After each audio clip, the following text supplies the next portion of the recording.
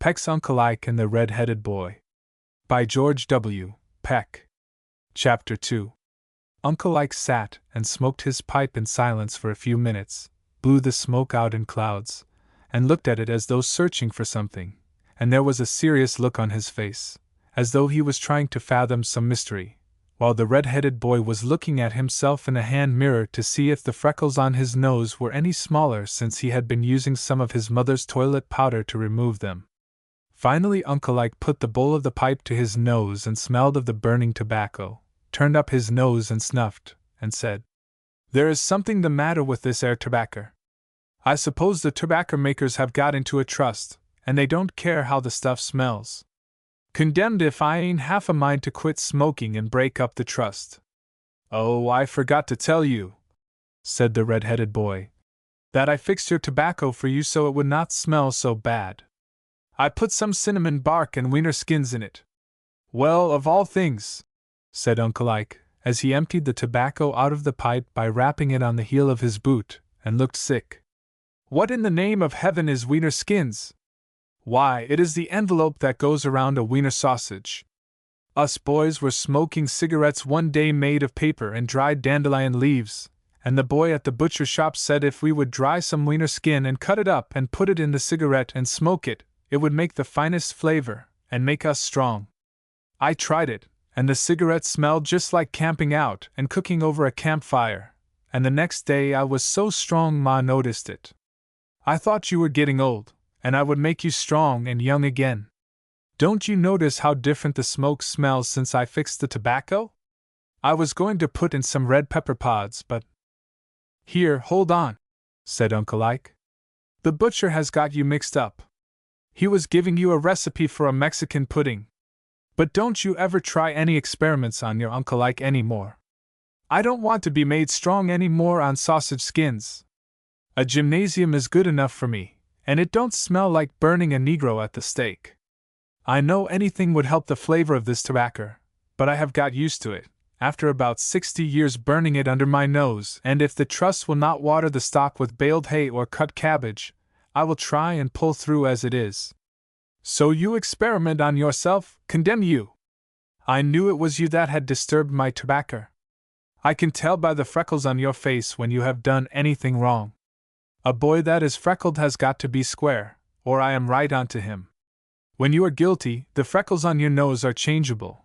One will be yellow, like saffron, and another freckle seems pale, and little drops of perspiration appear between the freckles, and then several small freckles will combine into one, like a trust, and you are given completely away.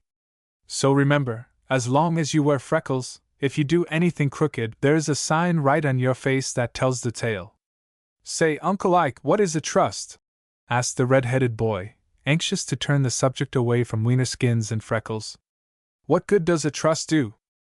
"Well, a trust is one of these things," said Uncle Ike, as he opened a new paper of tobacco, and threw the old paper, that had been treated with foreign substances, into the fire. "One of these things that are for the benefit of the dear people. You have heard of selling a gold brick, haven't you? The man who sells a gold brick has a brass brick made with a hole in it, in which he puts some gold, and he lets the jay who wants to invest in raw gold test it by putting acid on the place where the gold is filled in, and the jay finds that the brick is solid gold, and he buys it, after mortgaging his farm to raise the money. The man sells the gold brick cheap, because the jay is his friend, and when he has got out of the country the jay tries to sell his gold brick for $800, and he gets $2.80 for it. That is one kind of a trust. The trust you mean is a combination of several factories, for instance. The promoter gets all the factories in one line of business to combine. They pay each factory proprietor more than his business is worth, and he is tickled, but they only pay him part money, and give him stock in the combine for the balance, and let him run his old business, now owned by others, at a good salary, and he gets the big head and buys a rubber-tired carriage, and sends his family to Europe. Then the trust closes down his factory and throws his men out of employment, lowers the price of goods to run out others who have not entered the trust, and the people who get goods cheap say a trust is the noblest work of God.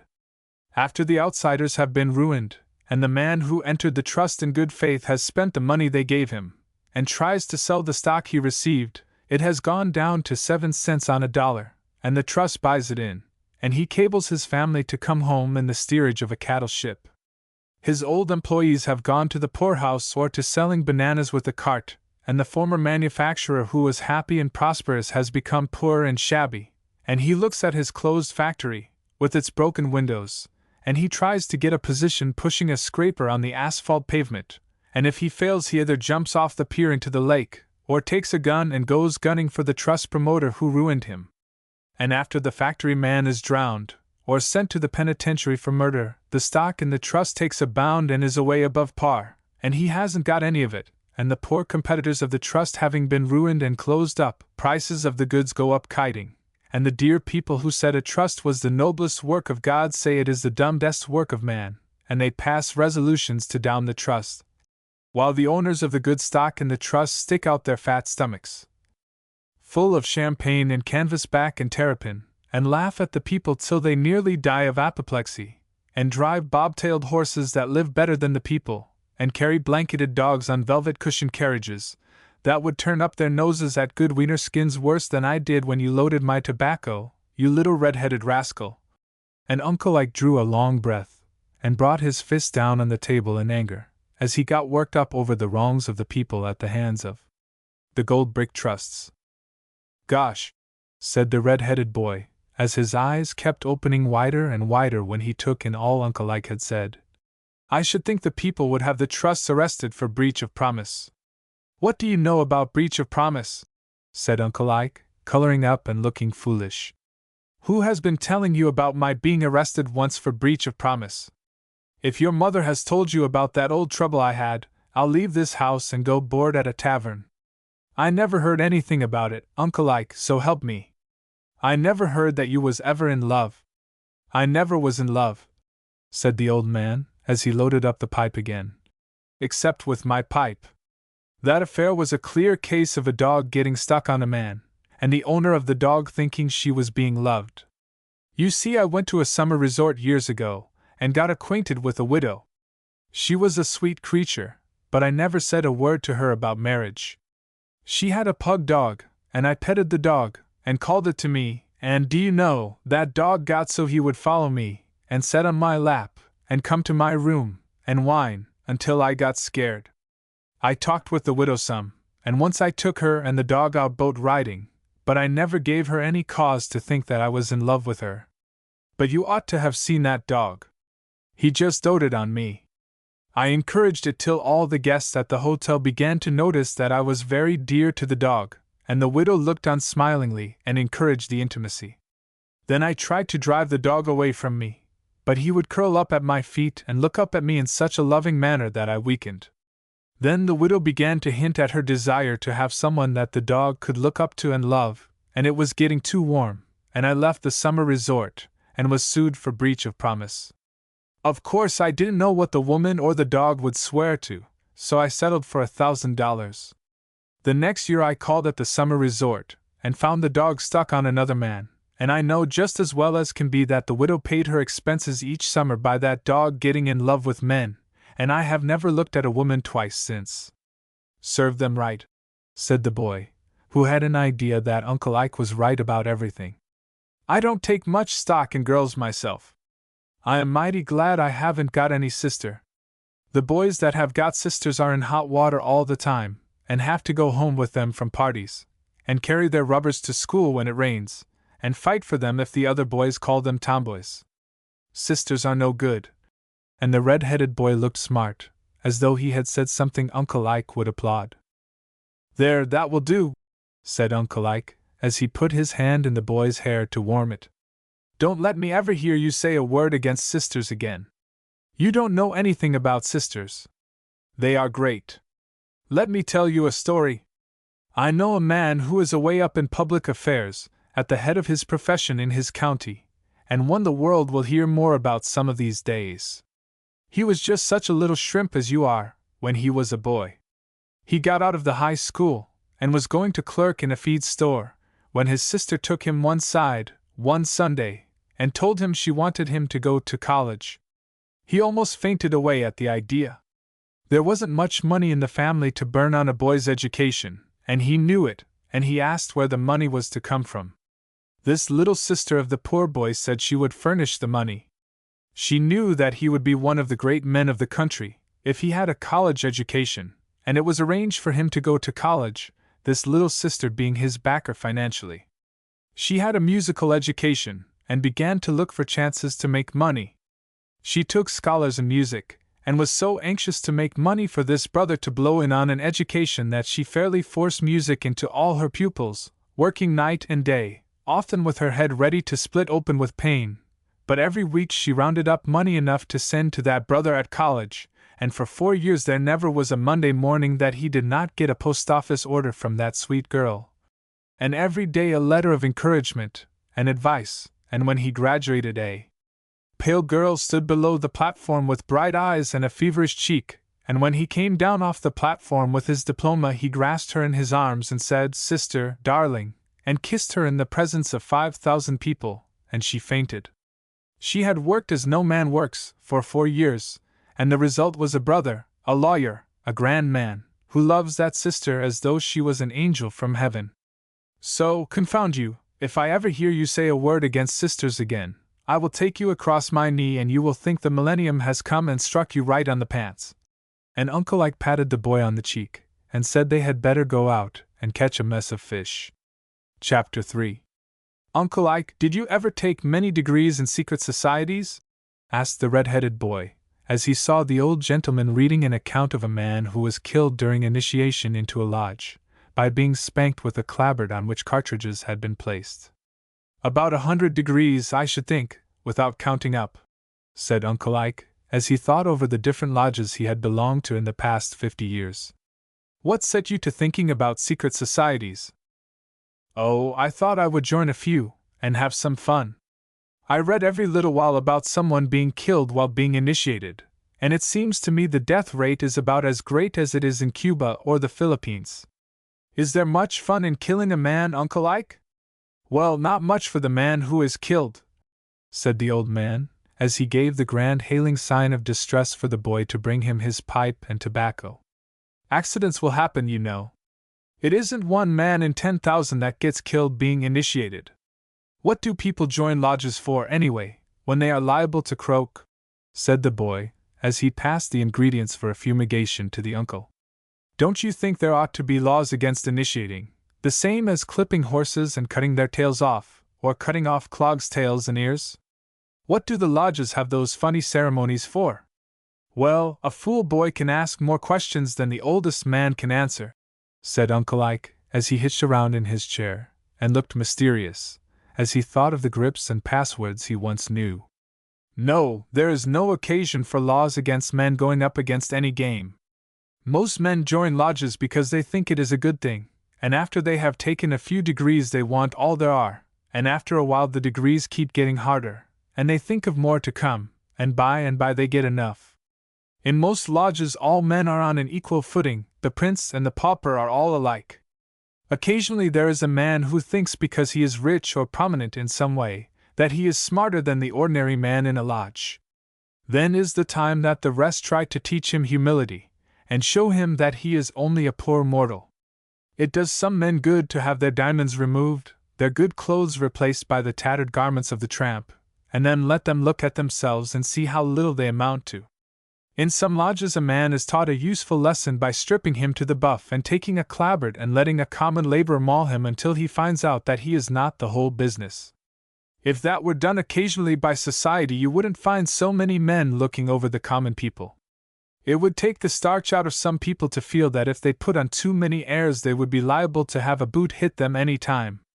Lodges sometimes make good men out of the worst material. In some lodges the Prince of Wales would have to walk turkey right beside a well-digger, and it would do the prince good and not hurt the well-digger. But if I was in your place I would not join a lodge yet.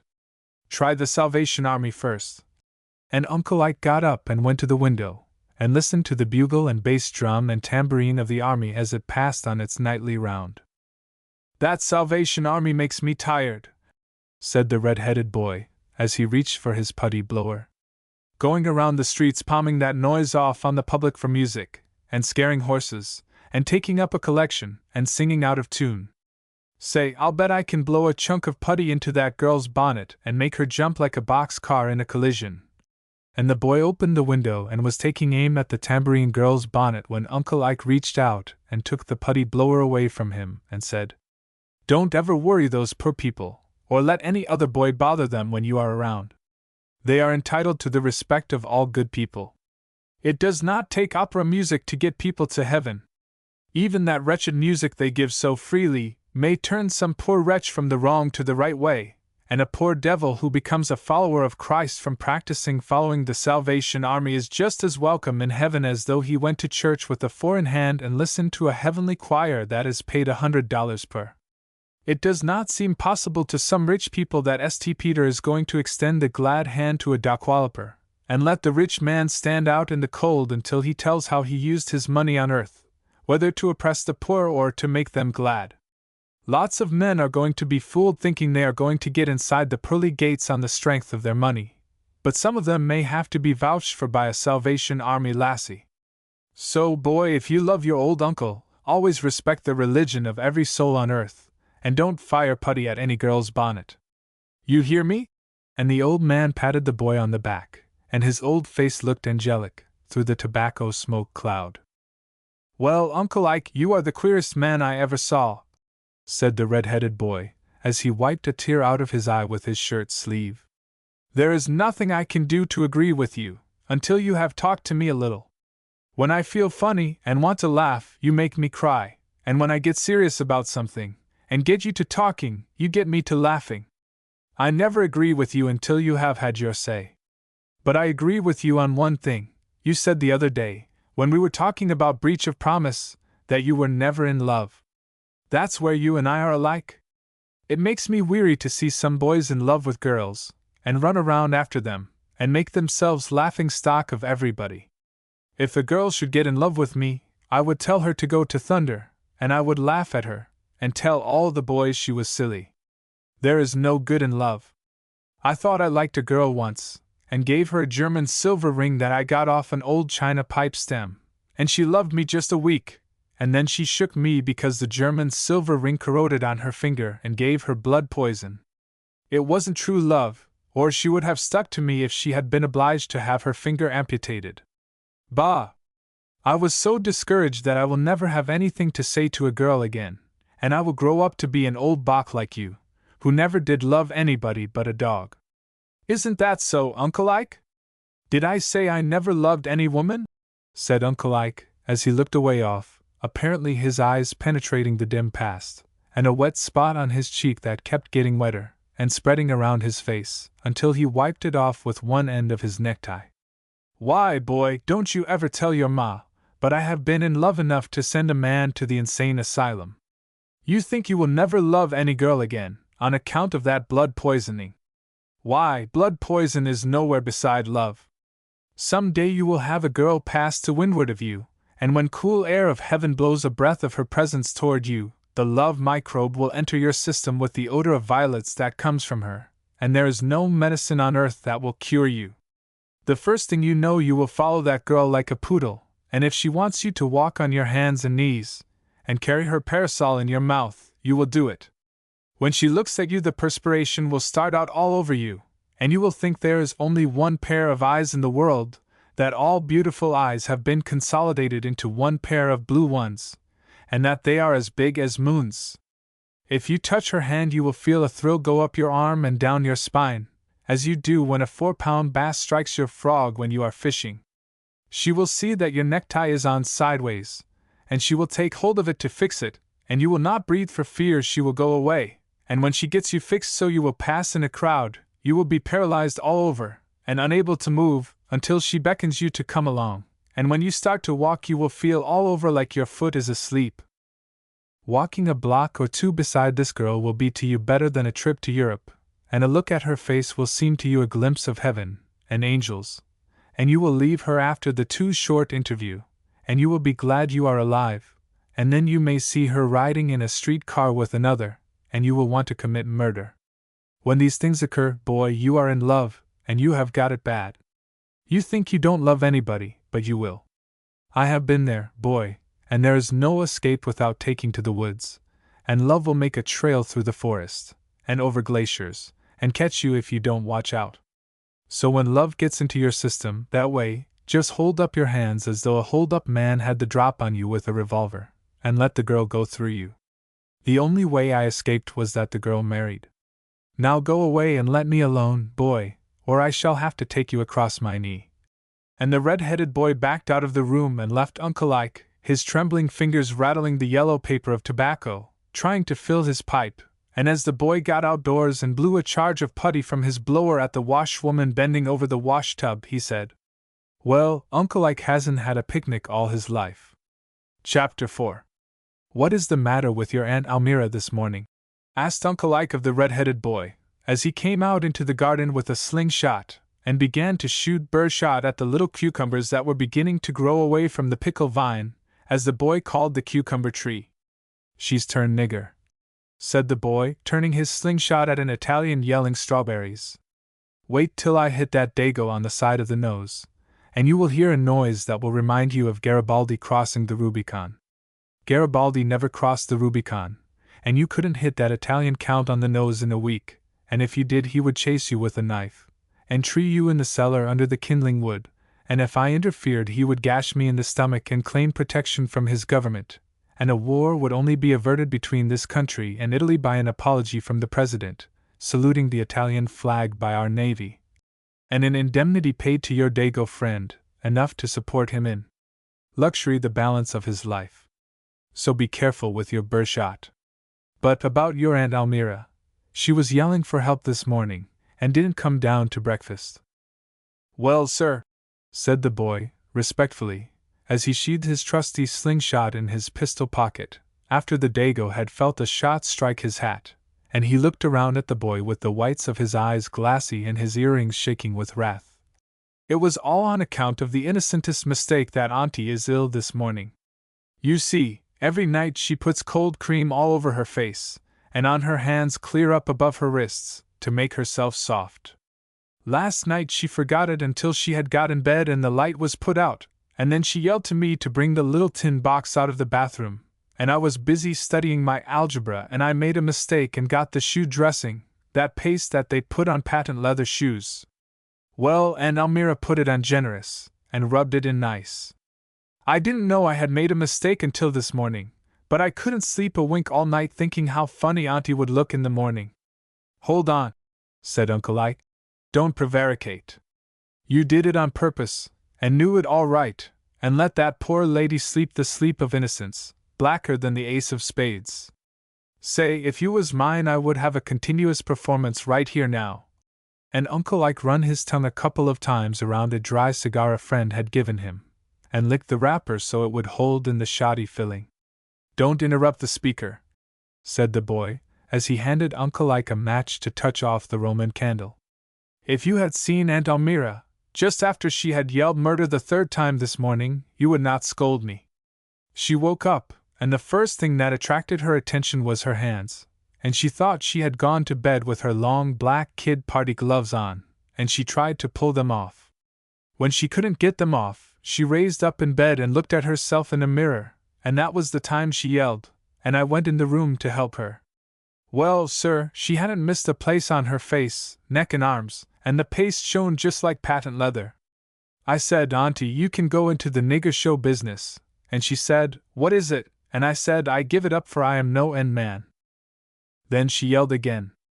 Oh dear, I was never so sorry for a high-born lady in my life, but to encourage her I told her I read of a white woman in Alabama that turned black in a single night, and the niggers would never have anything to say to her, because she was a hoodoo, and wasn't in their class, and then she yelled again and wanted me to send for a doctor, and I told her there wasn't any Negro doctor in town, and what she wanted was to send for a scrubwoman, and then I showed her the box of shoe paste and told her she had got in the wrong box, and she laid it to me and shooed me out of the room like I was a hen, and she has been all the forenoon trying to wash that shoe paste off, but it will have to wear off, 'cause it is fast colors, and Auntie has got to go to a heathen meeting at the church tonight, and she will have to send regrets.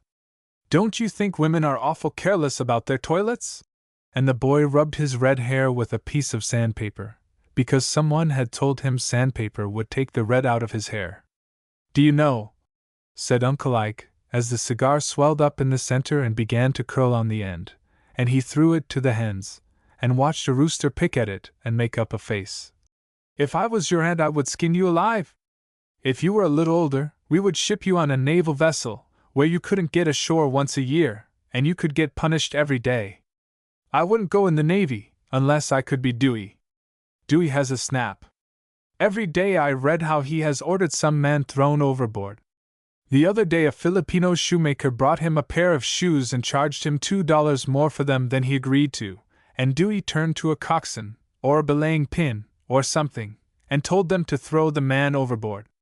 Uncle Ike, do you think Dewey throws everybody overboard that the papers say he does?" "Well, I wouldn't like to contradict a newspaper," said Uncle Ike, as he thought the matter over. "It has seemed to me for some time that Dewey had a habit of throwing people overboard that would be liable to get him into trouble when he gets home, if the habit sticks to him. For that reason I would suggest that the house that is to be presented to him at Washington be a one-story house, so he could throw people that did not please him out of a window and not kill them too dead. When he gets home and settled down, it is likely he will be called upon by Mark Hanna, General Alger and others, and they will be very apt to give Dewey advice as to how he ought to conduct himself, and what he ought to say, and if he had an office in the top of a 10-story building, the janitor or the policeman in the street would be finding the remains of some of those visitors flattened out on the sidewalk, so they would have to be scraped up with a case knife. Throwing people overboard in Manila Bay, and in a 10-story flagship in Washington, is going to be different." "Well, boy," said Uncle Ike, as the two wandered around the garden, looking at the things grow, "there is a sign that tomato cans are ripe, and you go and get one and I will hold this big, fat angleworm." And he put his cane in front of a 4-inch worm, which shortened up and swelled out as big as a lead pencil. "I want just a quart of those worms in cold storage, and tomorrow we will go fishing. Don't you like to go out in the woods, by a stream, and hook an angleworm onto a hook in scallops, so he will look just as though he was defying the fish, and throw it in, and wait till you get a nibble, and feel the electric current run up your arm, and then the fish yanks a little, and you can't refrain, hardly, from jerking, but you know he hasn't got hold enough yet, and you make a supreme effort to control your nerves. And by he takes it way down his neck, and you know he is your meat, and you pull, and the electricity just gives you a shock and—" "Yes, sir," said the boy, interrupting the old man. "It feels just like going home with a girl from a party, and she accidentally touches you, and it goes all up and down you, and he swallows the bait, and you pull him out and have to take a jackknife and cut the hook out of his gills, and the angleworm is all chewed up, and when she looks at you as you bid her good night and says it was kind of you to see her home, and puts out her hand to shake you, you feel as though there was only one girl in the whole world, and when you start to go home you have to blow your fingers to keep them warm, and pry your fingers apart, but I don't like to scale them and clean them, but when they are fried in butter with bread crumbs, and you have baked potatoes, gosh say, but you can't sleep all night from thinking maybe the next party you go to some other boy will ask her if he can't see her home, but I like bullheads better than sunfish, don't you, Uncle Ike?" And the boy went on filling his tomato can with worms. "I have just one favor to ask," said Uncle Ike, as he puckered up his mouth in a smile, then laughed so loud that it sounded like raking a stick along a picket fence. "And that is that you don't mix your fish up that way. When the subject is girls, stick to girls, and when it is fish, stay by the fish. I know there is a great deal of similarity in the way they bite, but when you get them well hooked the result is all the same, and they have to come into the basket, whether it is a fish or a girl. The way a girl acts reminds me a good deal of a black bass. You throw your hook, nicely baited with a fat angleworm, into the water near the base, and you think he will make a hop, skip, and jump for it, but he looks the other way, swims around the worm, and pays no attention to it, but if he sees another base pointing toward the worm he sticks up the top fin on his back, and turns sideways, and looks mad, and seems to say, 'I'll tend to this worm myself,' and you go away. And the base finally goes up and snuffs at the worm, and turns up his nose, and goes away, as though it was no particular interest to him, but he turns around and keeps his eye on it though, and after a while you think you will pull the worm out, because the bass isn't very hungry, anyway, and just as you go to pull it up there is a disturbance in the water, and the bass that had seemed to close its eyes for a nice quiet nap, makes a 6-foot jump, swallows the hook, worm, and 8 inches of the line, kicks up his heels, and starts for the bottom of the river, and you think you have caught onto a yearling calf, and the reel sings and burns your fingers, and the bass jumps out of the water and tries to shake the hook out of his mouth, and you work hard, and act carefully, for fear you will lose him, and you try to figure how much he weighs, and whether you will have him fried or baked, and whether you will invite a neighbor to dinner, who is always joking you about never catching any fish, and then you get him up near you, and he is tired out, and you think you never saw such a nice bass, and that it weighs at least 6 pounds, and just as you are reaching out with the landing net to take him in, he gives one kick, chews off the line, you fall over backwards, and the bass disappears with a parting flop of the tail, and a man who is fishing a little ways off asks you what you had on your hook, and you say that it was nothing but a confounded dogfish, anyway, and you wind up your reel and go home.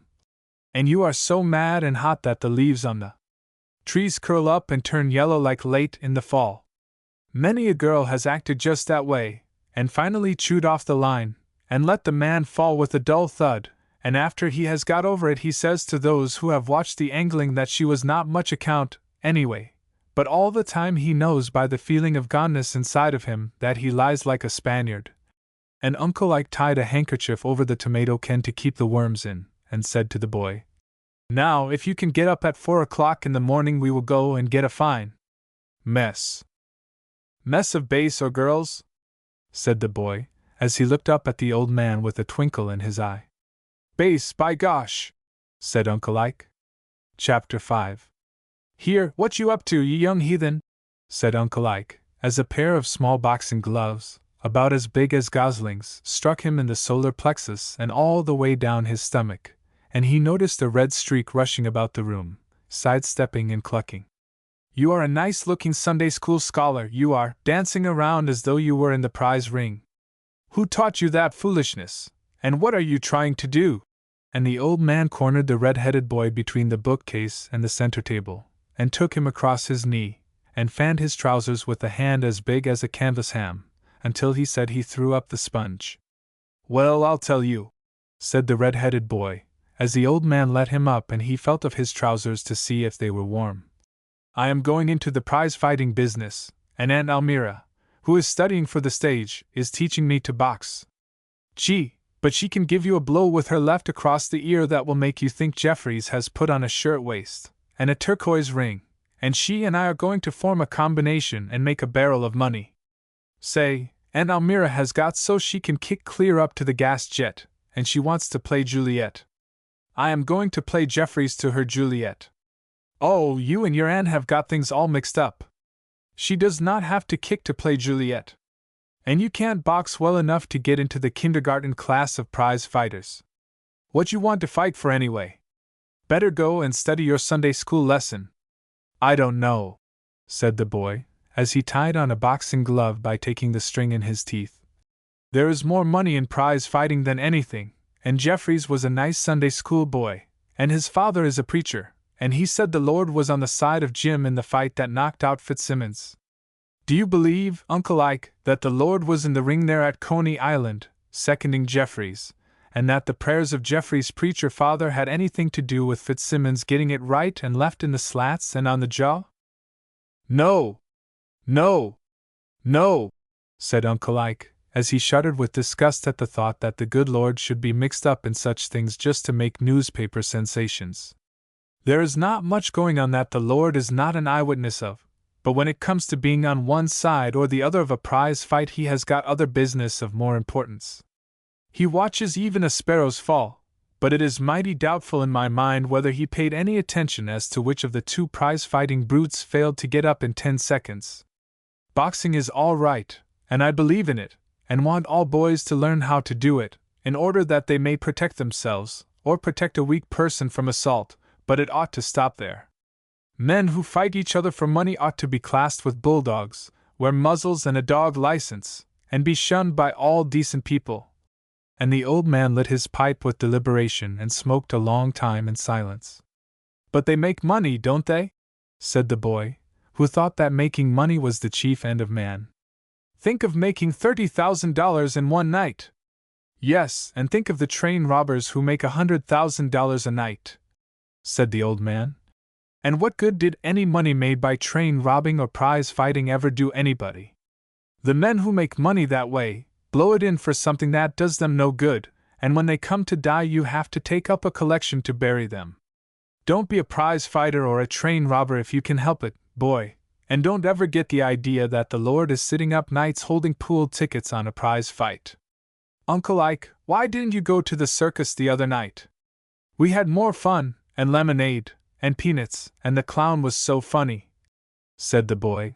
And they had a fight, and a circus man threw a man out of the tent, and a woman rode on a horse with those great, wide skirts, and rosin on her feet and everywhere, so she would stick on, and— Oh, don't tell me, said Uncle Ike, as he ran a broom's straw into his pipe stem to open up the pores. I was brought up among circuses, and used to sit up all night and go out on the road to meet the old wagon show coming to town.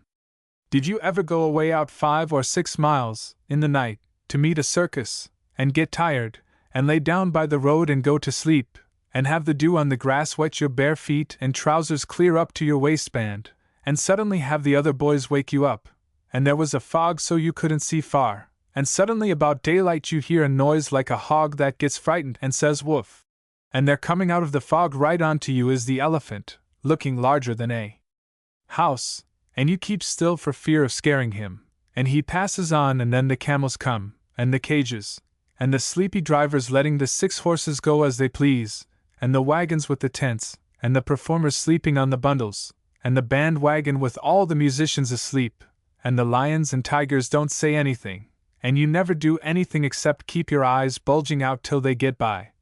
And then you realize you are 6 miles from home, and you follow the procession into town, and when you get home your parents take you across a chair and pet you with a press board for being out all night, until you are so blistered that you cannot sit down on a seat at the circus in the afternoon.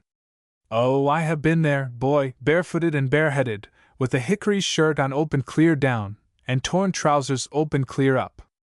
Lemonade never tastes like it does at a circus, sawdust never smells the same anywhere else, and nothing in the whole world smells like a circus.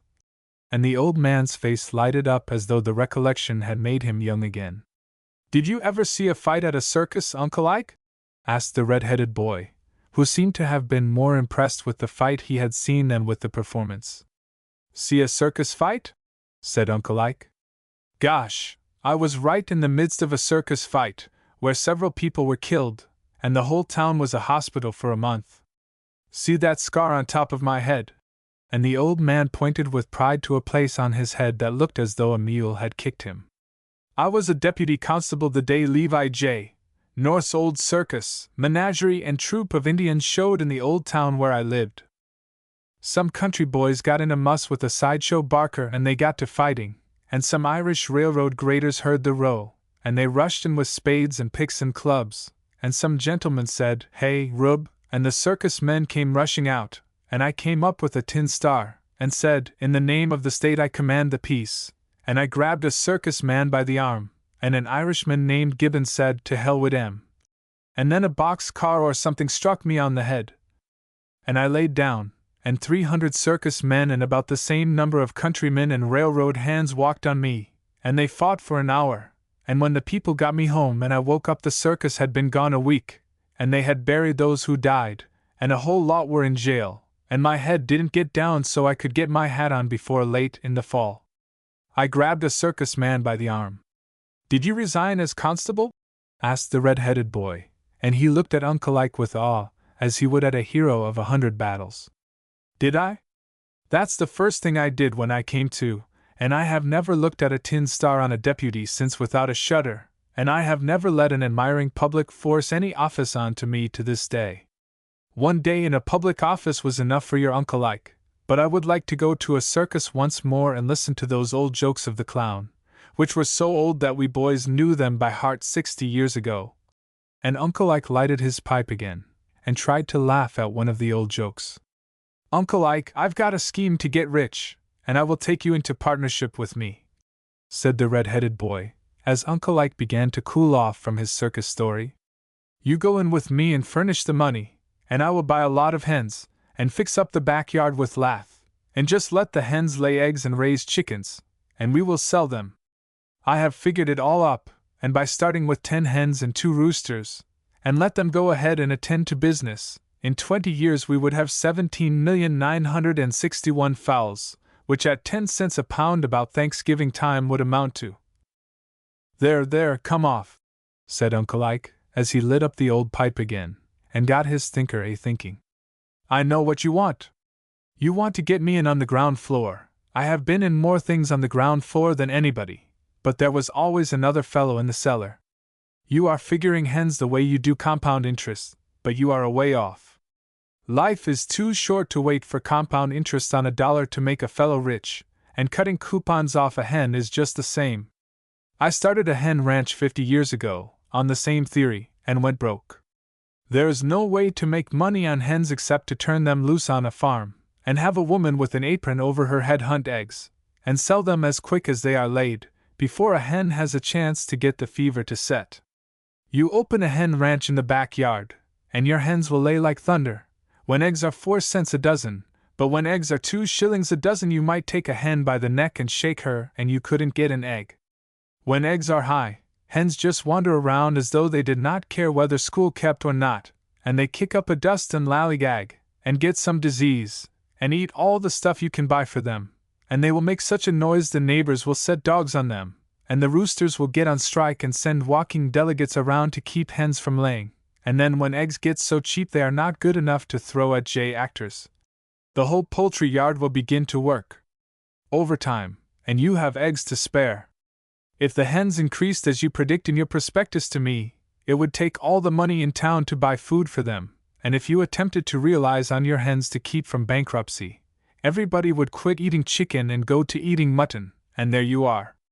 I decline to invest in a hen ranch right here now, and if you try to inveigle me into it I shall have you arrested as a gold brick swindler." And Uncle Ike patted the red-headed boy on the shoulder, and ran a great hard thumb into his ribs. Chapter 6. "Say, Uncle Ike, did you see this in the paper about 50 ambulances being lost, on the way to Tampa, Florida, last year?" said the red-headed boy, as Uncle Ike sat in an armchair, with his feet on the center table, his head down on his bosom, his pipe gone out, yet hanging sideways out of the corner of his mouth, and the ashes spilled all over his shirt bosom. 17 carloads of ambulances that started all right for Tampa, never showed up, and the government is writing everywhere to have them looked up. Wouldn't that skin you?"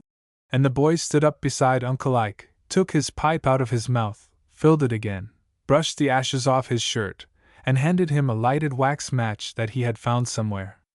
Uncle Ike put the match to his pipe, took a few whiffs, stuck up his nose, threw the match into the fireplace, and said, "Where did you get that tallow match? Gosh, I had just as soon light my pipe with kerosene oil. Always give me a plain, old-fashioned brimstone match, if you love me, and keep out of my sight these cigarette matches, that smell like a candle that has been blown out when it needed snuffing." And the old man began to wake up, as the tobacco smoke went searching through his hair and up to the ceiling. "And so the government lost 50 ambulances in transit, eh? Well, they will be searching the returned soldiers next, to see if the boys got away with them, and never think of looking up the contractors, who probably never shipped them at all. It must be that the boys got tired of embalmed beef, and ate the ambulances. When a man is hungry you take a slice of nice, fresh ambulance, and broil it over the coals, with plenty of seasoning, and a soldier could sustain life on it. The government must be crippled for ambulances, and I think we better get up a subscription to buy some more. An ambulance famine is a terrible thing, and I have my opinion of a soldier who will steal an ambulance. When I was in the army, I remember that at the Battle of Stone River we—" "Oh, Uncle Ike, please don't tell me any of your terrible army experiences," said the boy, as he remembered that he had heard his uncle tell of being in at least 100 battles, when the history of the family showed that the old man was only south during the war for about 6 months, and he brought home a black snake whip as a souvenir, and it was believed that he had worked in the quartermaster's department, driving mules. Let us talk about something enjoyable this beautiful day. How would you like to be out on a lake or river today, in a boat, drifting around, and forgetting everything and having fun? I don't want any drifting around in mine, said Uncle Ike, as he got up from his chair, limped a little on his rheumatic leg, and went to the window and looked out, and wished he were young again. Don't you ever drift when you are out in a boat. You just take the oars and pull, somewhere, it don't make any difference where, as long as you pull. Row against the current, and against the wind, and bend your back, and make the boat jump, but don't drift. If you get in the habit of drifting when you are a boy, you will drift when you are a man, and not pull against the stream. The drifting boy becomes a drifting businessman, who sits still and lets those who row get away from him. The drifting lawyer sits and drifts, and waits, and sighs because people do not find out that he is great. He wears out pants instead of shoe leather. When you see a man the seat of whose pants are shiny and almost worn through, while his shoes are not worn, except on the heels, where he puts them on the table, and waits and dreams, you can make up your mind that he drifted instead of rowed, when he was a boy out in a boat. The merchant who goes to his store late in the morning, and sits around a while, and leaves early in the afternoon, and only shows enterprise in being cross to the clerk who lets a customer escape with car fare to get home, is a drifter, who stands still in his mercantile boat while his neighbors who row, and push, and paddle, are running away from him. The boy who drifts never catches the right girl. He drifts in to call on her, and drifts through the evening, and nothing has been done, and when she begins to yawn, he drifts away. She stands this drifting sort of love-making as long as she can, and by there comes along a boy who rows, and he keeps her awake, and they go off on a spin on their wheels, and they can't drift on wheels if they try, because they have got to keep pushing, and before he knows it the drifting boy finds that the boy who rows is miles ahead with the girl, and all the drifting boy can do is to yawn and say, "Just my dummed luck." Dogs that just drift and lay in the shade, and loll, never amount to anything. The dog that digs out the woodchuck does not drift. He digs and barks, and saws wood, and by he has the woodchuck by the pants, and shakes the daylights out of him. He might lay by the woodchuck hole and drift all day, and the woodchuck would just stay in the hole and laugh at the dog. The pointer dog that stays under the wagon never comes to a point on chickens, and the duck dog that stays on the shore and waits for the dead duck to drift in, is not worth the dog biscuit he eats. No, boy, whatever you do in this world, don't drift around, but row as though you were going after the doctor. And the old man turned from the window and put his arm around the red-headed boy, and hugged him until he heard something rattle in the boy's side pocket, and the boy pulled out a box with the cover off, and a white powder scattered over his clothes. "What is that powder?" asked the old uncle. "That is some of this footies that I saw advertised in the paper. Aunt Almira likes pig's feet, and she says they lay hard on her stomach, so I got some footies and sprinkled a little on her pig's feet for lunch, and she ate it all right. Say, don't you think it is nice to be trying to do kind acts for your auntie?" "Yes, but if she ever finds out about that pig's footies, she will make you think your trousers are warmer than your hair. You strike me as being a boy that resembles a tornado. No one knows when you are going to become dangerous, or where you are going to strike. You and a tornado are a good deal like a cross-eyed man. You don't strike where you look as though you were aiming, and suddenly you strike where you are not looking, and where nobody is looking for you to strike. Nature must have been in a curious mood when she produced cross-eyed men, red-headed boys, and tornadoes. What do you think ought to be done to nature for giving me a red-headed boy to bring up, you rascal?" And the old man chucked the boy under the chin, as though he wasn't half as mad at nature as he pretended to be. "Uncle Ike, do you think a tornado could be broken up, when it got all ready to tear a town to pieces, by shooting into it with a cannon, as the scientific people say?" said the boy, climbing up into the old man's lap, and slyly putting a handful of peanut shucks down under the waistband of his uncle's trousers. "Well, I don't know," said Uncle Ike, as he wiggled around a little when the first peanut shuck got down near the small of his back. "These scientific people make me weary, talking about preventing tornadoes by firing cannon into the funnel-shaped clouds. Why don't they do it? If a tornado came up, you would find these cannon sharps in a cellar somewhere. They are a passel of condemned theorists, and they want someone else to take sight over a cannon at an approaching tornado, while the sharps look through a peephole and see how it is going to work. You might have 1,000,000 cannon loaded ready for tornadoes, and when one came up it would come so quick nobody would think of the cannon, and everybody would dig out for a place of safety. Not one artilleryman in 1,000,000 could hit a tornado in a vital part. Do these people think tornadoes are going around with a target tied on them, for experts to shoot cannon balls at? A tornado is like one of these 4th of July nigger chasers, that you touch off and it starts somewhere and changes its mind and turns around and goes sideways, and when it finds a girl looking the other way it everlastingly makes for her and runs into her pantalettes when she would swear it was pointed the other way. No, I am something of a sportsman myself, and can shoot a gun some, but if I had a cannon in each hand loaded for elephants, and I should see a tornado going the other way, I would drop both guns and crawl into a hole, and the tornado would probably turn around and pick up the guns and fire them into the hole I was in. That's the kind of an insect a tornado is, and don't you ever fool with one. A tornado is worse than a battle. I remember when we were at the Battle of Gettysburg. Oh, for heaven's sake, Uncle Ike, what have I done that you should fight that war all over again every time I tried to have a quiet talk with you?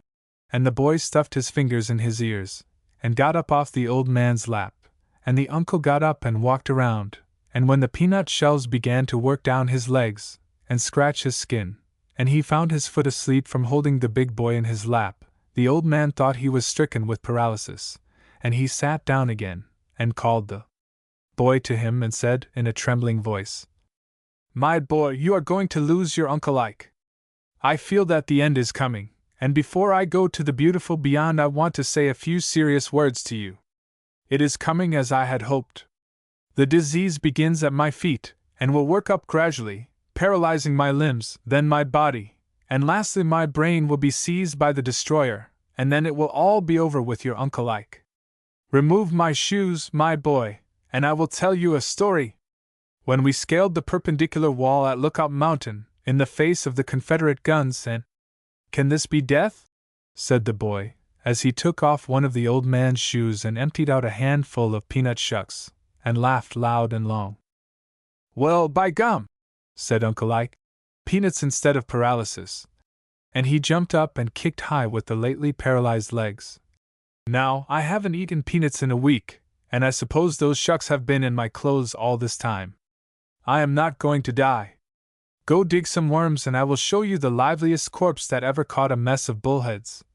And the boy dropped the shoe and went out winking and laughing as though he was having plenty of fun, and Uncle Ike went to a mirror and looked at himself to see if he was really alive. Chapter 7. "You are a nice-looking duck," said Uncle Ike, as the red-headed boy came into the sitting room with a black eye and a scratch across his nose, and one thumb tied up in a rag, but looking as well, otherwise, as could be expected. "What you been doing? Run over by a trolley car or anything?" "Nope," said the boy, as he looked in the mirror to see how his eye was coloring, with all the pride of a man who is coloring a meerschaum. "I just had a fight. Licked a boy, that's all."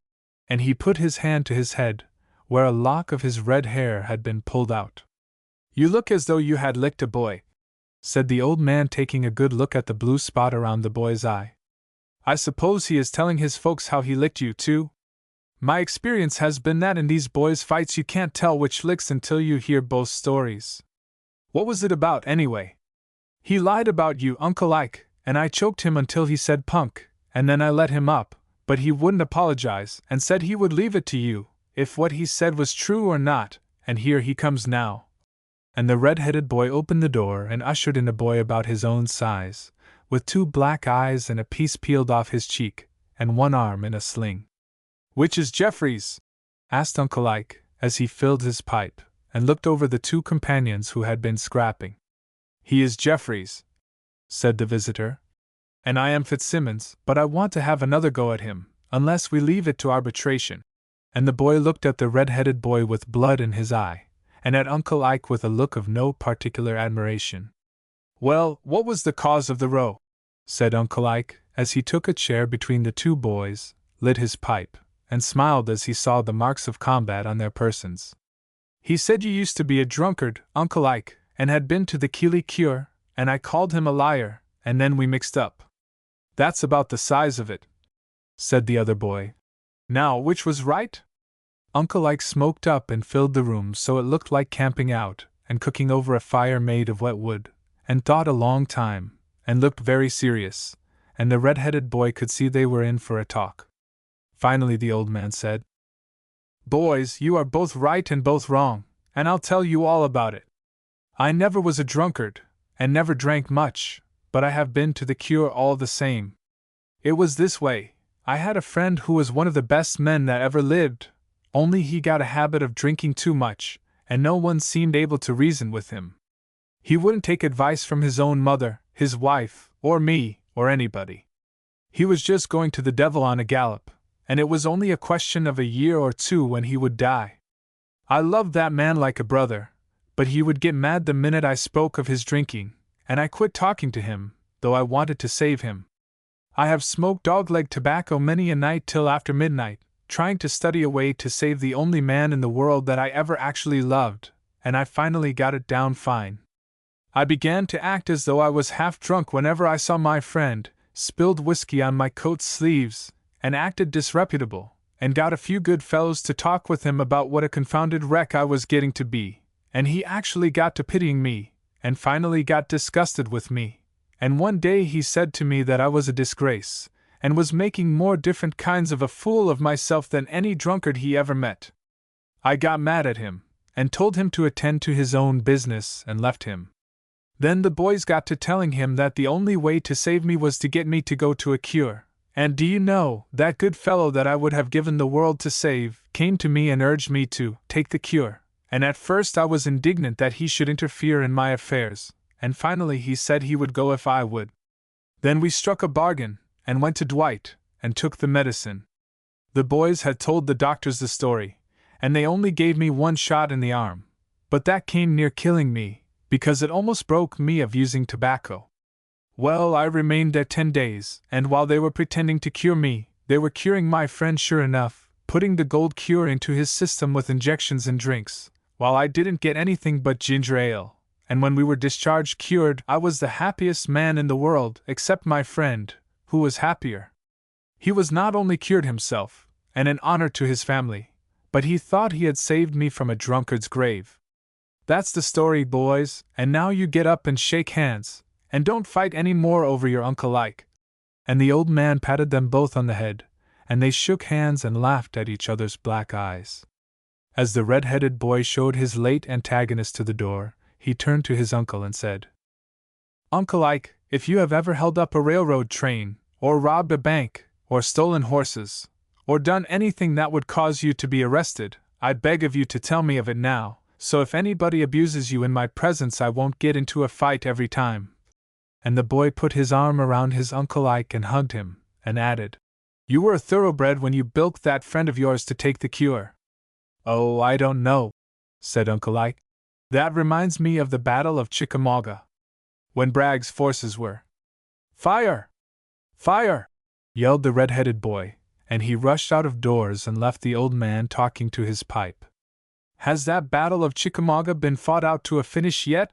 said the red-headed boy, as he stuck his head in the door after the imaginary fire alarm that he had created to escape Uncle Ike's war history.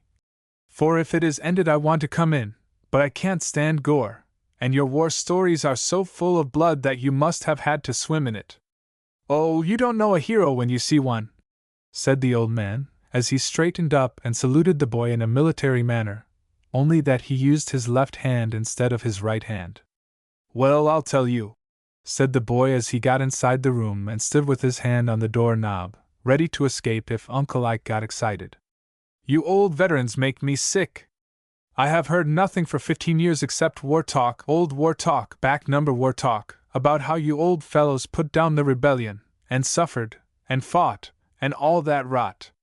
Why, I heard a bugler who enlisted for the Spanish War, and who only got as far as Jacksonville, say that you fellows that put down the rebellion in 1864 were just a mob, and that you didn't have any fighting, and that the Southern people were only fooling you, and that you didn't suffer like the Spanish War heroes did, and that you just had a picnic from start to finish, The bugler said he wouldn't ask any better fun than to fight the way you fellows did, when you had all you wanted to eat, good beds to sleep on, and servants to carry your guns and cook for you.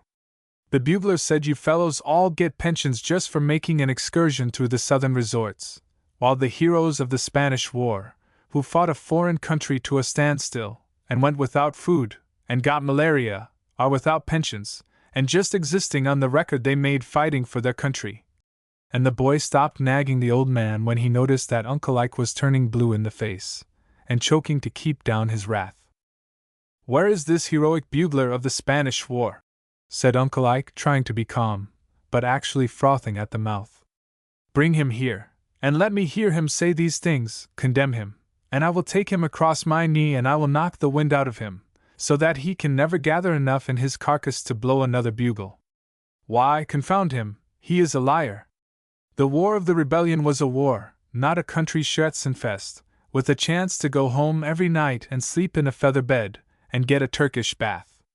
The whole Spanish War, except what the Navy did, was not equal to an outpost skirmish in '63. Of course, the Rough Riders and the Weary Walkers did a nice job going up San Juan Hill, but we had 1,000 such fights in the rebellion. After that skirmish there was nothing done by the army at Santiago, but to sit down in the mud and wait for the Spaniards to eat their last cracker, and kill their last dog and eat it, and then surrender. Ask that bugler to tell you where he found, in his glorious career as a wind instrument in the Spanish War, any Grants, Shermans, Sheridans, Logans, Pap Thomases, McClellans, Kilpatricks, Custers, McPhersons, Braggs, and hundreds of such heroes. What has the bugler got to show for his war? Shafter and Alger, and all of them quarreling over the little bone of victory that was not big enough for a meal for our old generals of the War of the Rebellion. And he talks about our pensions, the young kid. He probably wears corsets. Why, we didn't get pensions until we got so old we couldn't get up alone. His gang of Jacksonville heroes will probably get pensions when they are old enough. Bring that bugler in here some day, and don't let him know what he is going to run up against, and I will give you $1, and I will let you see me dust the carpet with him." And the old man sat down and fanned himself, while the boy looked scared for fear Uncle Ike was going to have a fit. "Why, at the Battle of Pea Ridge, when a Minnie ball struck me, when I was on the firing line." "Kino," said the red-headed boy, as he went through the window head first, and over the picket fence on his stomach, and disappeared down the street. Chapter 8. "Say, Uncle Ike, don't you think the 4th of July is sort of played out?" asked the red-headed boy, as he came to Uncle Ike's room on the morning of the 5th, by appointment, to demonstrate to the old man that he had not been quite killed by the celebration of the great day. "It seems to me we don't have half as many accidents and fires as we used to." And the boy counted off to the uncle the dozen injuries he had received by burns, and dug into his eye with a soiled handkerchief in search of some gravel from a torpedo. "Oh, I don't know," said Uncle Ike, as he lighted the old pipe and began to look over the boy's injuries. "The 4th is carrying on business at the old stand, apparently. Your injuries are in the right places, on the left hand, principally, and the gravel is in the left eye. That is right. Always keep the right hand and the right eye in good shape, so you can sight a gun and pull a trigger, either in shooting ducks or Filipinos. You see, our country is growing, and we are celebrating the 4th from Alaska to Puerto Rico, and from London to Luzon, so we can't celebrate so very much in any one place. I expect by another 4th Queen Victoria will be yelling for the glorious 4th, Emperor William will be touching off dynamite firecrackers, Russia will be eating Roman candies, and Aguinaldo will be touching off nigger chasers and drinking red lemonade. This is a great country, boy, and don't you forget it." "Well, you may be right," said the boy, as he poured some witch hazel on a rag around his thumb. "But it looks to me as though the troops in the Philippines will be climbing aboard transports protected by the fleet, with Aguinaldo slaughtering the boys in the hospitals and looting Manila, if the president does not get a move onto himself and send another army out there to be victorious some more. The way it is now, we shall not have troops enough there to bury the dead. The boys have been debating at school the Philippine question, and it was decided unanimously that the president is up against a tough proposition, and if he does not stop looking at the political side of that war and send troops enough to eat up those shirtless soldiers, who can live on 6 grains of rice and 2 grains of quinine a day, we are going to be whipped out of our boots. That's what us boys think. Well, you boys don't want to think too much, or you are liable to have brain fever, said the old man, as he realized that there was mutiny brewing among the school children. What you fellows want the president to do? Haven't we whipped the Negroes everywhere, and taken village after village, and burned them, and chased them, and— Sure, said the boy, as he saw that his uncle was at a loss to defend the policy of his government. We have had regular foot races with them, and burned the huts of the helpless, and taken villages, and then didn't have troops to hold them, and when we went out of a village on one street, the niggers came in on another, and shot into our pants. We swim rivers and take towns with as brave work as ever was done, and become so exhausted we have to lay down in the mud and have a fit, and the niggers climb trees like monkeys, eat coconuts, and chatter at us. Say, Uncle Ike, do you know us boys are getting tired of this business, and we are getting up a petition to the president to get a trained nurse to put Alger to sleep and run the War Department herself. We are going to have the petition signed by 7 million American boys. Why, if those niggers could go off in the woods and shoot at a mark for a week, and get so they could hit anything, our boys would all be dead in a month. The trouble is the niggers just pull up a gun and touch it off like a girl does a firecracker. She lights the tip end of the tail of a firecracker, and throws it, and you forget all about it, and when her firecracker has ceased to interest you, and you don't know where it is, it goes off in your coat collar, or down the waistband of your pants. A Filipino shoots the way a trained monkey touches off a siphon of seltzer water. He knows it will squirt if he touches the thumbpiece, but it is as liable to hit him in the face, or wet his feet as anything. Some day those niggers will learn how to shoot, and when Funston attempts to swim a river he will get a bullet through the head, and Lawton and MacArthur, who stand up in plain sight and let them practice, will wish they hadn't. We boys have decided to support the president until he conquers those people, if that is what he is trying to do, but by gosh, if he does not wake up and quit looking pleasant, and seeming to hope that Filipino shower is going to blow over, we feel that he will wake up some morning and find that a nigger tornado has struck his brave boys at Manila, and they will be in the cyclone cellars waiting for somebody to come and dig them out. Don't you think so, Uncle Ike? I say, boy, said Uncle Ike, as he lighted up the pipe, after letting it go out while listening to the war talk of the excited boy. Do you think you could arrange your affairs so as to leave here by tomorrow evening and take the Limited for Washington? Would you accept the vacancy in the office of Secretary of War? I know this offer comes sudden to you, and that you will have no time to consult your debating society as to whether you ought to accept the position, but when you reflect that the country is in a critical situation, and needs a man of blood and iron to steer the craft through among the rocks, I feel that you cannot refuse. The ideas you express are so near like those that General Jackson would express if he were alive, that I feel the country would be blessed if you were in a position to brace up the president. Now go wash your face, and I will wire the president that you will be there day after tomorrow morning. But if you go there thinking, as many people seem to think, that the president's backbone is made of banana pulp, and that he is not alive to the situation, you will make a mistake. There are chumps like you all over this country that wonder why they have not been selected to run this country, who think the commander-in-chief is running ward politics instead of the affairs of the country.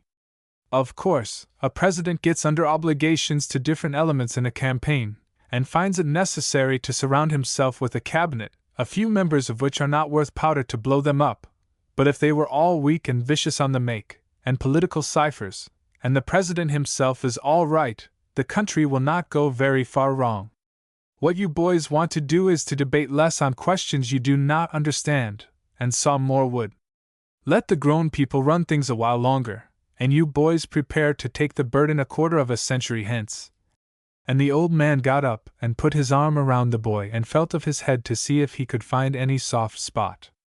Well, I was only joshin' anyway, Uncle Ike, said the boy, as he put both arms around the old man, and felt in his uncle's pistol pocket to discover something that was eatable.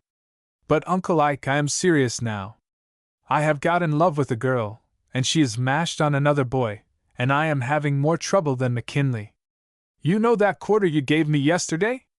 I saved 20 cents of it to treat her to ice cream soda, and when I went to find her, she was coming out of the drug store with the other boy, and I found out they had been sitting on stools at the soda fountain all the forenoon, drinking all the different kinds of soda, until he had to hold her down for fear she would go up like a balloon, from the soda bubbles that she had concealed about her person. I have not decided whether to kill my rival, or go and enlist and go to the Philippines and break her heart. What did you do under such circumstances, Uncle, when you used to get in love? I used to take castor oil, said Uncle Ike, as he looked at the forlorn-looking boy. But you don't need to. Just you take off those tan shoes and put on black shoes, and change your luck. I never knew it to fail, when a boy first put on tan shoes and a high collar. He is bound to get in love before night. Take off those shoes, and you can go out in the world and look everybody in the face and never get in love. It is the same as being vaccinated. And the old man looked sober and serious, and the boy went to work to change his shoes, with a bright hope for the future lighting up his face. Chapter 9. Go away from me! Don't you come any nearer or I will smite you, said Uncle Ike, as the red-headed boy came into the room with his red hair cut short with the clippers, a green negligee shirt, with a red necktie, a white collar, a tan belt with a nickel buckle, and short trousers with golf socks of a plaid pattern that were so loud they would turn out a fire department. I am afraid of you. Who in the world got you to have your red hair shingled so it looks like red sandpaper? And who is your tailor? Have I got to go down to my grave with the thought that a nephew of mine would appear in daylight looking like that? Get me a piece of smoked glass, or I shall have cataracts on both eyes. And the old man knocked the ashes and deceased tobacco out of his pipe on his boot heel, and dug the stuff out of the bottom of the pipe with a jackknife. Well, I had to have my hair cut, because the boys at the picnic filled my hair with burdock burrs, and it couldn't be combed out, said the boy, as he took a match and scratched it on top of his head, and lit it, while the uncle sniffed at the burned hair. Aunt Almira cut my hair first with a pair of dull shears, to get the burrs out, and then a barber cut off all there was left, with these horse clippers, and I feel like a dog that has had his hindquarters clipped to make a lion of him. Aunt Almira says I have got a great head. Say, Uncle Ike, did you ever examine the bumps on my head? I was at a phrenology lecture once, and the feeler could tell all that was going on in a man's head just by the bumps. Feel of mine, Uncle, and tell my fortune. And the red-headed boy came up to the old man for examination. I am no phrenologist, said Uncle Ike, as he smoked up and got the boy to coughing. But there are some bumps I know the names of. And he felt all around the boy's head, and looked wise. This place where there is a dent in your head is where the bump of veneration will grow later, if you get in the habit of letting old people have a show, and get up and offer them your chair, and run errands for them without expecting them to pay you. This place on the back of your head, where there is a bump as big as a hickory nut, is what we call the hat rack bump, because you can hang your hat on it. The barber ought to have cut a couple of slices off that bump with his lawn mower. Here is a bump that shows that you are colorblind. Be careful, or you will marry a Negro girl by mistake. As a precaution, when you begin to get in love serious, bring the girl to me that I may see if she is white. Here is a soft bump that indicates that you will steal, dash. Oh, come off, said the boy, laughing and removing his head from the investigation. That is where I was struck by a golf ball. You are no phrenologist. I know what you are, Uncle Ike, you are a fakir. But say, I was sick last night, after we had that green watermelon for dinner, and Aunt Almira said I was troubled with sewer gas, and she gave me the peppermint test. Do you think peppermint will detect sewer gas, Uncle Ike? I know what you want, boy, you want to get me mad, said Uncle Ike, as he threw his pipe into the grate because it wouldn't draw, and took a new one and filled it. There is no greater fraud on the earth than this peppermint test for sewer gas. I had a house to rent years ago, and was ruined by peppermint. When a tenant had anything the matter, from grip to corns, the doctor would look wise, snuff around, and say he detected sewer gas, and they would call in a health officer and he would put a little peppermint oil in somewhere, and go into another room, and when he smelled the peppermint he would say it was sewer gas, and send for a plumber, and they would begin to plumb, and I had to pay. I had 9 tenants in 2 years, and every disease they had was laid to sewer gas, and I had to ease up on the rent or stand a lawsuit. When one family had triplets, and tried to stand me off on the rent on account of sewer gas, I became a walking delegate, and struck, and turned the house into a livery stable, and now, do you know, every time I go to collect rent I am afraid a horse has got sick, and the liveryman will lay it to sewer gas. Why, boy, peppermint oil will go through an asphalt pavement. You might put peppermint oil on top of the Egyptian pyramids, and you could smell it in 15 minutes in Cairo. If anybody ever talks to you about sewer gas and peppermint tests, call them a liar and charge it to me. And the old man was so mad the boy's hair began to curl. Here, Uncle Ike, what you staring out of the window so for, with your eyes sot, like a dying horse, and your body as rigid as a statue?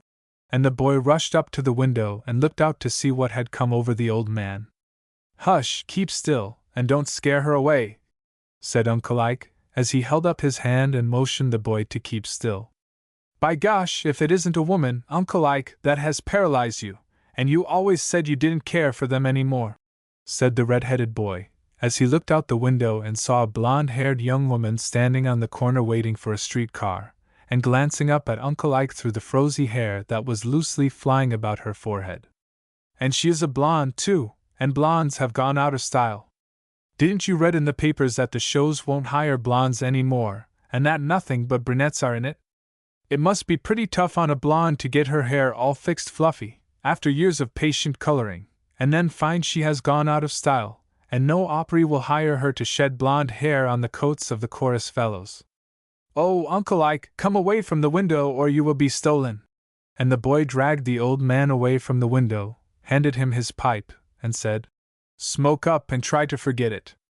Forget nothing, said the old man, as he lit the torch and a smile came over his good-natured face. Don't you worry about blonde girls going out of style. These bleached ones, who never were the real thing, may go back to their natural, beautiful brunetticism, and when they realize how foolish they have been, trying to bunko nature, they will be happier than ever, but the natural blonde will never go out of style. She is a joy forever. Do you know, when a man gets in love with a girl he couldn't tell what the color of her hair was, to save him? He knows all about her eyes and her hands and her face, but unless he finds a hair on his coat he can't tell what is the color of the hair of his beloved. Love is like smoking. You may smoke in the dark, and if your pipe goes out you smoke right along and don't know the difference. You sit up with a girl in the dark and you can't see her, and she may go to sleep, but love keeps smoking right along and never seems to go out. When I was wounded at the Battle of Pea Ridge, and was taken to a young ladies' seminary to be doctored and nursed back to life. Oh, do quick, Uncle Ike! If you had been taken wounded to a young ladies' seminary, say in 1863, 36 years ago, you would have been there yet, and your wound would still be paining you, and the girls who saved your life would be grown up to be gray-haired old women. And the boy jollied the old man until he blushed. You must have known a man named Ananias in the army. Say, Uncle Ike, you know you wanted me to learn a trade, and I have decided that I would like to learn the trade of a bishop. I read of the death of a bishop the other day who was worth $500,000, and now you must tell me how to become a bishop, like Newman. And the boy laughed as though he had got the old man in a tight place. Well, said Uncle Ike, after stopping to think a moment, you might do worse. Do you know, boy, that Bishop Newman, who died recently, did learn a trade? Well, he did. When he was a boy, he seemed to be a no-account sort of a duck, some like you. His parents were poor, and lived in the slums of New York. His hair was some the color of yours, and he loafed around, and made fun of his old uncle, no doubt, the same as you do. He had to do something to help earn the bread and beer for the family, and so he went to work stripping tobacco in a factory near his home. Somehow he got vaccinated with a desire to learn something, and after he had stripped tobacco, and snuffed it, and got some sense in his head, he began to learn to read. A girl stripper taught him first to read the labels on packages of tobacco, and taught him to spell. Then he got a taste for education, and became the smarty of the factory, and the boys who could not read called him Snuff, because his hair and freckles were the color of Scotch snuff.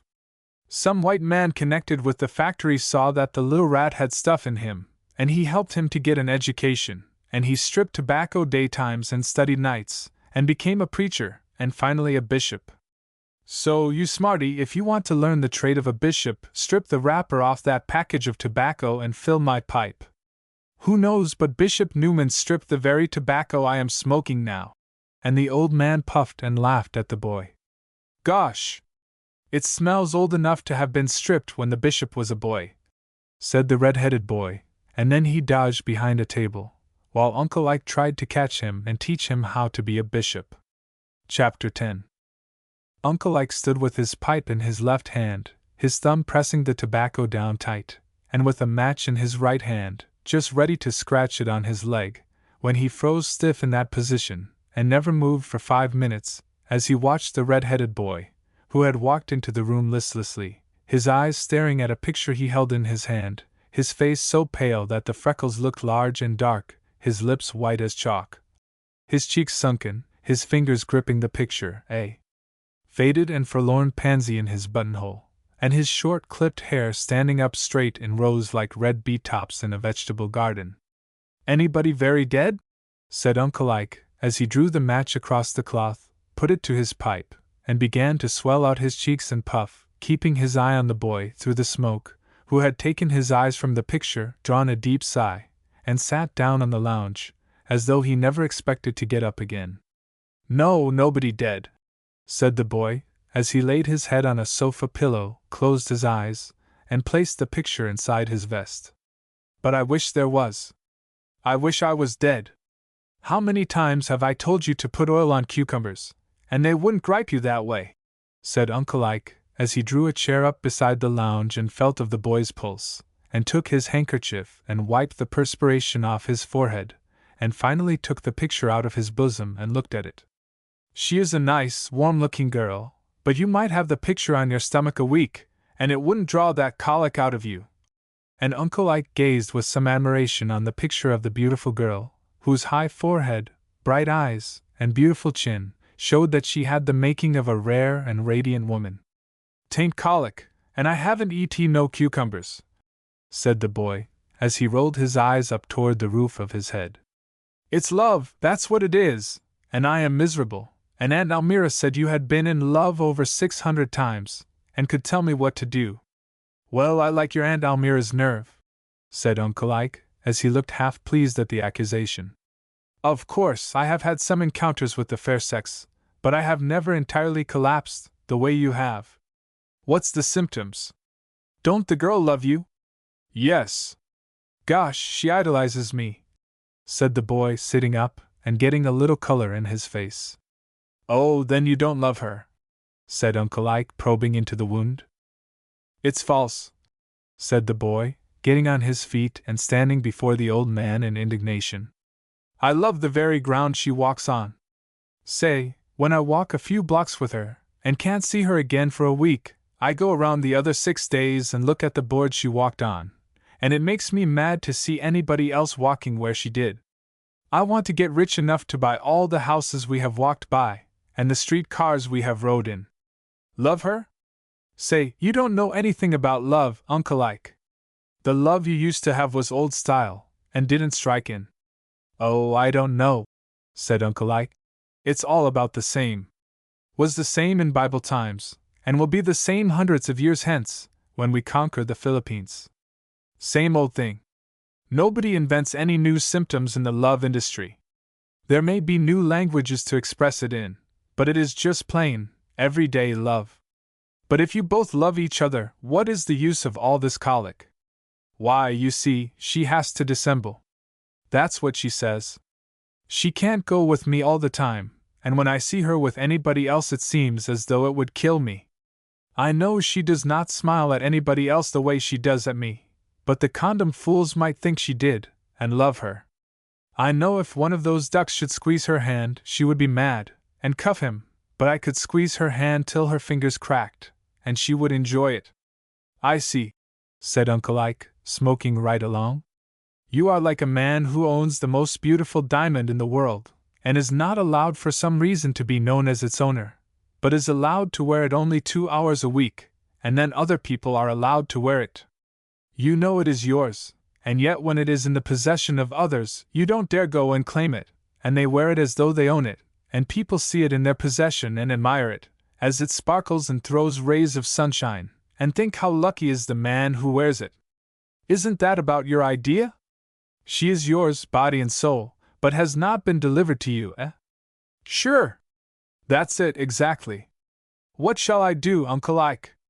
Shut up, said the old man. That is what you want to do. Brace up, you have no cause to worry. I can tell by that face of hers. When she is going with other boys, as she must, she is thinking of you all the time, and wishing your red head was in place of that of the kid who is buying ice cream soda for her. When she walks about the streets, she is thinking of when you were with her at the same place. And when you are permitted to pass an hour with her, she will convince you in a minute that you are all the world to her, and that the other ducks are not in it. I can tell by her eyes, boy, and her mouth, and her whole face, that she is a thoroughbred. Well, I swan, Uncle Ike, you are better than a doctor. And the red-headed boy began to hug the old man, and dance around, and kick high, and he took the picture and looked at it, and said, Nobody but a chump would doubt that girl. And the boy suddenly became himself again, reassured as to the position he held in the mind of his girl, by a few words of kindly advice at the right time, when the boy was on the verge of suicide. He laughed, and pinched himself to be sure he was awake, and then took on a serious look and said, Uncle Ike, do you think it will take 200 years, honestly, to subjugate the Filipinos and tame them, so that they will eat out of our hands? Well, we ought to do it in half the time the Spaniards have been trying and failed, said the old man, as he slapped a mosquito that was eating him. There, you see, that mosquito is dead. No doubt about that, is there? But what effect does the death of that mosquito have on the 9 or 10 million of his race that are out here in the woods? This one simply got through the screen, and bucked up against a sure thing, and his bravery, or gall, got him killed, and I may think I am a hero because I killed him. But let me take my gun and go out in the woods, or on the marsh, where there are 1,000,000 mosquitoes to one of me, and what kind of a life will they let me lead? I should have to be slapping and kicking all the time, and couldn't attend to my shooting. It is just so with those Filipinos. They will stay in the jungles and breed, and enjoy the malaria and the rainy season, and a few will go around the camps and sing their songs, and keep the soldiers awake, and bite and poison them, and shoot and stab, and when the soldiers chase them they will go farther into the jungle, harass the flanks of the boys that are discouraged, and when another year is gone there will be more Filipinos than there are now, better armed, and hating the Americans worse than ever. We may take towns, hold them if we have troops enough, and start a new graveyard at every place we try to hold, and when we give it up and go away, the human mosquitoes will return buzzing and biting, and they will dig up the remains of some mother's boy, just to get the gold filling out of his teeth. If the war keeps on a few 100 years, instead of one large cemetery at Manila, that can be watched and kept a sacred spot, we shall have hundreds of small graveyards all over the archipelago, where the boys in blue that are buried will find it mighty lonesome when we take the living soldiers away. No, boy, it will not take 200 years to subdue the Filipinos. That is, we will not be working at the job that long, because we are not built that way. If we find we have got into a hornet's nest, and that the hornets don't have any honey, anyway, and that we don't need hornets in our regular business, somebody in authority will be apt to know when we have got enough, and we will probably shake the dice with some nation that is so addicted to gambling that it had as soon shake dice for hornets as anything, and we will let them play loaded dice on us, and shake sixes, and we will turn up deuces and trays, and let them win the condemned mess of hornets that didn't give honey, and that have nothing but stings, and wish whoever wins the hornets much joy.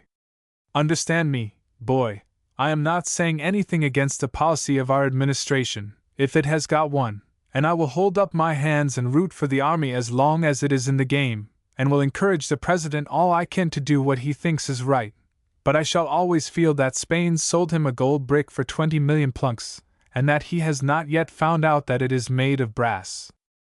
I know the Tobacco Trust, and the Cordage Trust, and lots of other trusts that are interested, are trying to make him believe that the gold brick he bought is good stuff, and that he must protect it, or some other nation will get it away from him. But you wait until that Scotch-Irish blood of the president begins to boil, when he finds out that he has been buncoed, and he will get those trust magnates together some day.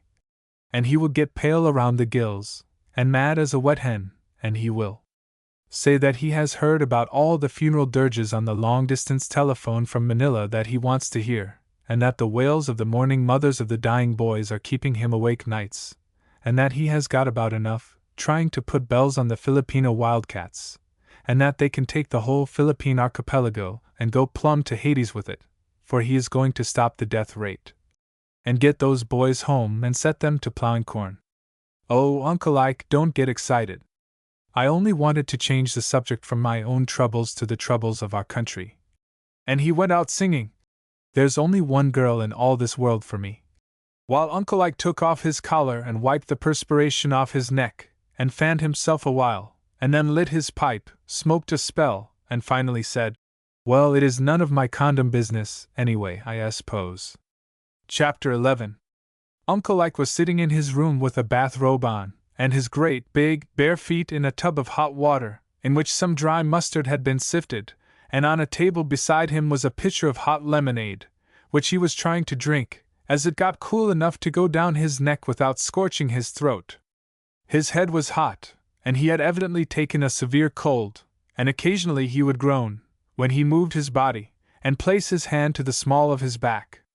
His pipe and tobacco were far away on the mantel, though he could smell them, and the odor so satisfying to him when he was well, almost made him sick, and when the red-headed boy came in the room the first thing the old man said was, "Take that dumb pipe and tobacco out of the room, and put it in the woodshed. Your Uncle Ike ain't enjoyin' his tobacco very well." And the old fellow made up a face, and looked as though he was on a steamboat excursion in rough weather. The boy took the pipe by the tail, and the tobacco paper in his other hand, and went out, and soon returned with a heavy blanket coat on, a pair of felt boots, and a toboggan knit cap, and a pair of yarn mittens on, though it was late in July, and the weather was quite hot. Uncle Ike looked at him in wonder, as though he was not sure but it was winter, and he was so ill as not to know that summer and fall had passed without his knowing it. "What you got them sliding downhill clothes on for in July?" said the old man, as he put one puckered-up bare foot on the other, in the water, and soused them around in the mustard in the bottom of the tub. "You will have me sunstruck yet, if you wear those clothes around here. What is up, anyway?" "A lot of us boys are going to the Klondike," said the red-headed boy, as he took a big hunting knife out of a sheath. "And I came in to see if you would grubstake me. We have been reading about the millions of dollars in gold nuggets and dust that is being brought out, and we are going to have some of the gold." "Want your corns cut?" said the boy, as he sharpened the knife on Uncle Ike's boot that lay on the floor. "You ducks have been reading about the gold that has been brought out, but you forgot to read about the corpses that stayed in the Klondike, didn't you?" said the old man as he took a drink of the hot lemonade, and pulled the bathrobe around his hind legs. "You tell the boys you are not going, and that Uncle Ike will not grubstake you. Tell them you have found out that for every dollar in gold that comes out of the mines, $100 is spent to find it. Tell them that not one man in 100 that goes there ever sees anything yellow, except the jandas. Tell them that 7 out of 10 men either freeze to death, or die of disease, or starve to death, and that every trail in Alaska is marked with graves of just such fools as you boys. Tell them that they can make more money selling picture books at a blind asylum, or tin trumpets at a deaf and dumb school, than they could by digging gold in the Klondike, and that you are going to stay home. Now take off that uniform and get down on your knees and rub my feet dry." And the old man drew one foot out of the tub and rested it on the edge, while the boy took a Turkish towel that looked like a piece of tripe, and began polishing the foot, like a bootblack. "Gosh, but one of your feet would make about 6 the size of my girl's feet," said the boy, as he fixed the old man up, and helped him onto a lounge, where he stretched out and went to sleep. For an hour the boy watched the old man, and listened to his snore, and finally he got a gutta-percha bug out of his fishing tackle, and when Uncle Ike woke up and began to stretch the boy said, "Uncle Ike, I have saved your life. This kissing bug was just ready to pounce on you, and poison you, when I grabbed it and killed it. See!" and he held up the bug. Yes, I see, said Uncle Ike, as he rubbed his eyes and looked at the kissing bug. You examine it close, right by the tail, and you will find a trout hook. I used to catch a great many trout with that bug. And Uncle Ike got up and stretched his limbs, and found that his cold was gone, and he was well enough, and he dressed himself and began to act natural, and after the boy had looked him over, and marveled at the sudden cure, he said, Uncle Ike, you have deceived me. I thought you was on your last legs, and I was going to have a serious talk with you. Heretofore, when I have tried to talk serious with you, you have turned everything into fun, but now I want a serious opinion from you. What would you think of my going out on a farm and learning to be a farmer? I ride by farms and see farmers and boys at work, or lying in the shade, or drinking out of a jug, or sitting on loads of hay, or riding a horse plowing corn, and it seems to me they have an easy life, and they must make money, and if I can enlist to fight Filipinos, nor go to the Klondike, I want to be a farmer. What do you think, Uncle Ike? And the boy looked up into the old man's face appealingly. Well, bring back that pipe and tobacco, and I will tell you all about farming, for I was brung up on a farm till I was busted. The boy brought in the smoke consumer, and after the old man had puffed a few times, and found it did not make him sick, he continued. In the first place, you are getting too old to learn farming. When city people have a call to farm it, they buy a farm, put up a windmill, get plumbers out from town, put in a bathtub with hot and cold water, and buy some carriages with high backs, and go in for enjoyment, regardless of the price of country produce. They put in hammocks and lawn tennis, and the young people wear knickerbockers and white canvas dresses, and roll their pants up, and all that. There is no money in farming that way. Now you have got your city habits formed. You don't get up in the morning till after 7, and you have to take a bath, and have fresh underclothes frequently. You would want to lay in the shade too much and ride on the hay. Did it ever occur to you that before you could ride on the hay it has to be cut, and cured, and cocked up, and raked around? It takes a whole lot of backaches to get a load of hay ready for you to ride on. Now you are going on 20 years old. If you had been born on a farm, you would be just about ready to quit it and come to town to learn something else. You would have a stomach full of farming, for you would have worked about 12 years, day and night. Your hands would be muscular, and you would have calluses inside of them. You go out on a farm now, at your age, and when you get the first blister on your hands you want to send for a doctor, and you throw up the job and come back on my hands. Suppose you started out next Monday morning to learn to be a farmer. Let me make out a program for you. You would go to bed Sunday night at 9 o'clock, and lay awake thinking of the glory of a farmer's life, and at 3 a.m. you would go to sleep, and at 4 you would hear the door to the attic open, and a voice that would sound like an auctioneer would yell to you to come down and get to work. You couldn't argue the case with the farmer, as you do with me when I tried to get you up early to go fishing, and you would get up and put on a pair of cowhide shoes, brown overalls, a hickory shirt with bed-ticking suspenders, and you would go out into a barnyard that smelled like fury, and milk 9 or 15 cows on an empty stomach, and while another hired man was taking the milk to a creamery. You would see that it was not daylight yet, but you would go in the kitchen and eat a slice of pork, and hurry about it, and then you would curry off the horses, and help hitch the team to a reaper, and just as it was getting light enough to see things, you would go out to a wheat field, and after the old man had cut 2 or 3 swaths around the field, several of you would turn in to bind up the bundles. They would show you how, and then they would see that you did your share of work.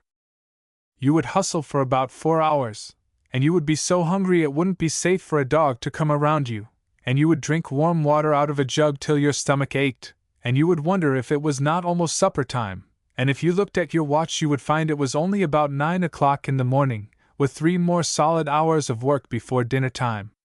When the horn blew for dinner you would just be able to climb on one of the horses to ride to the house, and the harness would take the skin off your elbows.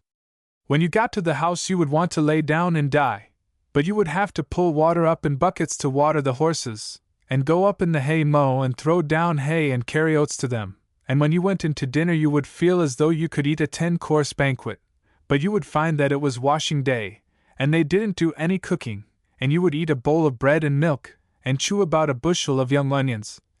And when you were filled up and wanted to lie down and go to sleep and die, the old man would tell you to hustle out and hitch up that team, and you would be so lame you couldn't ride on top of a hard farm harness, and you would walk to the field, your heavy shoes wearing the skin off your ankles, and the old machine would begin to stutter and rattle, and you would go to work binding bundles at 1 o'clock and work till dark, because it looked as though it was going to rain.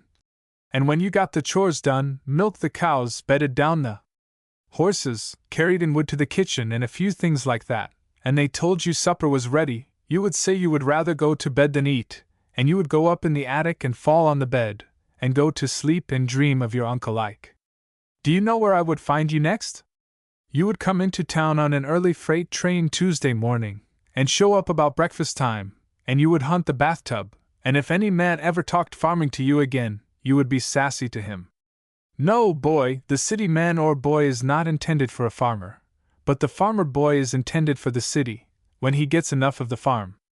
About so much farming has got to be done, but it will be done by those who are brought up to it, and who know that every minute has got to be used to produce something, that the appetite must be satisfied easily and cheaply, and that everything on the farm must be of marketable value, and nothing must be bought that can be dispensed with, and that everybody must work or give a good reason for not working.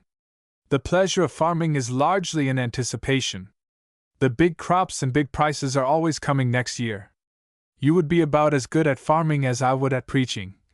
And Uncle Ike gradually ceased speaking, like an old clock that is running down, and ticking slower and slower, and then he fell asleep in his chair, and the red-headed boy sat and thought of what had been said, and looked at his hands as though he expected to find a blister, and smelled of them to see if he had actually been milking cows, and then he rolled over on the lounge and went to sleep, and the two snored a match.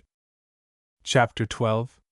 Uncle Ike, I heard a rumor about you yesterday that tickled me almost to death, said the red-headed boy, as he came into the old gentleman's room while he was shaving, and the boy took the lather brush and worked it up and down in the cup until the lather run over the side, and he had lather enough on hand to shave half the men in town. What was it? Said the old man, as he puckered his mouth on one side, and opened it so he could shave around the corner of his mouth. Nothing disreputable, is it? Nothing to bring disgrace on the family? And he wiped the razor on a piece of newspaper, and stropped it on his hand, as he looked in the mirror to see if there were any new wrinkles in his face. Well, I don't know as it would disgrace us so very much, if you looked out for yourself, and didn't steal, said the boy, as he began to sharpen his knife on Uncle Ike's razor strop. There is a rumor among the boys that you may be nominated for president, and a lot of us boys got together and took a vote, when we were in swimming, and you were elected unanimously. I am to be the boss who deals out the offices, and all the boys are going to have a soft snap. Before the thing goes any further, the boys wanted me to see you, and have you promised that anything I promised should be good, see? Uncle Ike, I heard a rumor about you yesterday that tickled me most to death. Well, you are a dumb nice lot of politicians, to work up this boom for me, without my consent. And the old man put up his razor, and began to wash the lather off his face, and while he was rubbing his red and laughing face with a towel, he said, If I am elected president, and I want you to understand that I have not yet consented to take the nomination, I would, the first thing I did, have all my relatives either sent to jail, or confined in various asylums of one kind or another. I think I would send you to a home for the feeble-minded. What's the matter with relatives? Said the boy, as he took the razor, and searched around on his lip for some hairs, and finally got hold of one, and the razor pulled it so hard the tears came in his eyes. Seems to me a president with all his relatives in jail would be looked upon as a disgrace to society. Well, I wouldn't care, said the old man, as he struggled to make a 14-inch collar button on to a 16-inch shirt, and nearly choked himself before he found out he had got the boy's collar by mistake. I have watched this president business a good many years, and have concluded that the most of the trouble a president has is through fool relatives. Look at Grant. You couldn't throw a stone in Washington without hitting a relative, and they got into more scrapes, and dragged Grant into more disgrace, and fool schemes, than anything. There wasn't offices enough for all of them, and some had to live in other ways, which didn't help Ulysses very much. Harrison never had any pleasure until he had an operation performed on his son to remove his talking utensils. That boy would be interviewed and jollied, and he would tell more things that were not so about Pa's policy than the president could stand. But a brother is the worst relative a president can have, if he is a halfway lawyer. A president cannot kill a brother that is older than he is, and can't prevent his being retained, and can't keep his brother's fingers out of all the contracts, and his being attorney for contractors, and can't tell him to keep away from the White House, and don't dare to tell his brother not to go around looking wise as though he was running the whole administration. No, sir. There ought to be a law that when a man is elected president, all male relatives that are old enough to talk should have their mouths sewed up, and be compelled to put on gloves that are fastened with a time lock, so they couldn't get their hands into anything that would bring disgrace on the chief magistrate.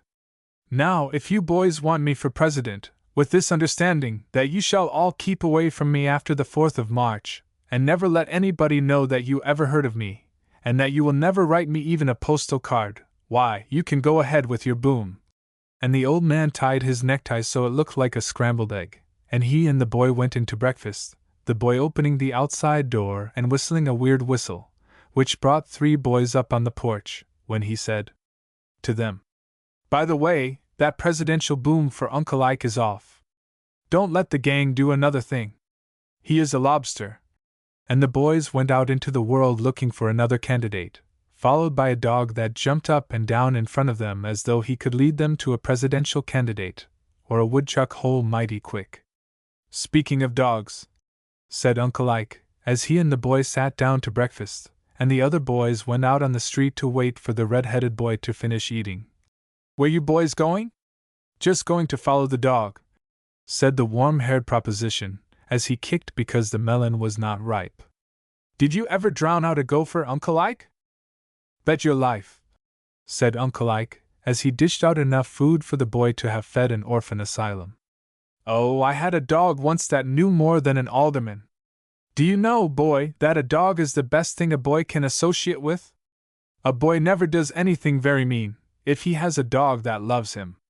Many a time I have been just about ready to do a mean trick, when the dog would sit down in front of me, and look up into my eyes in an appealing way, and raise up one ear at a time and drop it, and raise the other, and he would jump up on me and lick my hand, and seem to say, 'Don't,' and by gosh, I didn't. Say, if a mean boy has a dog that loves him, the dog is better than he is, and the boy is careful about doing mean things, for fear he will shame the dog.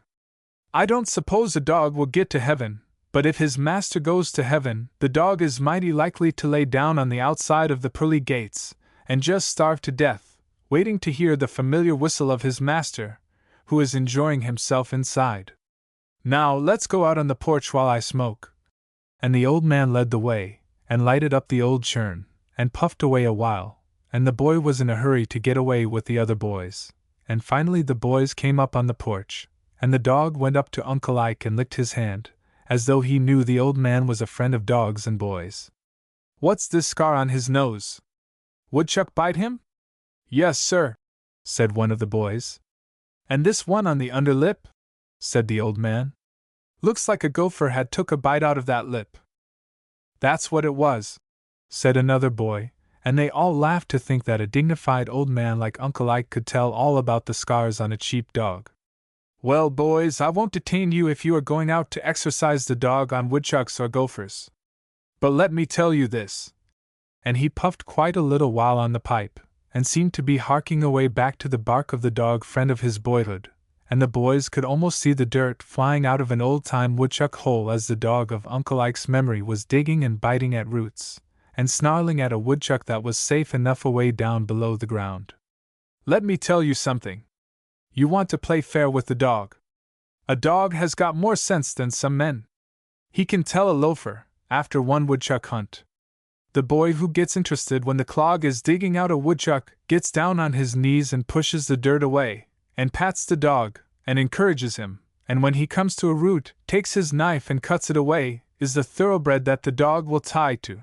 But the boy who sits in the shade and sicks the dog on, and don't help, but bets they don't get the woodchuck, and when the dog and his working partner pulls the woodchuck out, gets up out of the shade and begins to talk about how we Got the woodchuck is the loafer. He is the kind of fellow who will encourage others to enlist and go to war, in later life, while he stays home and kicks about the way the war is conducted, and shaves mortgages on the homes of soldiers, and forecloses them. That kind of a boy will be the one who will lie in the shade when he grows up, and not work in the sun. Didn't you ever see a dog halfway down a woodchuck hole, kicking dirt into the bosom of the boy's pants who is backing him, suddenly back out of the hole, wag his tail and wink his eyes, full of dirt, at the boy who is working the hole with him, and then run out his tongue and loll? And look at the fellows who are sitting around waiting for the last act, in the shade, and say to them, as plain as a dog can talk, "You fellows make me tired. Why don't you get some style about you, and come in on this game on the ground floor?" And then he gets rested a little, and you say, "Dig him out," and he swallows a big sigh at their laziness, and goes down in the hole and digs and growls so the lazy boys think he has forgotten that they are deadheads in the enterprise, but the dog does not forget. "Well, I swow, if your uncle Ike ain't away up in G on woodchuck hunting," said one of the neighbor boys as they all sat around the old man, with their eyes wide open. "How about drowning out a gopher?" "Same thing, exactly," said Uncle Ike, as he filled up the pipe again, and lit it, and run a broom straw through the stem, to give it air. "The dog watches the hole, and keeps tab on the boys who carry water. You have got to keep the water going down the gopher hole, and you got to work like 60. Gophers know better than to have holes too near the water, and the dog knows what boy flunks after he carries one pail of water, and says, 'Oh, darn a gopher anyway, I hain't lost no gopher,' and goes and sits down and lets the other boys carry water. The dog knows that the boy who keeps carrying water and pouring it in the hole is the thoroughbred, and that the quitter has got a streak of yellow in him. When the hole is filled up with water, and the gopher comes to the surface, and the dog grabs for it, and the boy who took off his clothes and carried water also grabs, and either the dog or the boy gets bit, usually the boy, the dog knows that the boy who worked with him on that gopher hole has got the making of a good businessman in him. A business or professional career, boys, is just like digging out a woodchuck, or drowning out a gopher, and the fellows who help the dog when they are boys are the ones who are mighty apt to get the business woodchuck when they grow up. I will bet you $10 that if you pick out the most successful businessman in town, and go look at his left thumbnail, you will find a scar on it where a half-drowned gopher bit him, because he was at the hole at the right time. Now go and have fun, and be sure and play fair with the dog." And Uncle Ike took down a broom and shook it at them as they scattered down the street, the dog barking joyously. "I speak for carrying the water to drown out the gopher," yelled the red-headed boy. "Me too," shouted the other boys in chorus, as they disappeared from sight, and Uncle Ike listened until they were out of hearing, and then he limped down to the gate and looked up the road toward the country, but all he could see was a cloud of dust with the dog in it, and he walked back to the house sadly, and as he lifted the lame leg upon the porch, and took his hat, he said, "Blamed if I don't hitch up the mare and drive out there where those boys have gone. I'll bet I know woodchuck holes and gopher holes them kids never would find if they had a whole passel of dogs." And he went out to the barn, and pretty soon Aunt Almira heard him yell, "Whoa, gosh darn ye, takin' that bit!" And she put on her sunbonnet, and went out to the barn to see if he had actually gone crazy. Chapter 13. "What you scratching yourself on the chest for?" said Uncle Ike, as the red-headed boy stood with one hand inside his vest, digging as though his life depended on his doing a good job. "Is there anything the matter with you that soap and water will not cure?" And the old man punched the boy in the ribs with a great big, hard thumb, as big as a banana. "Uncle Ike, how long will a porous plaster stay on, and isn't there any way to stop its itching? I have had one on for 17 days and nights, and it seems to be getting worse all the time," said the boy, as he dug away at his chest. "Good heavens, take it off quick," said Uncle Ike, as he laid his lighted pipe down on the table, on a nice, clean cloth, and the ashes and fire spilled out, and burned a hole in it. "You will die of mortification. Those plasters are only intended to be used as posters for a day or two. What in the name of common sense have you worn it 17 days for? Let's rip it off."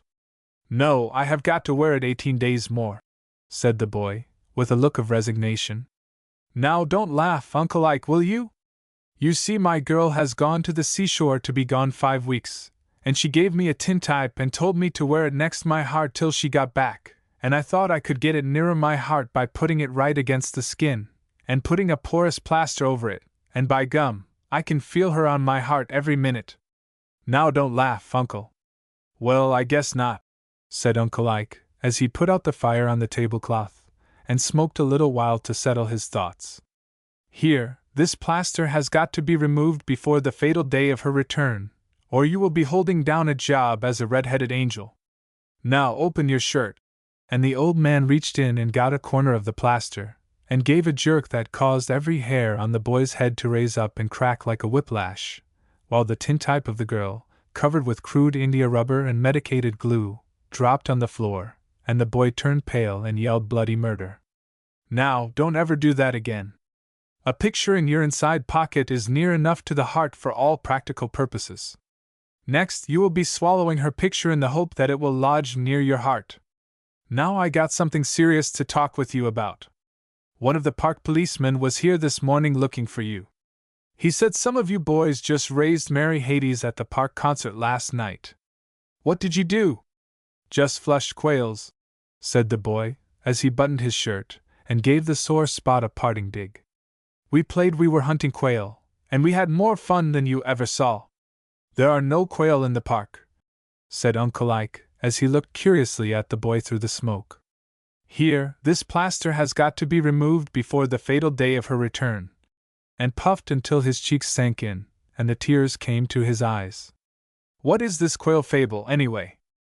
You see, said the boy, as he took a piece of ice out of the water pitcher and held it in his bosom, where the plaster came off.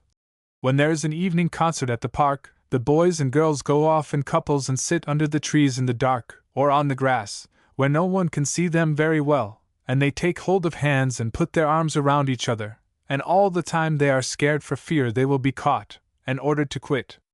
Well, us boys go around in the dark, and when we see a couple in that way, one boy comes to a point, like a dog, another boy walks up to the couple and flushes them, and as they get up quick to go somewhere else, I blow up a paper bag and bust it, and they start off on a run. Say, Uncle Ike, it is fun. We chased one couple clear to the lake. You did you, you little imp? Said the old man, as his sympathies were aroused for the young people who were disturbed at a critical time. Don't let me ever hear of your flushing any more couples, or I'll flush you the first time I catch you with your girl. How would you like to be flushed? The parks are the only places many young people have to talk love to each other, and it is cruel to disturb them by bursting paper bags in their vicinity. If I was mayor, I would build 1,000 little summer houses in the parks, just big enough for a poor young couple to sit in, and talk over the future, and I would set policemen to watch out that nobody disturbed them, and if one of you ducks come along, I would have you thrown in the lake. The idea of a boy who is in love the way you pretend to be, having no charity for others, makes me sick. I'll bet none of those you flushed last night had it so bad they had tintypes of the girls glued on their hearts with a porous plaster. Bah! You meddler! And the old man stamped his foot on the floor, and the boy looked ashamed. Well, that's the last time I will mix in another fellow's love affair, said the boy, as he climbed up on Uncle Ike's knee. Now I want to talk to you seriously, said the boy, as he looked up into Uncle Ike's round, smooth, red and smiling face. Us boys have been reading about the serious condition of our country, when its wealthy citizens are leaving it and going abroad to live. Do you think, Uncle, that William Waldorf Astor's deserting this country, and joining England, is going to cause this country to fail up in business? In case of war with England, do you think he would fight this country? Well, you kids can borrow more trouble about this poor old country of ours than the men who own it can borrow. Astor? Why, boy, his deserting his country will have about as much effect as it would for that man working in the street to pack up his household goods and move to Indiana. Do you suppose this state would tip up sideways if he should quit running that scraper and move out of the state? Not much.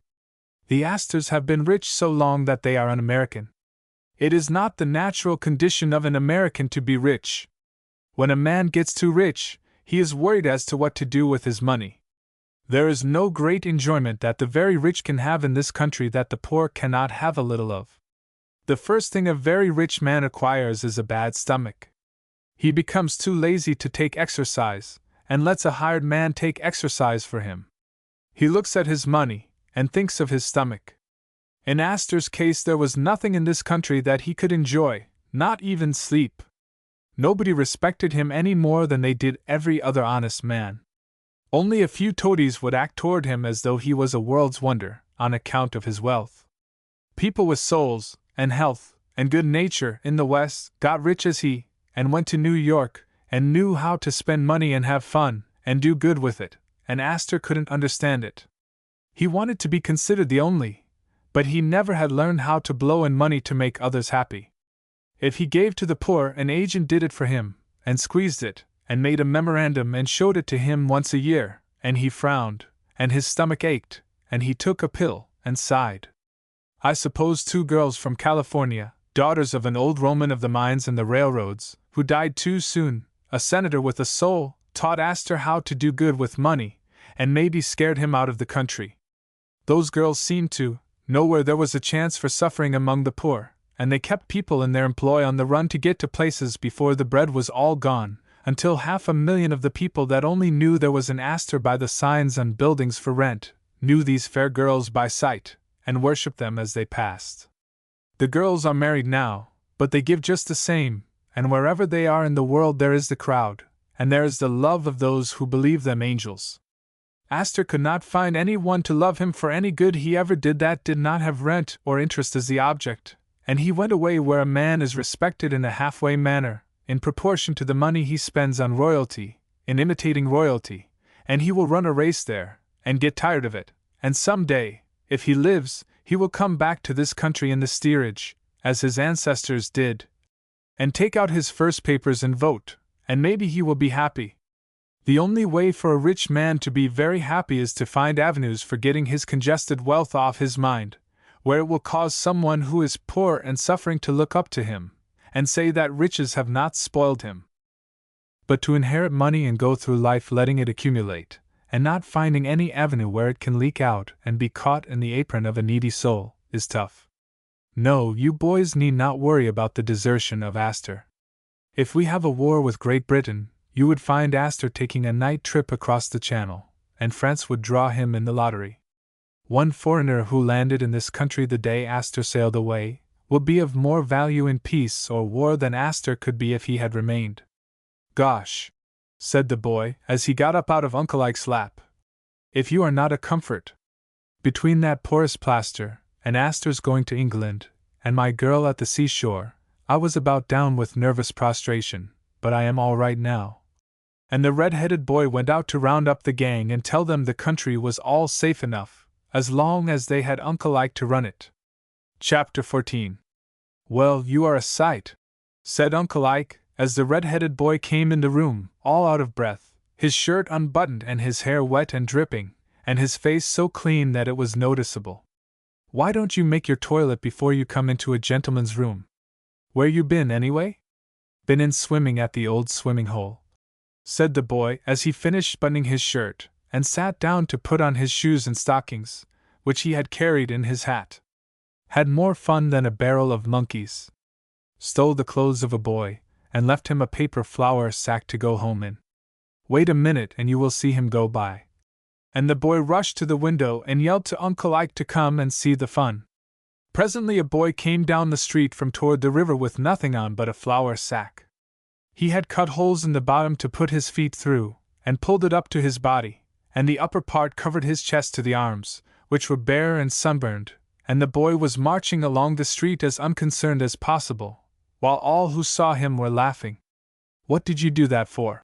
Said Uncle Ike, as he called to the boy to come in. Just for a joke, said the red-headed boy, laughing, and jollying the boy dressed in the flour sack, as he came in at Uncle Ike's invitation. Well, that is a good enough joke for two, said Uncle Ike. Now take off your clothes and change with this boy, and put on the flour sack yourself. And he superintended the change, until the other boy had on a full suit of clothes, and the red-headed boy had on the flour sack. Now I want you to go to the grocery and get me a paper of tobacco. Oh gosh, I don't want to go out in the street with this flour sack on. Some dog will chase me, and the people will make fun of me," said the boy, with an entirely new view of a practical joke. "But you go all the same," said Uncle Ike, taking down a leather strap that he sharpened his razor on, and driving the boy outdoors. "Bring back this boy's clothes also." And he sat down and waited for the boy to return.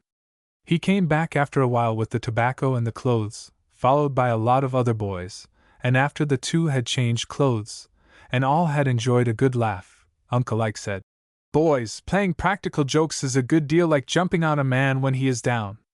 You will notice that the weaker boy always has the joke played on him.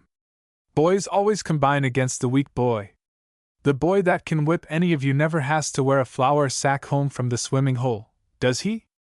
Any joke that you can take turns at having played on you is fair, but when you combine against the weak, you become a monopoly, or a trust.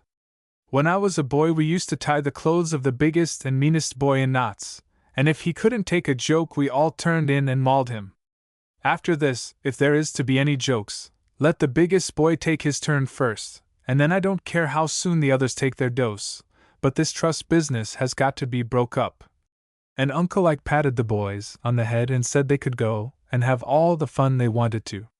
"Speaking of trusts, Uncle Ike, I thought you said a spell ago that the trusts would be brought up with a round turn," said the red-headed boy, reading, as he glanced at a heading in a morning paper. "But here is an article says that $1,000 billion have been invested in trusts in New Jersey, and the manager of one of the biggest trusts says nobody can do anything to stop them. He says, what are you going to do about it?" "Well," said Uncle Ike, as he filled the air with strong tobacco smoke, and his eyes snapped like they did when he was mad. "You wait. I am older than you are. I remember when old Bill Tweed, the great robber of New York, who had stolen millions of dollars from the city, and was in his greatest power, became arrogant, and asked the people what they were going to do about it. When people think they are invincible, they always ask what anybody is going to do about it. When a bully steps on the foot of a quiet and inoffensive man, purposely to get into a row, he looks at his victim in an impudent manner and says, what are you going to do about it? And the victim gets up deliberately and thrashes the ground with the bully. The people got mad at Tweed when he said that, and they chased him over the world, and landed him in the penitentiary, where he died. That will be the fate of some of these trust magnates. The foundation of the trust is corruption. Its trademark was uttered years ago by a great railroad man who said, the public BD. That expression is in the mind of every man connected with the trust. He turns the thumbscrews on the public, raises prices, and if they complain, he says, what are you going to do about it? And if anybody says the public cannot stand it, they say the public be blessed, or the other thing. Now wait. The public will be making laws, and the first law that is made will be one that sends a man to the penitentiary who robs through a trust. If 3 men combine to rob, it is a conspiracy. If 100 or 1,000 combine to rob 70 million people, it is treason. You wait, boys, and you will hear a noise one of these days when the people speak, and you will hear trust magnates who fail to get across the ocean before the tornado of public indignation strikes, begging for mercy. Now, gosh blast you, run away. You have got me to talking again." And Uncle Ike lighted his pipe and shut up like a clam, while the boys went out looking for trouble.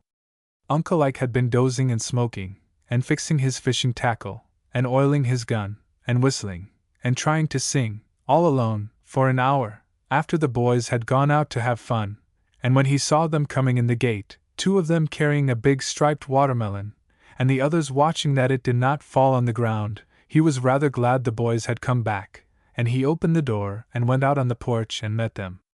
"SHH," said the red-headed boy, as Uncle Ike thumped the melon with his hard old middle finger, to see if it was ripe. "Don't say a word. Let's get it inside the house, quick, and you carve it, Uncle." And they brought it in and laid it on the table, and the boys looked down the street as though they were expecting someone. "We never used to ask any questions when I was a boy, when a melon suddenly showed up, and nobody knew from whence it came," said Uncle Ike, as he put both hands on the melon and pressed down upon it, and listened to it crack. "Do you know, if a person takes potatoes, or baled hay, that does not belong to him, it is stealing, but if a melon elopes with a boy, or several boys, the melon is always considered guilty of contributory negligence. And the old man laughed and winked at the boys. But a house is no place to eat a melon in, and a knife is not good enough to cut a melon. Now you fetch that melon out in the garden, by the cucumber vines, and I will show you the conditions that should surround a melon barbecue. And the old man led the way to the garden, followed by the boys, and he got them seated around in the dirt, with the growing corn on one side, a patch of sunflowers on another, a crabapple tree on one side, giving a little shade where they sat, and the alley fence on the other. The boys were anxious to begin, and each produced a toad stabber, but Uncle Ike told them to put away the knives and said, "The only way to eat a melon is to break it by putting your knee on it, and taking the chunks and running your face right down into it. A nigger is the only natural melon eater. There," said he, as he crushed a brittle melon rind into a dozen pieces, and spread it open, red, and juicy, and glorious. "Now fall in, as we used to say in the army." And the boys each grabbed a piece and began to eat and drink out of the rind, the juice smearing their faces and running down on their shirt bosoms, and Uncle Ike taking a piece of the core in his hands and trying to eat as fast as the boys did, the red and sticky juice trickling through his fingers, and the pulp painting pictures around his dear old mouth, and up his cheeks to his ears, while he tried to tell them of a day during the war when he was on the skirmish line going through a melon patch, and how the order came to lie down, and every last soldier dropped beside a melon, broke it with his bayonet, and filled himself, while the bullets whistled, and how they were all sick afterwards, and had to go to the rear because the people who owned the melons had put croton oil in them. "Gosh, but this is great," said the red-headed boy, as he stopped eating long enough to loosen his belt. "You bet," said one of the other boys. "Uncle Ike is a James dandy." And he looked up and bowed to a boy with an apron on, who came into the garden with a piece of paper in his hand, which he handed to Uncle Ike. "What is this, a telegram?" says Uncle Ike, as he takes it with his sticky fingers and feels for his glasses. "No, it is the bill for the melon, 50 cents, said the grocer's boy. "Buncoed, by gosh!" says Uncle Ike, as he looks around at the laughing boys who have played it on him. "Don't ever ask where a melon comes from," said the red-headed boy. "Sawed a gold brick on me, you young bunco steerers," says Uncle Ike, as he wipes his hands on some mustard and feels in his pocket for the change. "But it was worth it, by ginger!" And he pays for the melon. They all go in the house and wash the melon off their hands and faces. The old man lights his pipe and says, "Boys, come around here tomorrow and play this trick on Aunt Almira, and I'll set up the root beer." Chapter 15. "Say, where you been all day?" asked Uncle Ike of the red-headed boy, as he showed up late in the afternoon, chewing a gob of gum so big that it made his ear ache. "Here, I've been waiting all day for you, with so many things on my mind to tell you about that I have had to make memorandums." And the old man took out his knife and shaved some tobacco off a plug, rolled it in his hands and scraped it into the pipe, and lit up for a long talk. "I've been working," said the boy, as he took some pieces of chocolate out of his pocket and offered them to his uncle. "I am working for a syndicate, and have got a soft snap, with all the money I can spend." And the boy shook the pennies in his pocket so they sounded like emptying a collection plate. "Working for a syndicate, ahem," said the old man. "A syndicate is a great thing, if you are the syndicate, but if you work for it you get left, that's all. Now tell me about it. What you doing for a syndicate, and who furnishes you the money to spend? Tell me, so I can see whether it is honest. Somehow I can't feel that a syndicate means any good to a boy." "It is this way, Uncle Ike," said the boy, as he threw away his gum and took another stick out of his pocket, and chewed it until he fairly drooled. "You know these slot machines in the depots and hotels, where people put in a penny and pull out a knob and get a stick of gum or a chocolate, or some peppermint drops? Well, the syndicate wants a boy to go around and put in pennies, and get the prizes, when people are looking on, so as to get them interested, so they will put in pennies, see? Sure! You are a sort of capper for a gum bunco game, eh? Rope in the people and get them next to a good thing," said Uncle Ike, looking at the boy over his glasses. "What particular talent does this new business bring to the front? Do you make speeches to the people, encouraging them to invest their hard-earned pennies in your great scheme for the amelioration of the condition of the downtrodden. Or what do you do? Tell me how the thing works. Why, my work is all pantomime. The man who hired me said I had a face that was worth a fortune. I go up to a slot machine and act as though I never saw such a thing before. Then I monkey around and seem to be puzzled, and my face looks serious, and the people in the depot waiting for trains gather around and watch me, and when the jays are all ripe, ready to pick, I put a penny in the slot, draw out a stick of gum, put it in my mouth, and then I smile one of those broad smiles, like this, and the people begin to put in pennies, and they surround the machine, and money just flows in, until their train goes. When another crowd comes in and I work them on the chocolate slot, and just blow in pennies belonging to the syndicate that owns the machines. Oh, it's a great snap, Uncle Ike. You ought to go into it. And the boy threw away his gum and went to eating chocolate. Is that so? My face would be my fortune too, would it? Said Uncle Ike, who was beginning to show that he was mad. And what salary does the syndicate pay you for your valuable services as a piece of human fly paper? Oh, they don't pay me any salary, said the boy, as he took out a handful of syndicate pennies and poured them from one hand into another, to show the old man that he had wealth. I don't ask anything for my services. I just get pay in fun, and have all the gum, and chocolate, and lemon drops that I can eat. The man told me it would be an experience that would be valuable to me in after life, being in the eye of the public, leading the people. He said this would be the making of me, and open up a career that would astonish my friends. Don't you think so, Uncle? Can't you see a change in me since I went to work for the syndicate? Well, I don't know, but I do, said Uncle Ike, as he pondered over the remarks of the boy. You begin to look more bilious, probably on account of the chocolate you have eaten, to deceive the people at the depot into the idea that it is good stuff. And perhaps this experience will be the opening of a career. If you can, by your actions, cause strangers to run up against a slot machine, I don't see why you couldn't, in time, be a pretty good capper for a 3-card Monte game, where you could pick out the right card, and the jay loses his money.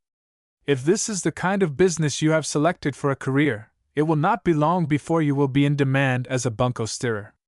You would be invaluable, with that innocent face of yours, in roping in strangers to a robber's roost, where they would be fleeced and thrown downstairs on their necks. With about 2 days more experience on a slot machine, some gold brick swindler will come along and raise the syndicate out on your salary, and put you on the road selling gold bricks. Starting in business as a fakir, you will rise to become a barker for a sideshow, graduate into bunco and gold bricks, and if you are not sent to the penitentiary, there is a great opening for you as a promoter of a trust in the air we breathe. We shall have to part company. My reputation is dear to me. I have never turned a jack from the bottom when I had one to go in 7-Up, and to associate with a boy who will rope people to buy moldy gum, and be an advance agent of prosperity as recorded on a slot machine, is too much, and I bid you goodbye. I have loved you, but it was because you were innocent and tried to do the fair thing, but goodbye. And the old man laid down his pipe, picked up his hat and started for the door. Hold on, Uncle Ike, said the boy, taking the handful of pennies out of his pocket and laying them on the table. I didn't know it was so bad. I won't do it any more. Come back, please. Well, I got to go downtown, said the old man, and I will be back in an hour. In the meantime, you write out a letter of resignation to the syndicate. Say that you find a diet of decayed chocolate and glucose candy is sapping the foundation of your manhood, and that your Uncle Ike has offered you a position on the staff of a gold brick syndicate. And the old man went out, leaving the boy to write his resignation. Well, how is my decoy duck, and has he sent in his resignation? Said the old man, as he came in a little later and found writing material and pennies on the table, and the boy lying on the lounge looking pale and sick. What is this? Sick the first time you have to resign an office? That won't do. You never will make a politician if you can't write out a resignation without having it go to your head. And the old man sat down by the boy and found that he was as sick as a horse, his face white, and cold perspiration on his upper lip among the red hairs, and on his brow among the freckles. The boy's bosom was heaving, and his stomach was clearly the seat of the disease. And suddenly the boy rushed out of the room, into the bathroom, and there was a noise such as is frequently heard on steamboat excursions. The old man thought it was the chocolate and gum that had made the boy sick, until he looked at his pipe on the table, which was smoking, although he had been away an hour or more. "Been trying to smoke the old man's pipe, eh?" said he, as the boy staggered out of the bathroom so weak he could hardly stand. "Well, that plug tobacco in the pipe is a little strong for a bunco stirrer, but I suppose you thought if you were going to be a business man, and leave me, you ought to take with you some of my bad habits. Let me fill the pipe with some of this mild switchman's delight, and you try that." And he brought the pipe near to the boy. Take it away," said a weak voice, coming from under a pillow on the lounge. "Oh, Uncle Ike, I will never touch a pipe again. You look so happy when you are smoking that I thought I would like to learn, so I lit the pipe, and drew on it, and the smoke wouldn't come, and I drew in my breath whole length, as I do when I dive off a springboard, and the whole inside of the pipe came into my mouth, and I swallowed the whole business, and pretty soon it felt as though a pinwheel had been touched off inside of me, and the sparks flew out of my nose, and the smoke came out of my ears, and they turned on the water in my eyes, and my mouth puckered up and acted salivated, like I had eaten chokecherries, and pretty soon the pinwheel in my stomach began to run down, and I thought I was going to stop celebrating, when the pinwheel seemed to touch off a nigger chaser, and it went to fizzing all around inside of me, up into my lungs, and down around my liver, and it called at all my vital parts and registered its name. And when the nigger chaser seemed to be dying, it touched off an internal skyrocket, an siz boom. That was when I went in the bathroom, 'cause I was afraid of the stick. Say, Uncle Ike, does anyone ever die from smoking plug tobacco? Oh, yes, about half of them die, when they smoke it the first time. When their eyes roll up, like yours, and they cease to be hungry, and feel as though they had rather lie clown than stand up, they don't last very long."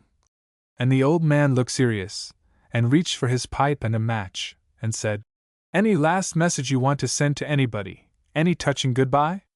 If you do, whisper it to me, and I will write your dying statement." "Don't light that dumb pipe," said the boy, rolling over and looking like a seasick ghost, as Uncle Ike was about to scratch a match on his trousers. "Here is the address of my girl. Write to her that I am dead. That I died thinking of her, and smelling of plug tobacco. Put it in that I died of appendicitis, or something fashionable, and say that 8 doctors performed 8 operations on me, but peritonitis had set in, and there was no use, but that they cut a swath in me big enough to drive an automobile through. I had rather she would think of me as dying a heroic death, than dying smoking plug tobacco. And say, Uncle Ike, after you have written her, don't make a mistake and send my resignation to the syndicate to her. Oh God! But it is hard to die so young." And the boy went to sleep on the lounge, and Uncle Ike went to taking the kinks out of a fish line, knowing that when the boy woke up he wouldn't be dead worth a cent. About half an hour later the boy rolled over, opened his big eyes, sat up, and stared around, and Uncle Ike said, "Now you go in the bathroom and wash your face in cold water, and you will be all right." And the boy did so, and came back with almost a smile on his face, and he looked at the papers on the table, and said, "Uncle Ike, you didn't send that appendicitis story to my girl, did you? Gosh, but I am all right now, and I am not going to die." "No, I didn't send it, but next time I will, by ginger." And the old man laughed. "Here, have a smoke on me." But the boy went out in the open air and kicked himself. Chapter 16. It was a beautiful, hot, sunny morning, and after breakfast Uncle Ike came out on the porch in his shirt sleeves, and with a pair of old hunting shoes on, and his shirt sleeves rolled up, showing the sleeves of a red flannel undershirt, a kind he always wore, winter and summer. He leaned against the post of the porch, lit his pipe, and looked away toward the hazy, hot horizon, and thought of old days that had been brought to his mind the day before, when he saw the parade of a Wild West show. The old man was a 49er, who went across the plains for gold when the country was young, and the yells of the Indians had made him nervous, as they did half a century ago. He had staked the red-headed boy and several of his chums to go to the show, and was waiting for them to show up and report. He stepped down on the lawn and took up the nozzle of a sprinkler and turned it on a lilac bush, when suddenly there was a yell that was unmistakably that of a Comanche Indian, and he stopped and looked at the bush, and could plainly see a moccasin and a leg with buckskin fringe on it, and he knew the boys were laying for him, to scalp him and have fun with him. So he held the nozzle as his only protection against the bloodthirsty band of savages, headed by Chief Redhead, his nephew, but a bad Indian went off the reservation. From behind an evergreen tree down by the gate there came a blood-curdling yell, which was evidently from the throat of Watermelon Jim, a neighbor's boy, while from the wild cucumber vine on the south porch came a noise like that of a pack of wolves breakfasting on a fawn. "Surrender!" shouted a damp voice from behind the lilac bush, where the hose was turned. "Surrender, or we burn down your ranch over your head!" And a painted Indian, with red, short hair showing under the feather, crawled toward a rosebush, where it was dry. "Never!" said Uncle Ike, as he bit the stem of his pipe, and smiled at the boys who were peeking out from behind the different hiding places. "Your Uncle Ike often dies, but he never surrenders." And he cocked the nozzle of the lawn sprinkler, and stood ready for the attack. The red-headed Indian lit a parlor match and held it aloft, which was apparently a smoke signal, for an Indian behind the porch appeared and suddenly a swish was heard in the air, and a piece of clothesline with a noose in it came near going over Uncle Ike's head, so near that it broke his clay pipe, leaving the stem between his lips. "Ah-ha! You will you? Vamoose!" said Uncle Ike, as he turned the hose on the Indian with the lasso, and drove him behind the porch with water dripping down his calico shirt, taking the color out.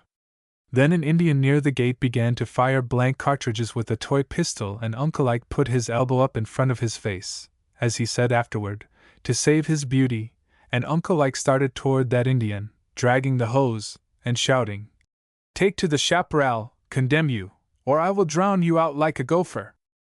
For a moment there was an ominous silence.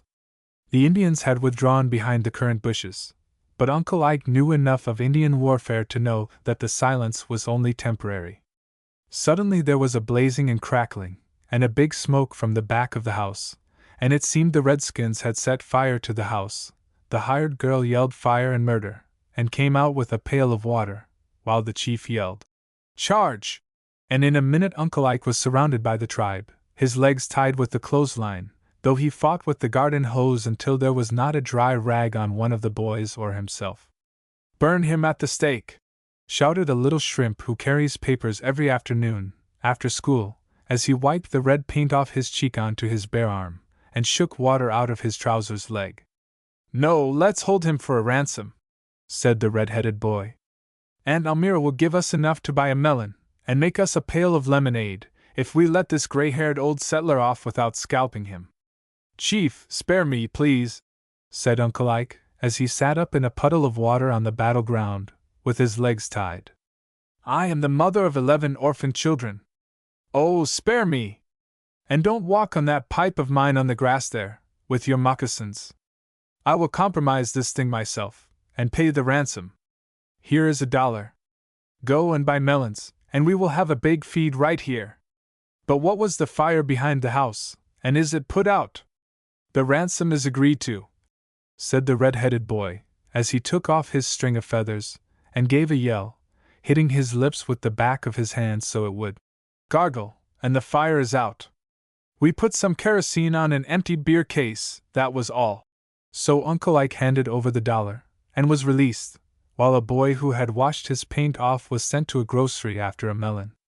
Then they wiped the mud off Uncle Ike, and all went upon the porch. A new pipe of peace was provided, and they talked about the Wild West show of the night before, while Uncle Ike did the most of the smoking of the pipe of peace, though he wiped the stem once and handed it to the red-headed chief to take a whiff, but the chief, after his experience with plug tobacco cholera a few days before, declined with thanks.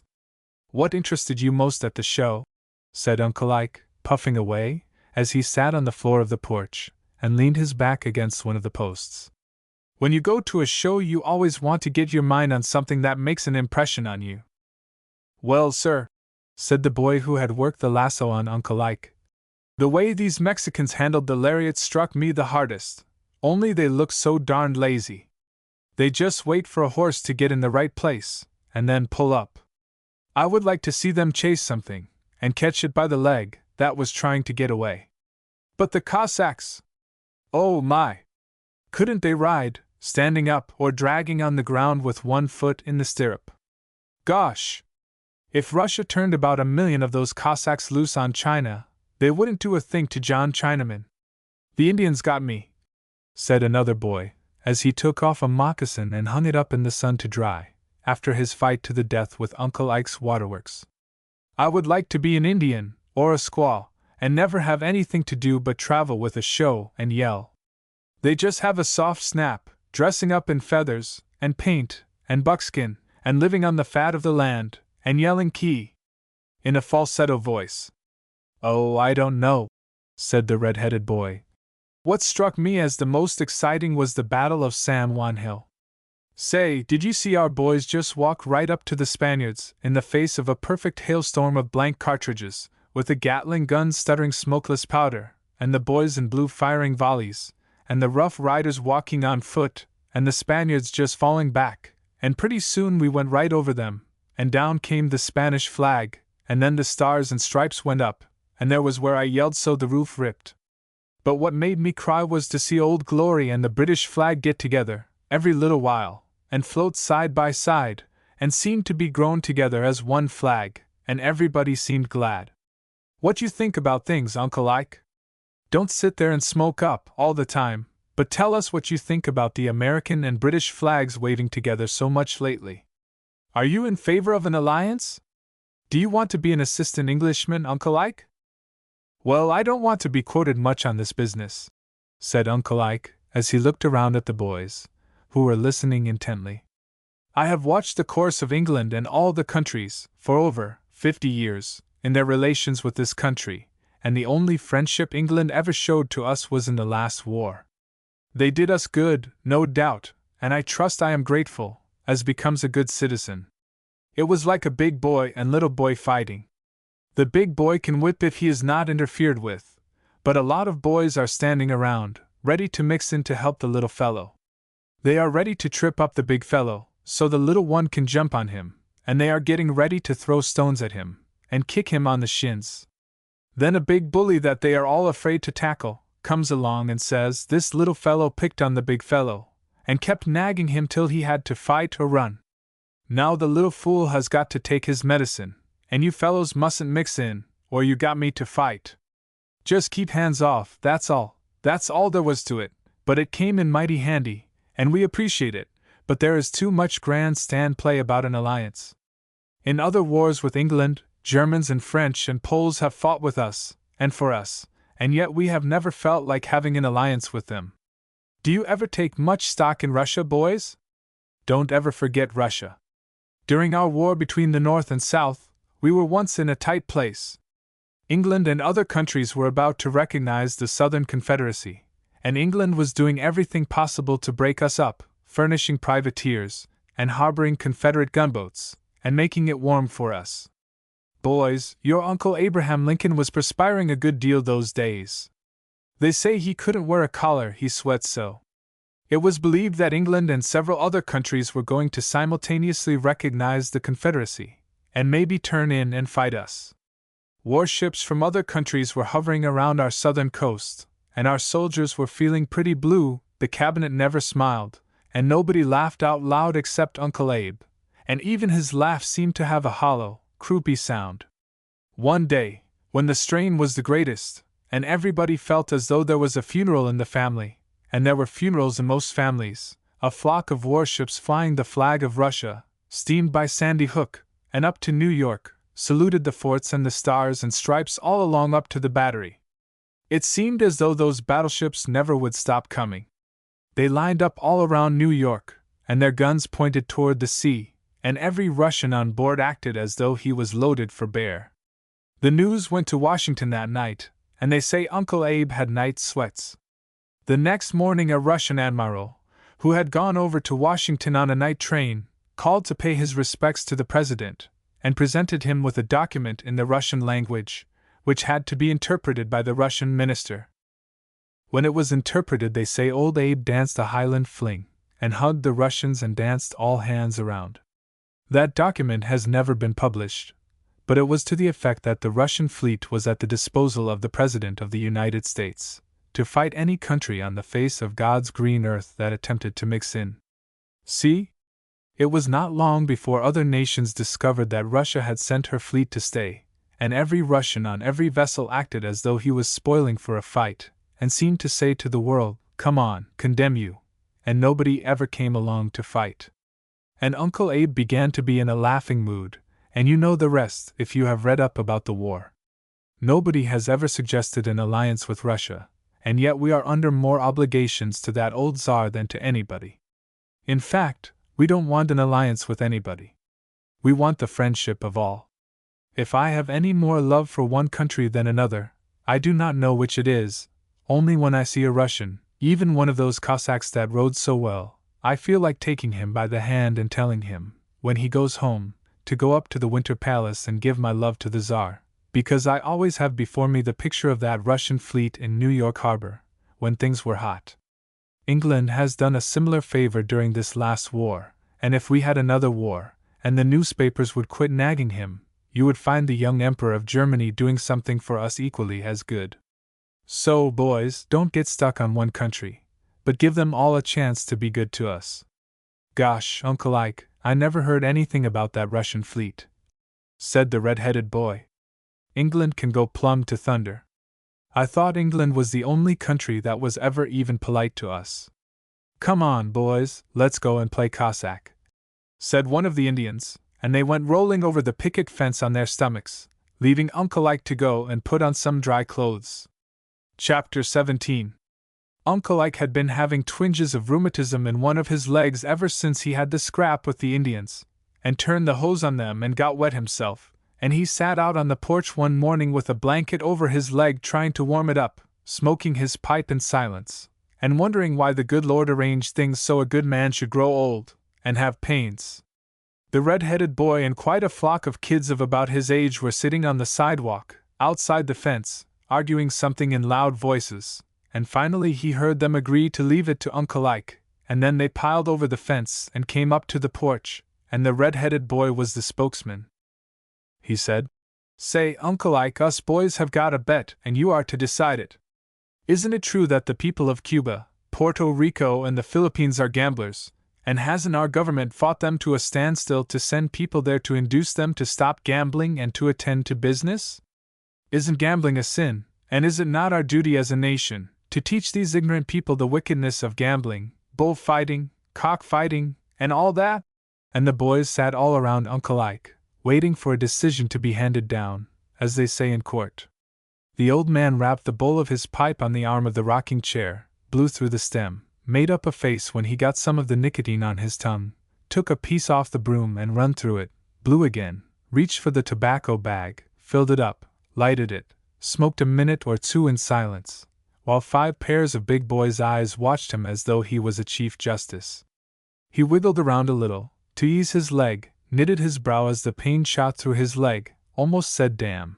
Then the pain let up, his face cleared off, a smile came over it, he looked at the little statesmen around him, and finally said, "Well, boys, you must not grow up with the idea that our own beloved country has no faults. Just love it, with all its faults, fight for it if necessary, but don't get daffy over it. In the countries you speak of, everybody gambles more or less. In this country only a small proportion gamble, and yet the element of chance is something that is very attractive to most people here at home. The other evening your Aunt Almira brought home a beautiful goblet she won at a progressive euchre party of neighbors. How much more of a sin is it for the Cuban woman to win $5 at Monte, and buy a goblet? It is scarcely 3 years since tickets in Havana lotteries were publicly sold in this country. There is more money lost and won on draw poker in one day in New York than is lost and won in Havana on Monte and roulette. You can find almost any gambling game in Chicago or Milwaukee that you can find in the Philippines. And while we do not have bullfighting, we have prize fighting every night in the week, far more brutal. It is the gambling instinct in men and women that keeps the stock exchanges going, and industrial stocks, manipulated by those who control the prices, is tin horn gambling, As much as pulling faro cards from a silver box in a brace game, where the dealer gets a rake off, the same as the commission man, who deals the cards in stock or wheat. I don't know whether it is the object of our government to attempt to show the people of these new possessions the wickedness of gambling, and cockfighting, and all that, but if it is, thousands of men who have become bankrupt from gambling here at home could be sent there as object lessons, but the chances are they would put up a job to skin the natives out of their last dollar on some game they did not understand. If gambling is a sin, let he who is without sin throw the first stone into a Puerto Rican cockfight. Let the senator who never played draw poker be the first to introduce a resolution to stop gambling in Manila. Let the army general that never sat up all night at a faro bank issue the first order against Monte and roulette in Havana.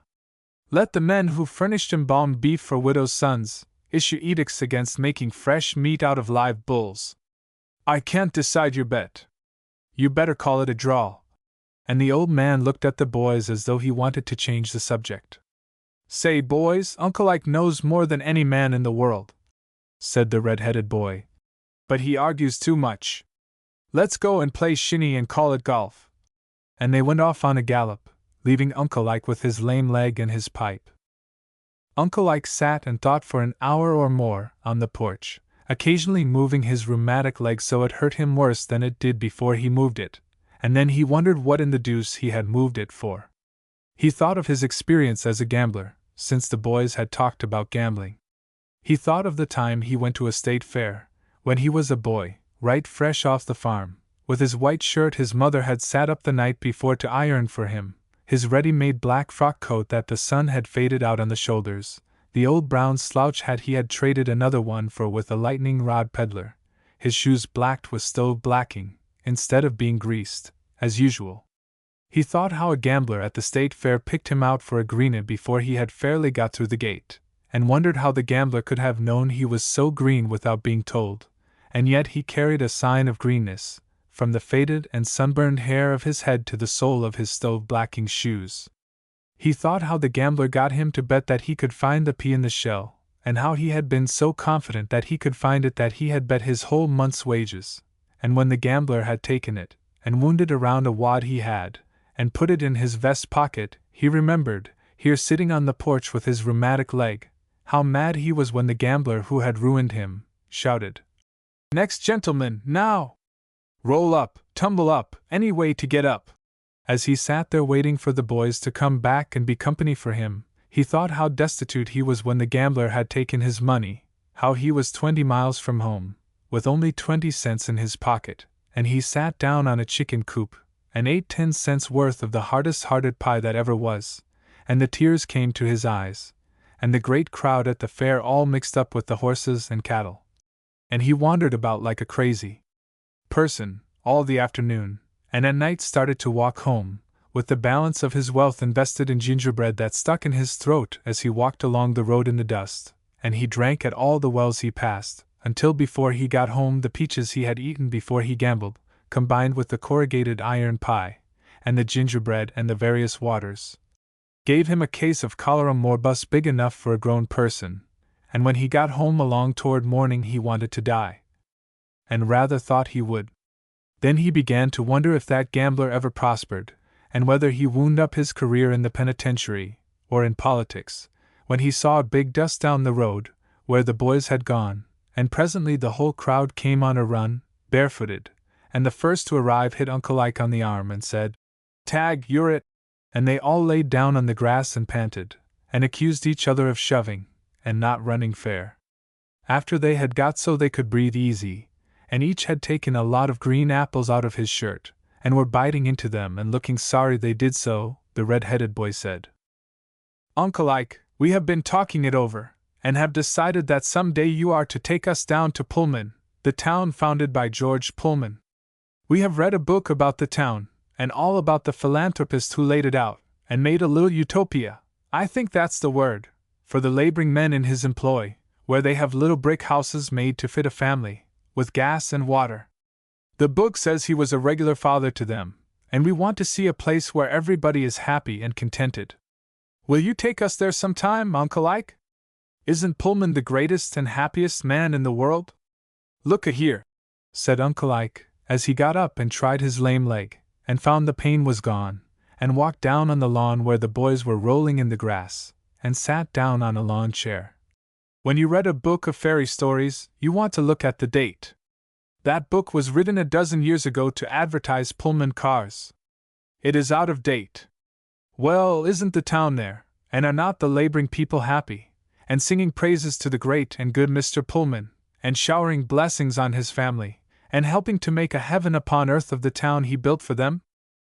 I thought you boys were up to the times, said the old man, as he lighted up his pipe, and crossed his legs so the lame one was on top. But you are back numbers. You read too much algebra, English history and fables. Why, Pullman has been dead for years, both the man and the town. I guess I'll have to educate you a little in American history, that you don't get in the Ward School. Pullman was a carpenter who worked with a jack plane, and a saw, and things. It is said he took advantage of some ideas another man forgot to patent, got the ideas patented, and the result was the sleeping car. He made money by the barrel, and when the calluses and blood blisters were off his hands, and they became soft, he began to blow in money, and made people acquainted with the fact that he was too rich for words. He still looked like a carpenter, but smelled like a rose garden, for he learned to take a bath every few minutes and perfume himself, so the old-fashioned perspiration that had been so healthy for him would not be noticed. He hunted dollars as a pointer dog hunts chickens, and finally he got so much money he could not count it, and he hired men who were good at figures to count it for him. Then his brain took a day off and studied out Pullman, and he built it on the prairie. His idea was all right, only that he couldn't get over the idea that he must have a big percentage on his outlay in rents. He wanted his men to be happy, but he wanted them to pay big prices.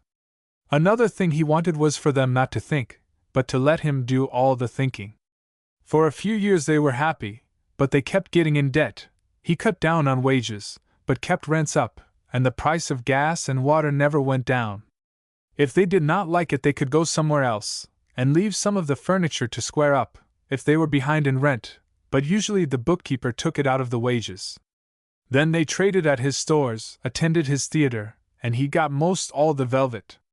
They stood it as long as possible, and asked for more wages, and more work, and his agents, Pullman was never there himself, he had an island in the St. Lawrence, and residences everywhere except at his Utopia, told them to hush up and go to work, and be mighty quick about it, or he would fire them bodily out of the town. Then they struck, and wanted to arbitrate, but Pullman telegraphed that there was nothing to arbitrate, and then the Utopia became a Tophet, which it had resembled for some time. Everything was closed up, men saw their children hungry, and they were moved away by charity to new places, where they might get some work. The cold-blooded proposition that is not popular with American citizens was that if men would get on their knees, apologize, and beg, the authorities would see what could be done for them. Men became desperate, troops were sent to guard the premises and to jab with bayonets these happy workmen that did not move along fast enough. Pullman himself stayed at his island, or at the seashore, and the men who had dared to think without a dog license were growing thinner, and by nearly all were gone. Others took their places, but the old town was not what it used to be. Workmen preferred to live miles away, in attics or anywhere, in preference to the Pullman cottages. Then, one morning Pullman died, quick action, at his house, and millionaire neighbors buried him. Few flowers were sent by the old laborers. His boys, twins, had developed a partiality for jags, and having been cut off with little money in his will, they have wandered around, from one drunk cure to another, marrying occasionally, and otherwise enjoying themselves, until their poor mother was almost crazy, and the Pullman works are run by men who happen to be in on the ground floor, but who don't care much about the laboring man. No, sir, said the old man, warming up to the subject. I will not take you kids to Pullman. I had rather take you to a cemetery, or visit the homes of the cliff dwellers of Mexico. Now, go wash up for dinner. You get me to talking, and I forget all about my rheumatism, and my dinner, and everything. And the old man started for the house, and the boys looked at each other, as though they had learned something not in the school books. Chapter 18. It was the first cool and bracing morning since the extreme heat of the summer, and Uncle Ike had begun to feel like going duck shooting.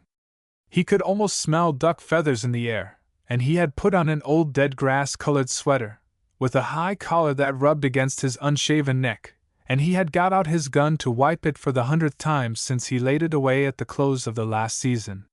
He looked it over and petted it, and finally sat down in a rocking chair, with the gun between his knees and a few cartridges in his hand that he had found in the pocket of his sweater, and he got to thinking of the days that he had passed, in the last half-century, shooting ducks, and hoping that the clock of time could be turned back, in his case, and that he might be permitted to enjoy many years more of the sport that had given him so much enjoyment, and contributed so greatly to his health and hardness of muscle.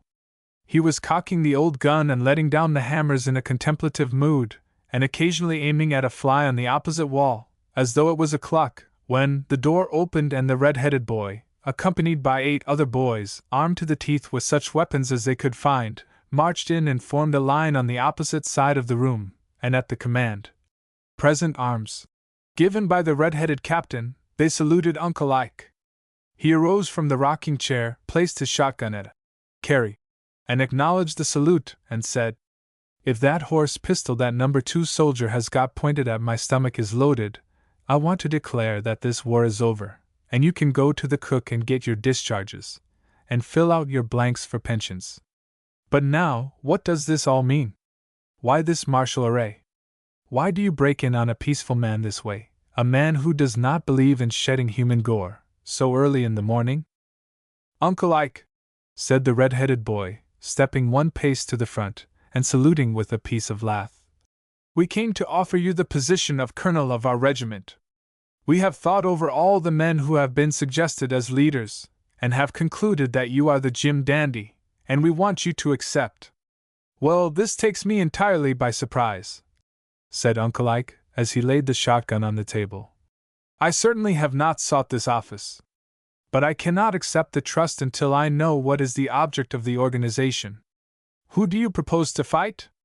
"We are organized to fight the French, both with weapons and by the boycott," said the leader, swelling out his chest, and each red hair sticking up straight.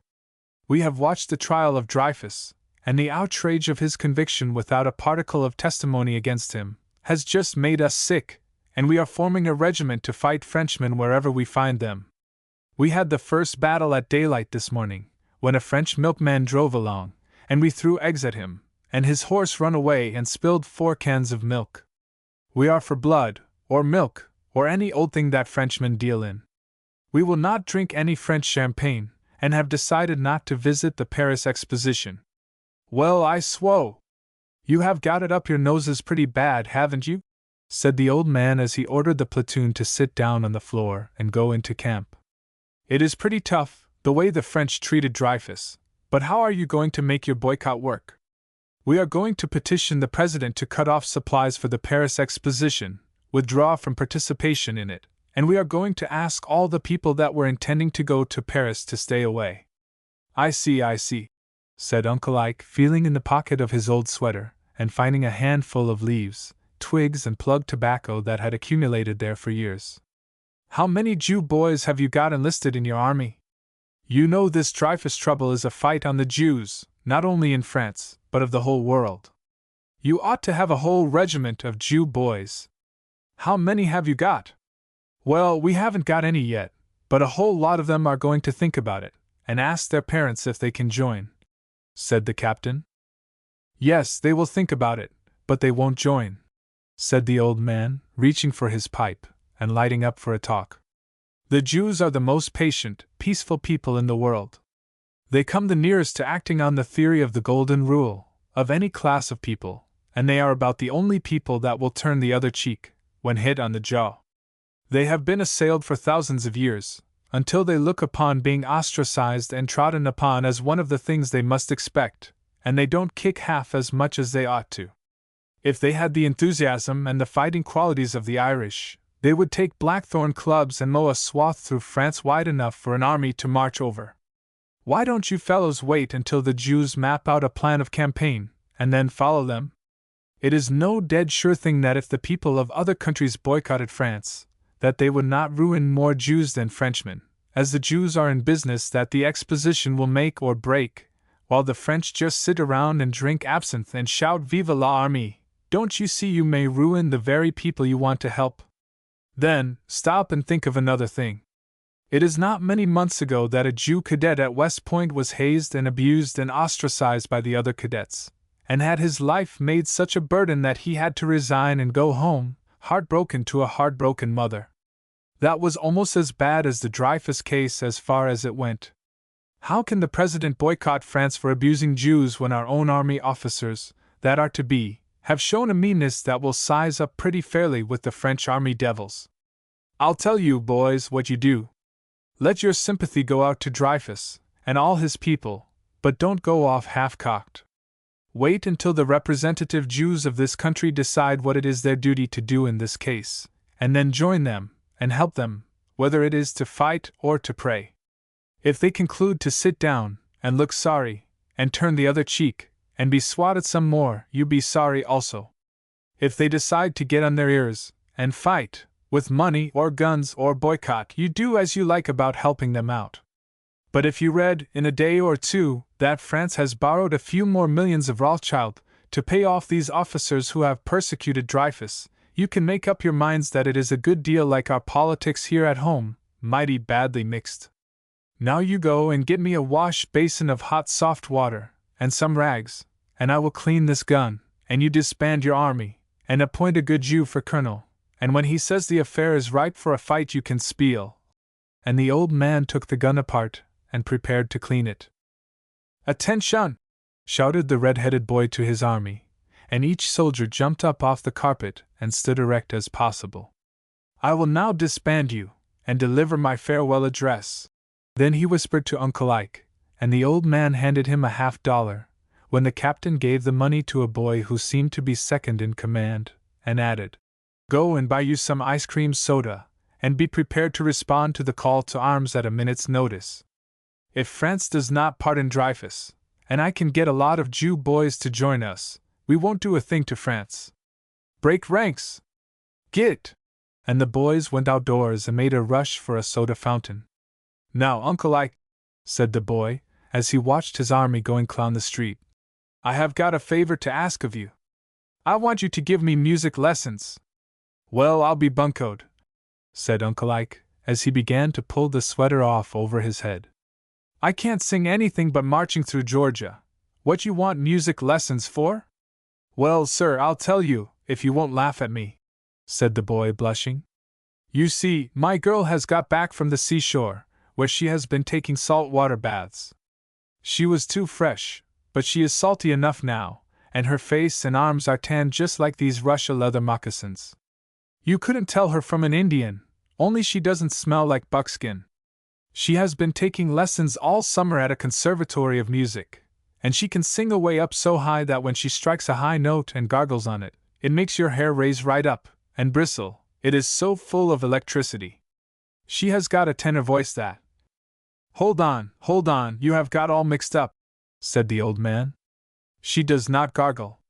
That is called warbling, or trilling, or trolling, or something. And no girl has a tenor voice. She must be a soprano.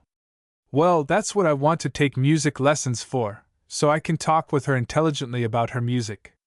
Why, last night we were at a party, and I turned the music while she played and sang, and I got the wrong page, and got her all tangled up, and when she got through, and the people were telling her how beautiful she sang, I told her she had the most beautiful bass voice I ever saw, and she was so mad she wouldn't speak to me, so I want you to teach me which is tenor, and which is baritone, and which is that other thing, you know, Uncle Ike." "Yes, I think I do," said the old man as he turned his head away to keep from laughing.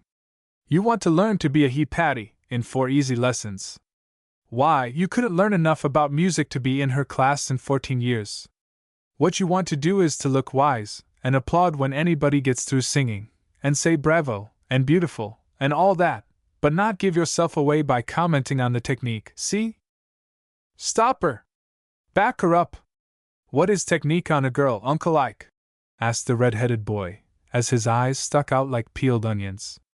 "I have been around girls ever since I was big enough to go home alone after seeing them home, without being afraid of spooks, but I hope to die if I ever saw a technique. The technique, said Uncle Ike, looking wise, is what we musicians call the get there, Eli.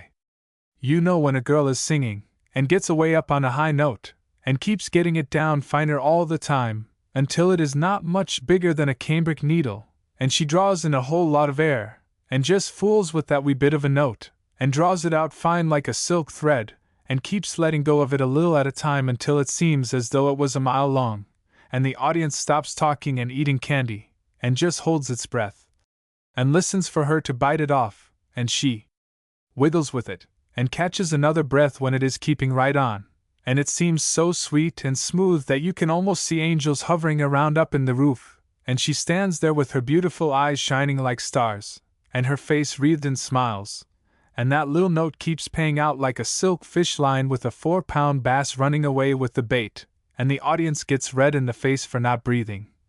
And when everybody thinks she is going to keep on all night, or bust and fill the house with little notes that smell of violets, she wakes up, raises her voice 2 or 3 degrees higher, and finds a note that is more beautiful still, but which is as rare as the bloom of a century plant, so rare and radiant that she can't keep it long without spoiling, and just as you feel like dying in your tracks and going to heaven where they sing that way all the time, she shakes that note into little showers of crystal musical snowflakes, and then raises her voice 1 note higher just for a second, and backs away with a low bow and a sweet smile, and the audience is dumb for a minute, and when it comes to, and she has almost gone behind the scenes, everybody cheers, and waves handkerchiefs, and stands up and yells until she comes back and does it over again. That is technique. Well, sir, my girl has got a technique just like that. She can sing the socks right off of. Oh, hold on, don't work any of your slang into this musical discussion. When you want to know anything about music, or falling in love, or farming, come to your Uncle Ike. Office hours from 9 a.m. to 4 p.m., no cure, no pay. If you are not satisfied, your money will be cheerfully refunded. And the old man got an oil can and begun to oil the old shotgun, while the boy started to sing Killarney in a bass voice, and Uncle Ike drew the gun on him and said, "If you are looking for trouble, sing in that buzzsaw voice in my presence. I could murder a person that sang like that." Chapter 19. Uncle Ike was leaning over the gate late in the afternoon, waiting for the red-headed boy and some of his chums to come back from the state fair. He had gone to the fair with them, and gone around to look at the stock with them, and had staked them for admission to all the side shows, and when they had come out of the last side show, and were hungry, he had bought a mess of hot wiener sausages for them, and while they were eating them somebody yelled that the balloon was going to go up, and the boys grabbed their wieners and run across the fairgrounds, losing Uncle Ike, and being tired, and not caring to see a young girl go up a mile in the air, and come down with a parachute, with a good prospect of flattening herself on the hard ground. He had concluded to go home before the crowd rushed for the cars, and here he was at the gate waiting for the boys, saddened because a pickpocket had taken his watch and a big seal fob that had been in the family almost 100 years. As he waited for the boys to come back, he smoked hard, and wondered what a pickpocket wanted to fool an old man for, a man who would divide his money with any one out of luck, and he wondered what they could get on that poor old silver watch, that never kept time, that could be relied on, and a tear came to his eye as he thought of some jeweler melting up that old fob that his father and grandfather used to wear before him. And he wondered if the boys would guy him for having his pocket picked. He who had mixed up with the world for half a century and never been touched. It was almost dark when the red-headed boy and his partners in crime came down the sidewalk, so tired their shoes interfered, and they stubbed their toes on the holes in the walk, even. "Well, I suppose you ducks spent every cent you had and had to walk 5 miles from the fairground," said Uncle Ike, as he opened the gate and let them fall inside and drop on the grass, their shoes covered with dust, and their clothes the same. He invited them into supper, but the peanuts, the popcorn, the waffles, the lemonade, the cider, and the wieners had been plenty for them, and it did not seem as though they ever wanted to eat a mouthful again. "Where is your fob and watch?" said the red-headed boy, as he noticed that the big stomach of the old man carried no ornament. "Well, I decided this afternoon that it did not become a man of my age to be wearing gaudy jewelry," said Uncle Ike. And hereafter you have got to take your uncle just as he is, without any ornaments.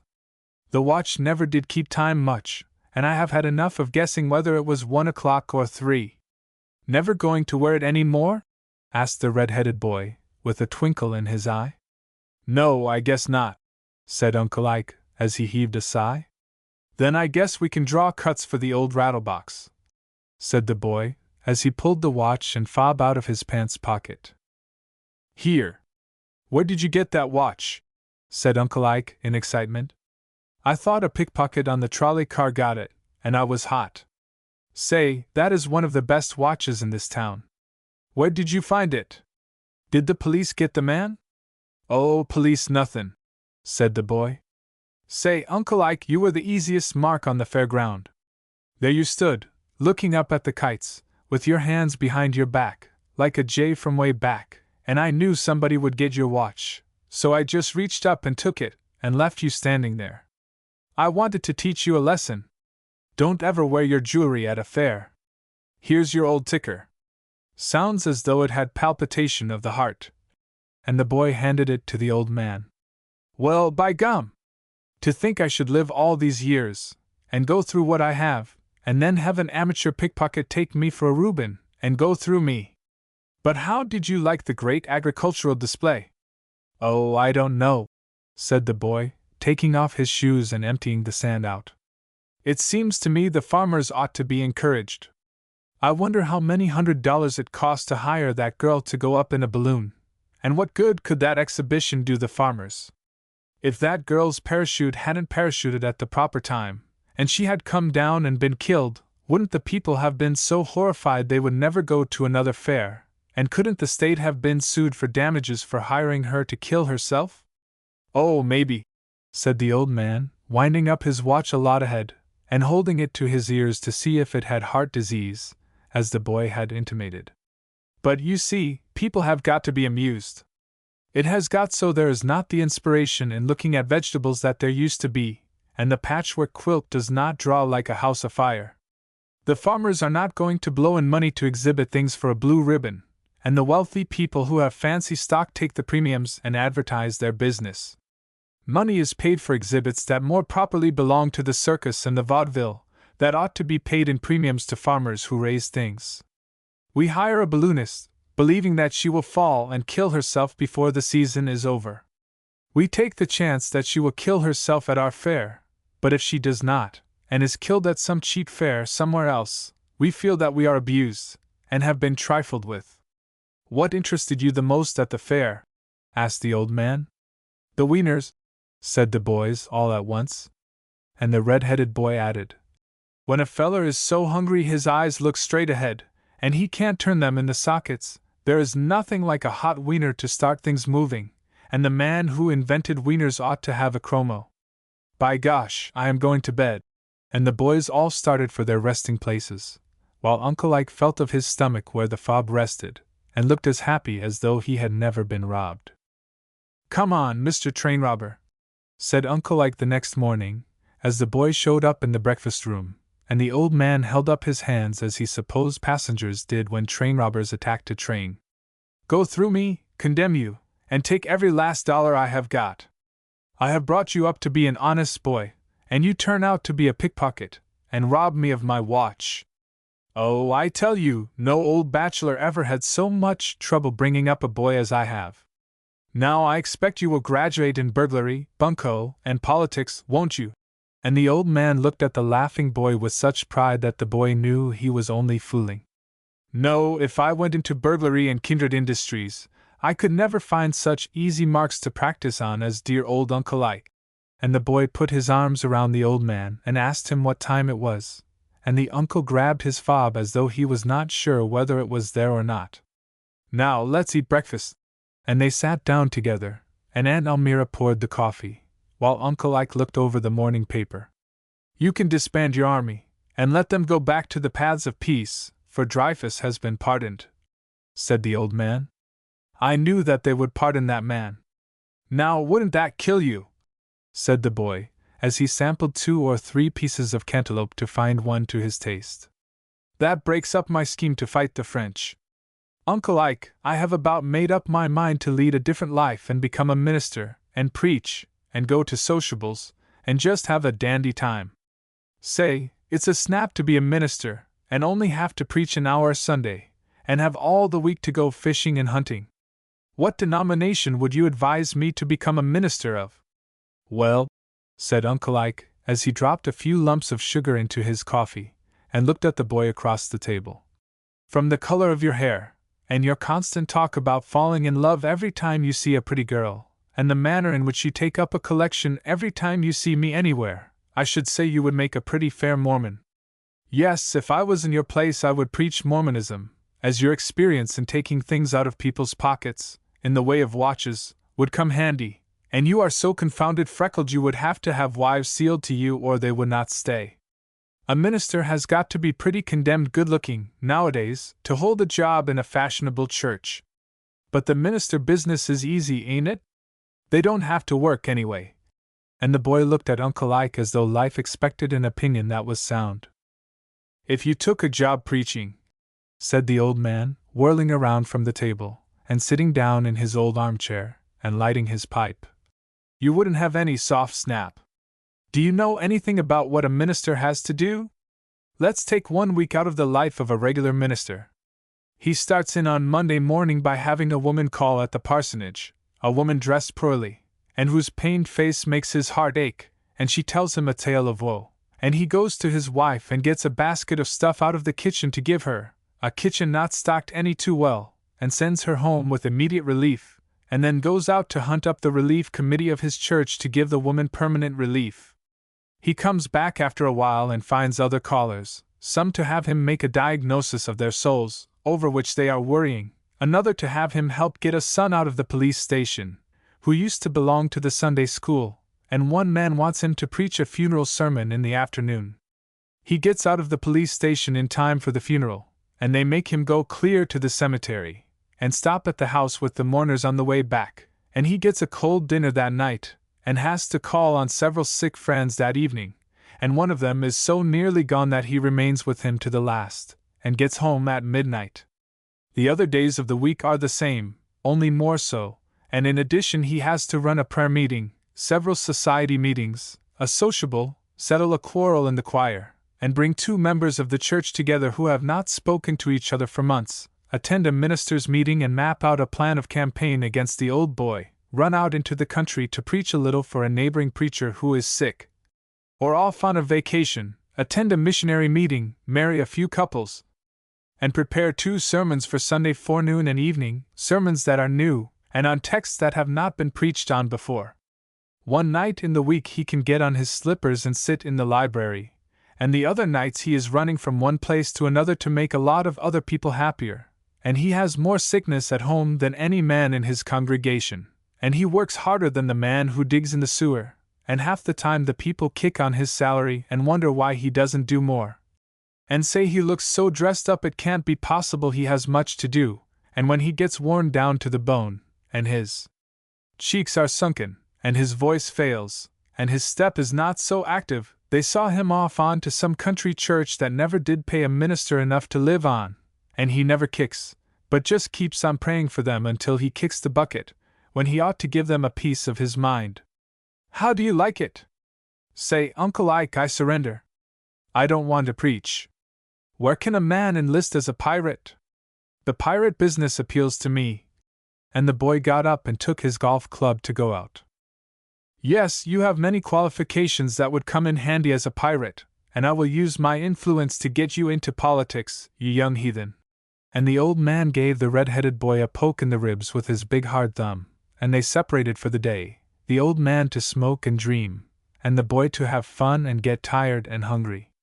Chapter 20. Uncle Ike did not get up very early, on account of a little pain in one of his hind legs, as he expressed it, a rheumatic pain that he had almost come to believe, as the pension agent had often suggested, was caused by his service in the army 35 years ago.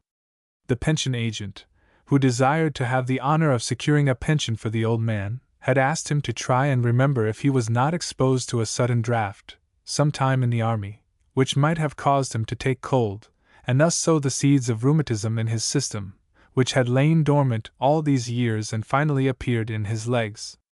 The old man had thought it over, and remembered hundreds of occasions when he was soaked through with icy water, and had slept on the wet ground, and gone hungry and taken cold, but he realized that he had taken no more colds in the army than he had at home, and he could not see how he could swear that a chill he received 35 years ago could have anything to do with his present aches. And though he knew thousands of the old boys were receiving pensions that were no worse off than he was, he had told the pension agent that he need not apply for a pension for his pain in the knee. He said he felt that he might just as well apply for a pension on account of inheriting rheumatism from an uncle who fought in the Mexican War, and he would wait until the government did not insist on a veteran having such an abnormal memory about sneezing during the war as a basis for pension claims, and when it got so a pension would come to a soldier by simply looking up his record and examining his physical condition, he would take a pension. The old man had heard a peculiar clicking down in the sitting room all the morning, while he was dressing, and he wondered what it was. As he limped into the sitting room, with his dressing gown on, and began to round up his shaving utensils, preparatory to his morning shave, he found the red-headed boy in his nightshirt, sitting at a table with an old telegraph instrument that looked as though it had been picked out of a scrap pile, and the boy was ticking away for dear life, his hair standing on end, his brow corrugated, and his eyes glaring. "What dumb foolishness you got on hand now?" asked the old man, as he set a cup of hot water on the mantel, and began to mix up the lather. "What you ticking away on that contrivance for, and looking wise?" "This is a telegraph office," said the boy, as he stopped operations long enough to draw his cold bare feet up under him, and pulled his nightshirt down to cover his knees. "I am learning to telegraph, and am going into training for president of a railroad. Did you see in the papers the other day that Mr. Ulling was elected president of a railroad, and did you know that he started in as a telegraph operator and a poor boy, with hair the color of tow? They used to call him Towhead." "Yes, I read about that," said Uncle Ike, as he looked in the glass to see if the lather was all right on his face, and began to strop his razor. "I knew that boy when he was telegraphing. But he knew what all those sounds meant. You just keep ticking away, and don't know one tick from another." "Yes, I do," said the boy, as he smashed away at the key.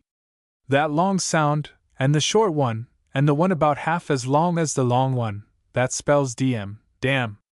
"Well, what do you commence your education spelling out cuss words for?" asked the old man, as he raked the razor down one side of his face, pulling his mouth around to one side so it looked like the mouth of a red horsefish. "Anybody would think you were in training for one of these railroad superintendents who swear at the men so their hair will stand, and then swear at them because they don't get their hair cut. The railroad presidents and general managers nowadays don't swear a blue streak, and keep the men guessing whether they will get discharged for talking back. This man Ulling never swore a half a string in his life, and in 30 years of railroading he never spoke a cross word to a living soul, and his brow was never corrugated as much as yours has been spelling out that word damn. Got any idea what railroad you will be president of?" And the old man wiped his razor, stropped it on the palm of his hand, put it in a case, and went to a washbowl to wash the soap off his face. "Well, I thought I would start in on some narrow-gauge railroad, and work up gradually for a year or two, and finally take charge of one of those eastern roads, where I can have a private car, and travel all over the country for nothing. As quick as I get this telegraph business down fine I shall apply for a position of train dispatcher, and then jump right along up. Uncle Ike, you will never have to pay a cent on my railroad. I will have a caboose fixed up for you, with guns and dogs, and you can hunt and fish all your life, with a nigger to cook for you, and a porter to put on your bait, and another nigger chambermaid to make up your bed, and I will wire them from the general office to sidetrack you, and pick you up, and all that." "Is that so?" said the old man, as he stood rubbing his face with a crash towel till it shone like a boiled lobster. "You are hurrying your railroad career mighty fast, and if you are not careful you will replace Chauncey Depew before you get long pants on. Now you go get your clothes on and come to breakfast, and after breakfast I will tell you something." The boy dropped the key, after ticking to the imaginary general office not to disturb him with any messages for half an hour, as he was going to be busy on an important matter, and he went to his room and soon appeared at the breakfast table, and after the breakfast was over, and the old man had lighted his pipe, the boy said, "Now, Uncle Ike, tell me all you know about railroading in one easy lesson, for I have to go to a directors' meeting at 10, and then we are going out to look over the right-of-way." And the boy ticked off a message to have his special car ready at 11:30, stocked for a trip over the line. "I see you are getting well along in your railroad career, and like 9 out of 10 boys who want to be railroad men, you are beginning at the private car instead of the gravel train, issuing general orders instead of working in the ranks." And the old man smoked up and thought a long time, and continued, "The successful railroad man begins at the bottom, and learns the first lesson well. Do you know how long this man Elling has been getting where he is today? 35 years. More than the average age of man. The successful railroad man, if he begins telegraphing, gets so he can send or receive anything, with his eyes shut, and never makes a mistake. After a long time he gets a measly country station, where he does all kinds of work, and he is satisfied. He goes to work to increase the business of that station, to clean up around the depot, and please all the customers, as though he was going to live there all his life. He never thinks he is going to be a high official, but just makes the best of the present. Some day he is awfully surprised to be given a better station, and he hates to leave, and maybe sheds a tear as he parts with the friends he has made there. But he goes to his new place and improves it, and gets in with a new, pushing class of people, and begins to grow. He maybe works there 10 years, and his work shows so the officials recognize it, and he never makes a mistake in his telegraphing, and some day they call him into headquarters during a rush to help the train dispatcher, and then he has to move into the city and watch trains on thousands of miles of road, to see that they don't get together, as train dispatcher. He thinks that position is good enough, and he hopes they will let him alone in it, but some day he assists the superintendent, and he is so well posted they are all surprised. They wonder how that station agent got to knowing all the men on the road, and how much a train of freight cars weigh, and how many cents per mile each loaded car earns for the company, and what cars ought to go to the shops for repairs, and how many new cars will have to be bought to handle the crops on his division. The old man, as the president is always called, gets to leaning on this always good-natured, promoted station agent, who is so modest he wouldn't offer a suggestion unless asked his opinion, and when asked gives it so intelligently that you could set your watch by it, as the boys say. He is always sober, never sleepy, and whether figuring on the wheat crop of Dakota to a carload, or wearing rubber boots and dining on sausage and bread for a couple of days fixing up a washout, he is always calm and smiling, and every man works as though his own house was afire, till the washout is repaired and the first train pulls over. When the rich, fat, gouty directors come around once a year to take an account of stock and see the property at work, they see the modest man, and by he is taken off his feet by a promotion that almost makes him dizzy. Other railroads see that he is all wool, and they try to steal him away, but he says he has got used to his old man, and he knows every spike in the system, and there are gray hairs beginning to come around his ears, and he guesses he will not go away and have to make new acquaintances, and he remains with the road where he learned to tick, as you are ticking, and one day he is at the head of it. But if you examine into the head of the man who gets up from station agent to president, you will find that there is brain there and no cut feed. Another station agent might get the big head the first time he was promoted, and they would have to promote him backward on that account, but it would be because there was excelsior in his head, instead of brain, and he would be mad and jealous, and say mean things about those who got promoted, and stayed promoted. Now let me give you a pointer. Don't train for general manager or president of a road. Train for the thing you are going to get first, whether it is operator or brakeman, and when you have mastered the details of that place, learn something about the next above. It is like going up a ladder. You have got to go up one step at a time, and get your foot on the step so it will stay, then go up another step.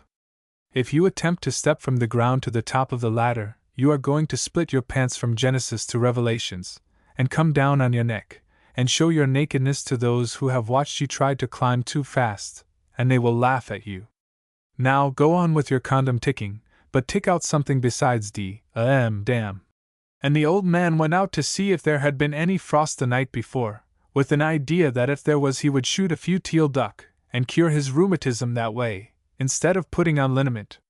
Chapter 21.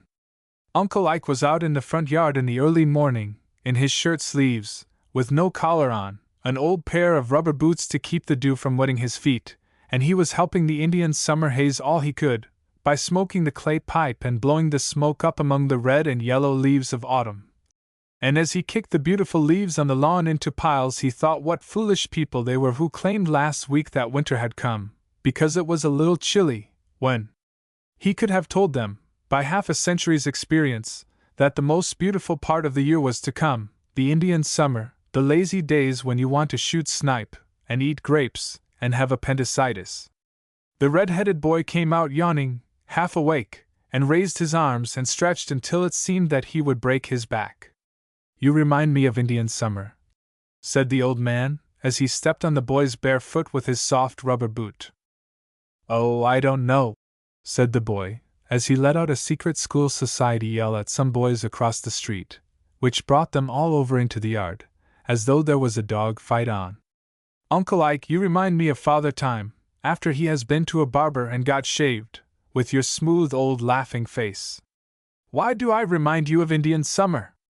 "Well, your red hair resembles the frosted leaf of the maple tree, your brown freckles look like the dead and dying leaves of the oak, your unwashed chalky face looks like the leaves of the ash, your sparkling eyes like the dewy diamonds on the grass, and your sleepy look as you just come from your bed makes me think of the hazy atmosphere that the Indians loved so well.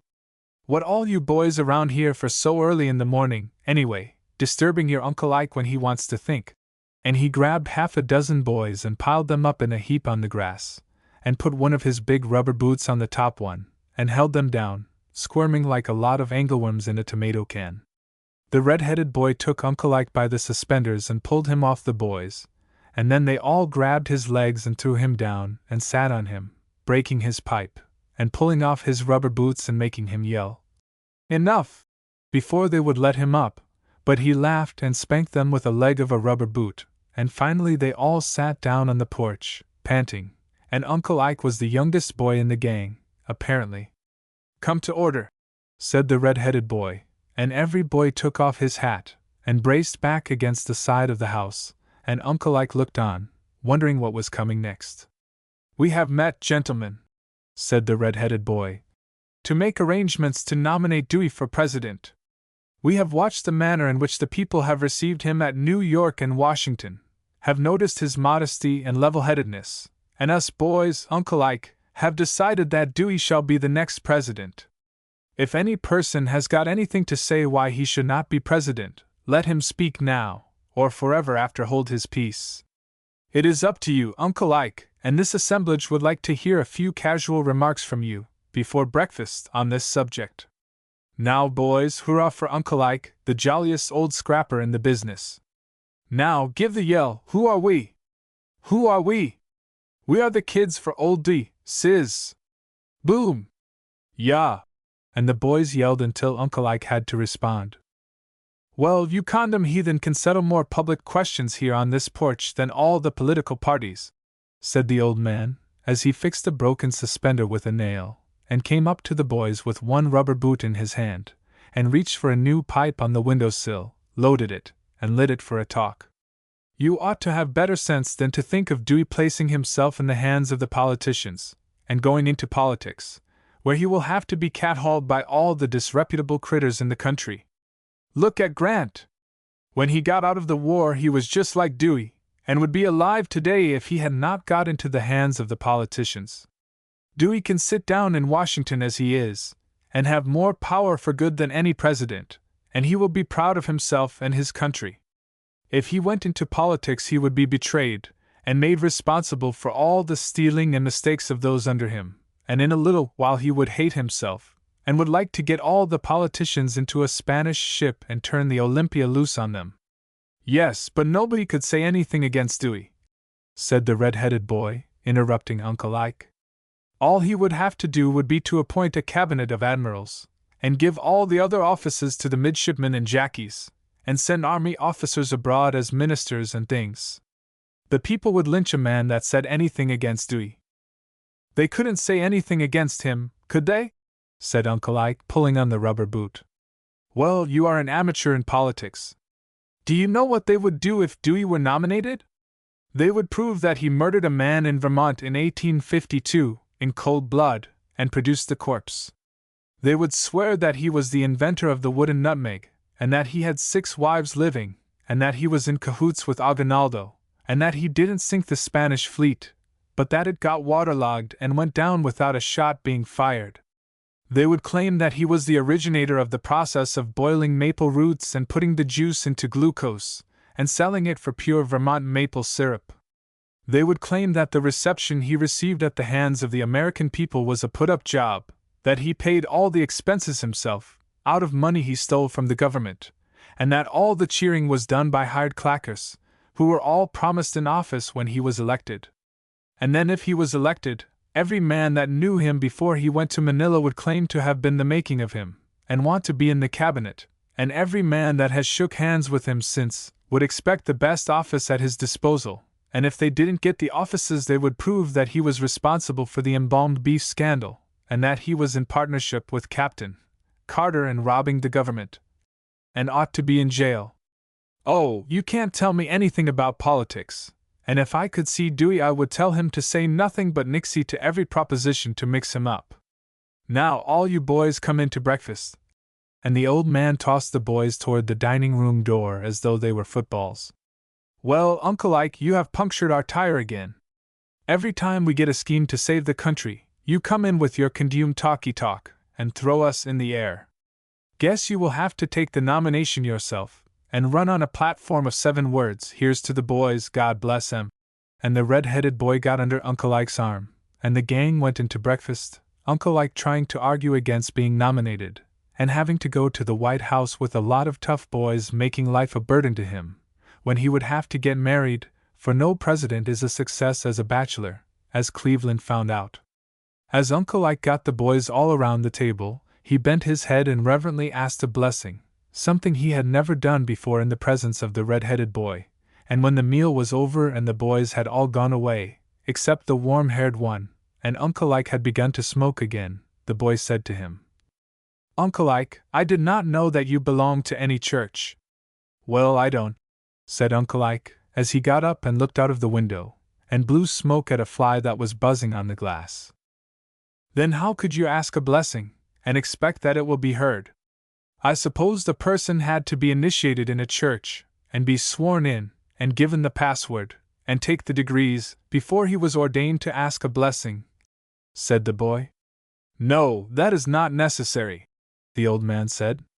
Now, you haven't got much religion, and never gened, but you give thanks to the Lord quite often.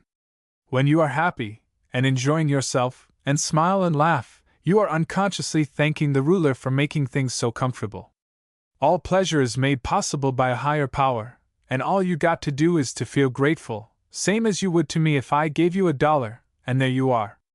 You just be square, and do business on the Golden Rule plan, and you have got a heap more religion than some people who are madding about all the time.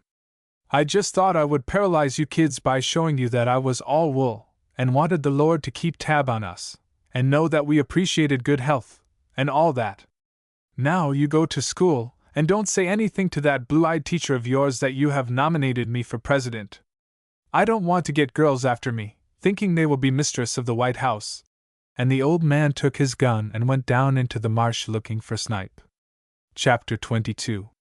Uncle Ike had been reading the morning paper, as he sat before the great fire, in the sitting room, while the red-headed boy was using a slate and pencil trying to figure out something to make it match the answer as given in the arithmetic, and having guessed the answer right he was drawing a picture of Uncle Ike and his pipe, and occasionally wetting his finger in his mouth and rubbing out some feature of the old man that didn't suit. He had the old man pictured in a football costume of padded trousers, nose guard, ear guard, knee pads, and all the different things used in football, and when he showed the picture to Uncle Ike, that old citizen sighed, though he looked a bit pleased that he should be the study of so eminent an artist.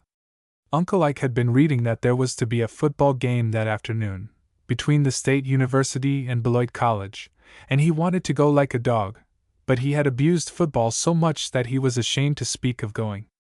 "I hope you are not interested in that disreputable game," said Uncle Ike, knocking the ashes out of his pipe on the andirons of the fireplace. "I hope you don't want to go and see respectable boys maimed and killed, and knocked down and dragged out, and sandbagged, and brained. I have seen a bull fight in Mexico, but I never want to see anything as bloody as a football game." And the old man winked to himself, and filled the pipe. "Oh, what you giving me?" said the boy, jumping up in indignation. "Football is no worse than the old-fashioned pull-away you used to play.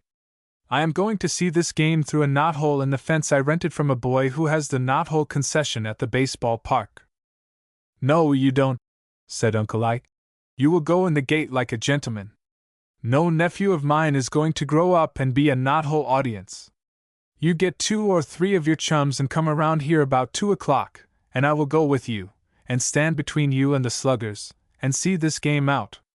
I don't want to go, and detest the game, but I will go to please you." And the old man looked wise and fatherly. "Oh, you don't want to go, like the way the woman kept tavern in Michigan," said the boy, as he edged toward the door. "How was it that the woman kept the hotel in Michigan?" he asked, looking mad. "Like Hades," said the boy. "Only the man who told me about it said she kept tavern like H.L., but I wouldn't say that in the presence of my dear old uncle." And the boy slipped out ahead of a slipper that was kicked at him by the laughing old man. So in the afternoon Uncle Ike, the red-headed boy, and 2 chums appeared at the gate. The old man plunked down $2 with a chuckle, asked if he could smoke his pipe in there, and was told that he could smoke a factory chimney if he wanted to, and they went in and got seats on the bleachers. And as they sat down the old man said it was almost exactly like the bull ring in Mexico. The boys explained to him that the red ribbons were university colors and the yellow belonged to Beloit, and he must choose which side he would root for. As the red matched his flannel underwear and his flushed face, he said he was for the university, and then the boys explained the game, about carrying the ball, getting touchdowns, kicking goal, and halfback and quarterback, and when the teams came in and the crowd yelled, Uncle Ike felt hurt, because it made so much noise, and people acted crazy. Uncle Ike looked the players over, and he said that big fellow from Beloit was John L. Sullivan in disguise, and wanted him ruled off.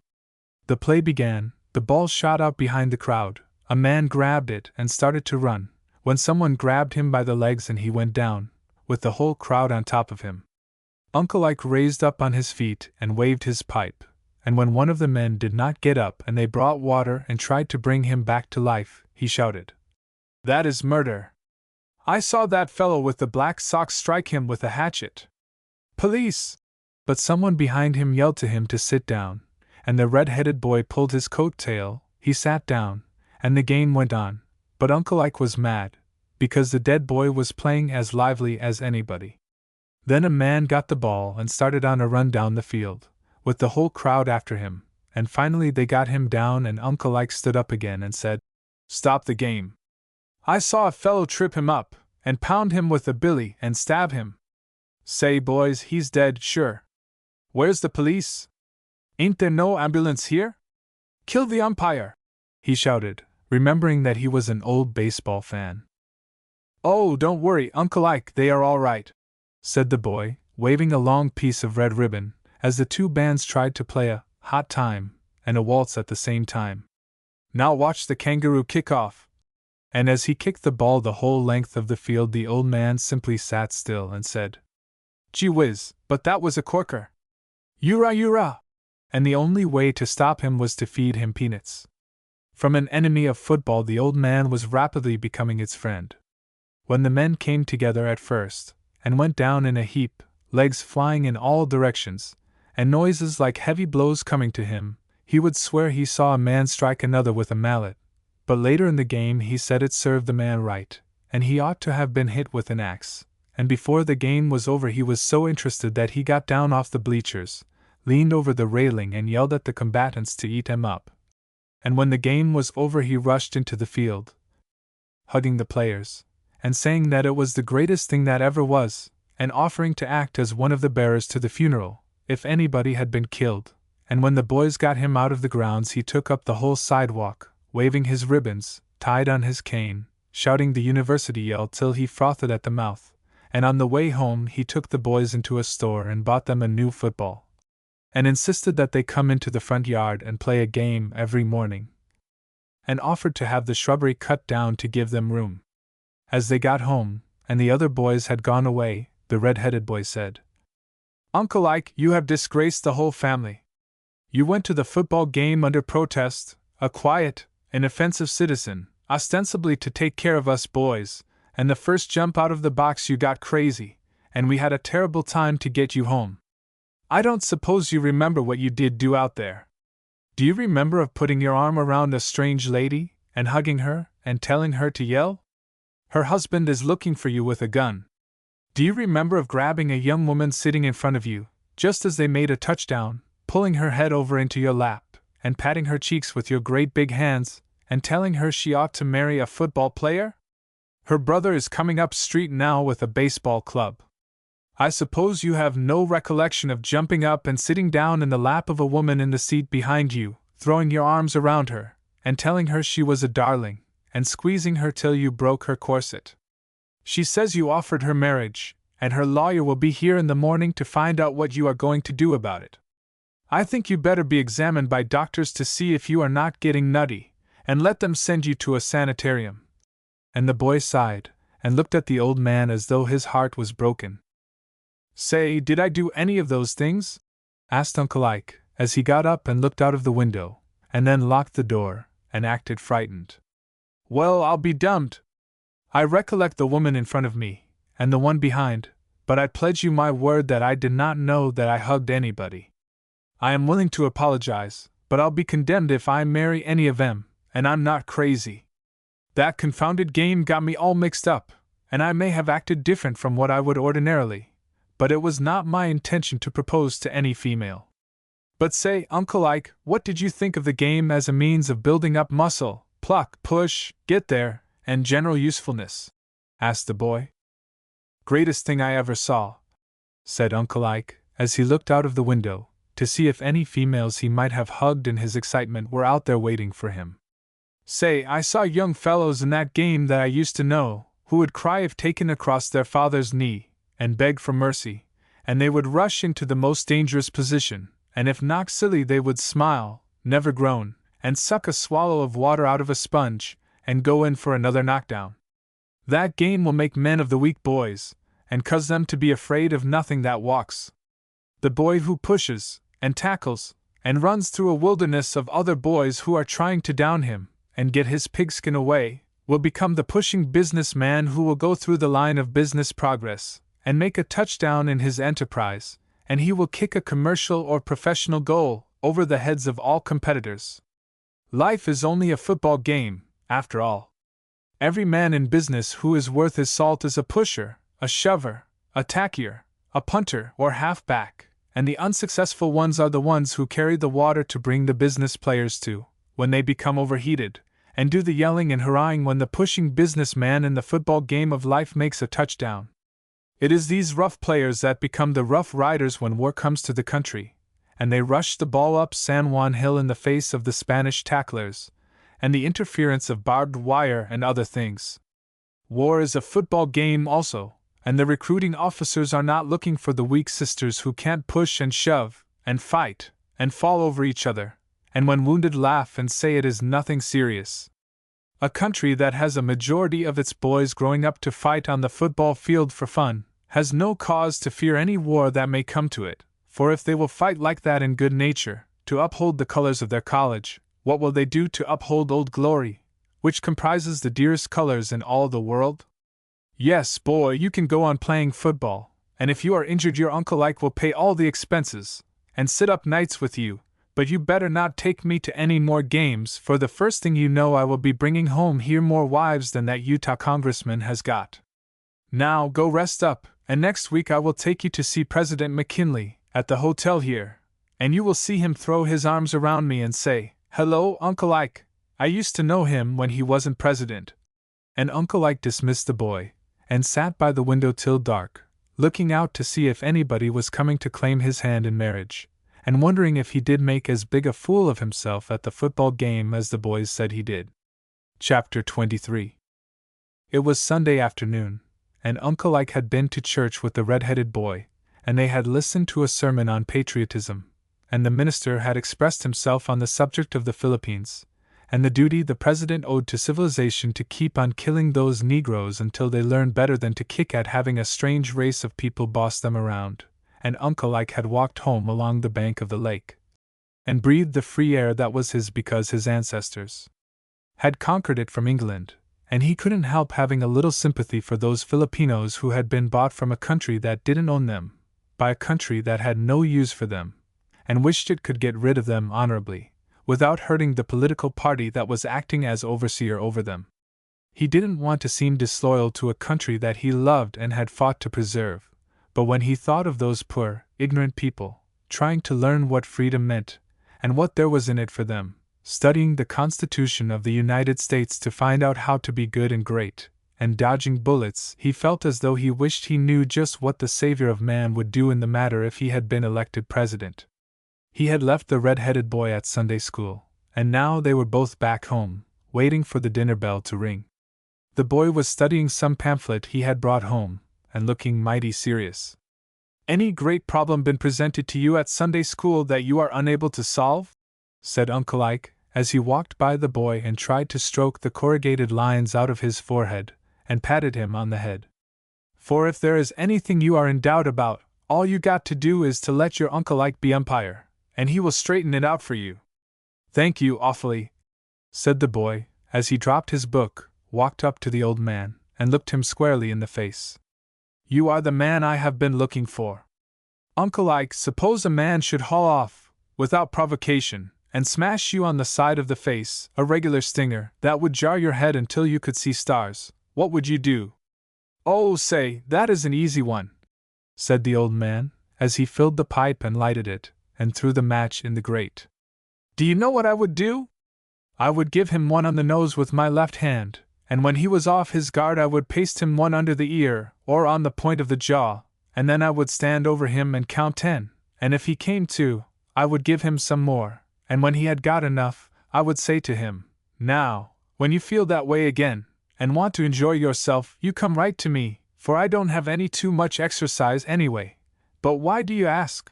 You knew all the time what I would do if a man hit me." And the old man walked around the room as though he would like to see someone hit him. "That's what I feared," said the boy, as the twinkles played around his eyes. "You see, among the verses in the Sunday school lesson was this one, 'If they smite you on one cheek, turn the other cheek,' also, and I thought I would like to get the opinion of an expert as to how to go about it, to turn the other cheek the right way." "Say, here, you don't take advantage of an old man that way," said Uncle Ike, as the boy began laughing. "When you ask questions like that you want to read the verse first, and give a man a chance. Course, if they smite you on one cheek, you want to do just what the Bible says. Some of you kids make me tired." And the old man wished dinner was ready, so they could change the subject. "I told my teacher I didn't see how a fellow could turn the other cheek, also, and maintain his standing in society, but she said it was the way to do, and then the Sunday school superintendent came along, and she asked him about it. He belongs to the athletic club of the Y.M.C.A., and I have seen him box with soft gloves, and he said it was right to turn the other cheek, but I noticed he smiled, and then the minister visited our class, and the teacher asked him to impress on us boys the idea of turning the other cheek. He looked pious, and said you must turn the other cheek when smote, as it showed a meek and forgiving disposition, but I know the minister is a boxer, also, and I heard that he almost jarred the head off a tramp last summer for sassing him, so I am worried as to what it is best to do, in a case of smoting. The teacher, you know her, the pretty girl that let you hold her hand so long at the picnic, when you was introduced to her, and you told her you used to know her mother when she was a girl, and used to go with her, and all that rot, she told me I'd better talk it over with you, Uncle Ike, and see what you thought about it. So you honestly think it is best for a boy to grow up letting people get in the habit of smiting, so to see him turn his other cheek, and get another bat on that cheek, eh? Don't you think a boy that takes that kind of medicine, without making up a face, ought to say, 'Thank you, ever so much,' and always wear pinafores, and stay in the kindergarten, And if he ever grows up and goes into business, he better become a he-milliner or a manicure, say? It's up to you, now, Uncle Ike, and I am ready to listen, and to follow your advice, and be a boy or a girl, just as you say, but I don't know any girl in my set that would let anybody smite her much, without pulling hair a little, at least. Uncle Ike had been thinking pretty hard, as the boy talked, had let his pipe go out, and his face had taken on a serious look, a look also of pride as he listened to the boy, but he was trying to think how to steer him right on that turning the other cheek also business. He fumbled for the tobacco bag, and as he emptied some tobacco into the pipe, his hand was unsteady, and he spilled a good deal on the floor, and he had to scratch 2 or 3 matches on his pants before he could get one that wouldn't break off, or go out. Finally he got the pipe lighted, and he puffed a long time, and looked at himself in the big mirror over the mantel, to see if he was looking his best, and finally he said, "I'll tell you, my boy, I don't think they are turning the other cheek also when smote, as much as they used to. The theory is all right, and if everybody would do so, there would not be any trouble, and all would be peace. I suppose that verse in the Bible was written when the Jews were trying to get along without having scraps all the time. There were people there, Jew-baiters I suppose, who just laid for them, and knowing them to be opposed to a fight, they would smash them, and on the advice of leaders they would turn the other cheek, and go home with a black eye. I don't suppose I could write a Bible half as good as the old one, but I think if that verse had been changed a little, so the Jews would have stood up for their rights, and everlastingly lambasted anybody that came around jarring them on the cheeks, and been brought up to fight their way through, from Jerusalem to France, things would have been different. But, as I say, things have changed a good deal since Bible times. I think, now, if I was a boy growing up to take my place in the business world, I might try to forget that verse, or think of it as we do of the Golden Rule, or the Love One Another verse. You may try as hard as you like, and you can't love your neighbor as yourself, unless he, or she, as the case may be, is a lovable person, and loves back. There can be no arbitrary rules that will bind you against what you think is right.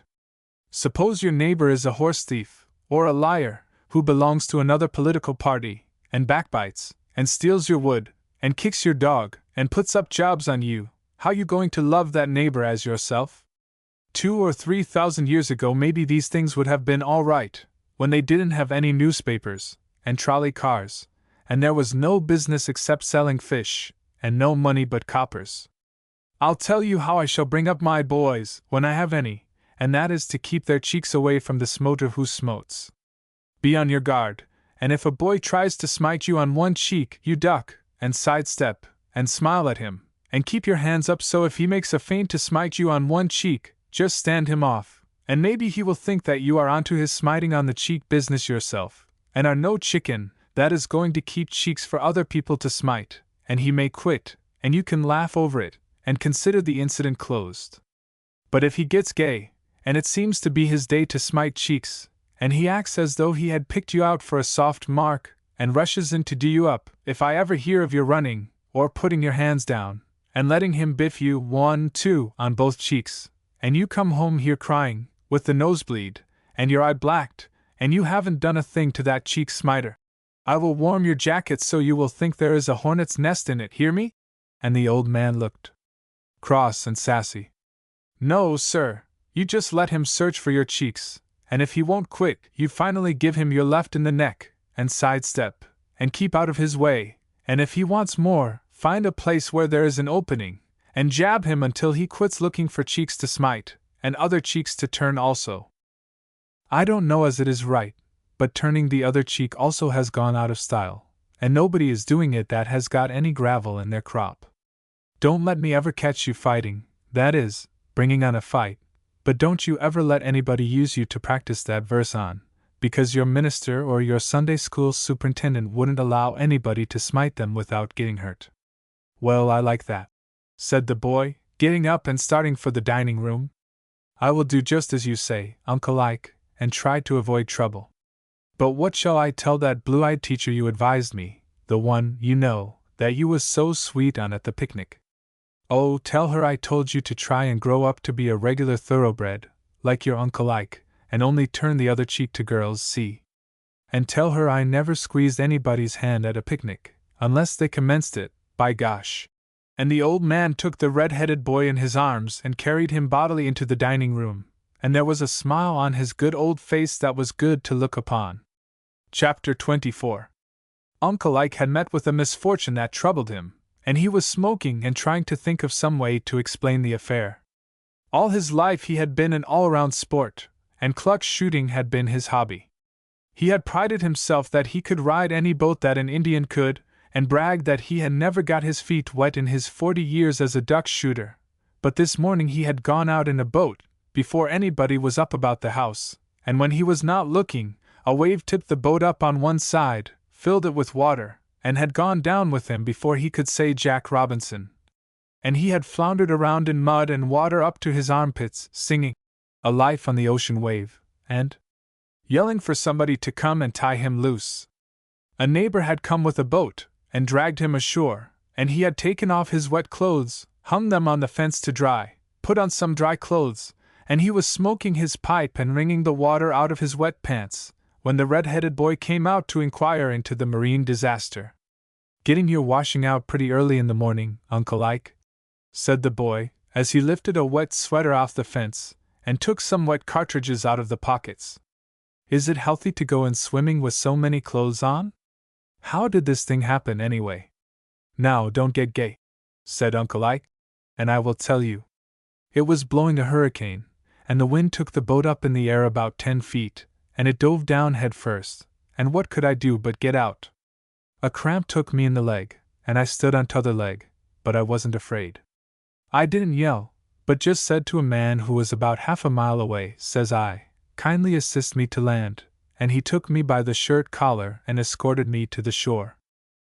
"I see," said the boy.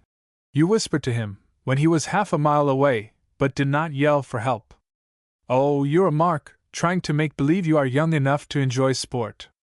Say, you ought to have a shawl strap on you, so your rescuer can have something to take hold of, and if I were in your place, I would get the dimensions of Noah's Ark, and have one made to fit me. You better buy your ducks, and stay on land. But now that the prodigal uncle has got back, I am going out to kill a fatted calf, and we will have a calf banquet. Say, Uncle Ike, did you ever read about the prodigal son? We had it in our Sunday school lesson last Sunday. They didn't do a thing to him, did they? Yes, I have read about the prodigal son, and I give it to you straight. He was the greatest chump mentioned in the Bible, and sometimes I think you are a dead ringer for him." And the old man laughed at the boy. "Oh, I don't know," said the boy, as he poured some water out of Uncle Ike's rubber boots that hung on the fence. "You and Noah size up about right. If you had been running that ark, you would have spilled the whole outfit, and nobody ever would have got ashore. But that prodigal son makes me tired. He was a regular jay. He run away from home, and got in with a terrible crowd, and they pulled his leg for all the money he had. They steered him up against barrel houses, and filled him with liquor that would burn a hole in a copper kettle, got him mixed up with queer women, and he painted the towns red, and when his money was all gone, they kicked him out with a case of indigestion and a head on him that hurt so he could not wink without thinking there was an earthquake. Say, Uncle Ike, do you know that fellow had some sense after all? When he found that all his newfound friends wanted was his money, and to help him spend it, and that they shook him when it was gone, he had a right to be disgusted with the world, and if he had been like some of our present-day prodigals, he would have turned tramp, or held up a train, or stolen a horse and been lynched. But he just tumbled to himself and took the first job that came along, herding hogs, but he didn't live high. He worked for his board and furnished his own husks. Do you know, I can't help thinking the man that hired Prod to drive hogs was in a trust, and made all the money there was in the deal. But he was repaid for all his suffering. When he thought of the old folks at home, and drew his wages and started back, without clothes enough on him to wad a gun, thinking maybe they would stick up their noses and say he smelled bad, and quarantine him, and make him take a bath, but instead of doing so, they just fell on his neck and wept, and set up a calf lunch for him. He must have thought the world was worth living in. Uncle Ike, were you ever a prodigal son? And the boy turned over the wet clothes so the sun would dry the other side. Yes, sir, I have been a prodigal son, and every boy who goes away from home to make his own living is a prodigal son, in a way. And he and the boy sat down under a tree, the one to talk and the other to listen. When a boy decides to leave the old roof tree at home to go out into the world, it is most always against the wishes of his parents. But he argues with them, and finally prevails on them to let him go. It is what he amounts to after he gets away that makes him either a prodigal or a thoroughbred.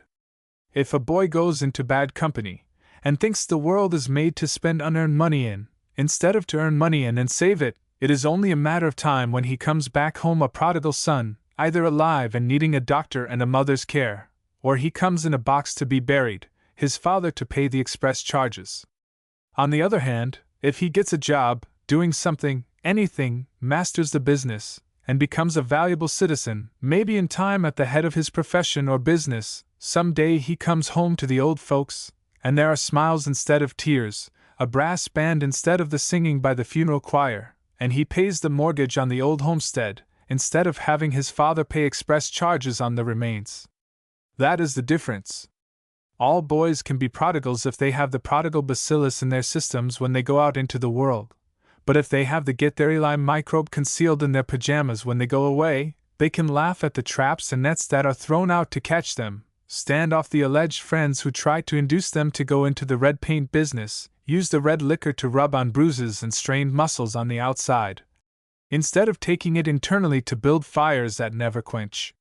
Which kind of a prodigal nephew you want to be? One who comes home with a suit of clothes and a bank account, the glow of health on your cheek, and a love of life and all that goes with it, or a prodigal with a blanket, a haversack full of husks that the hogs won't eat, all the diseases that are going in the set you have moved in, and a desire to die on the doorstep of the old home before they can cook the calf?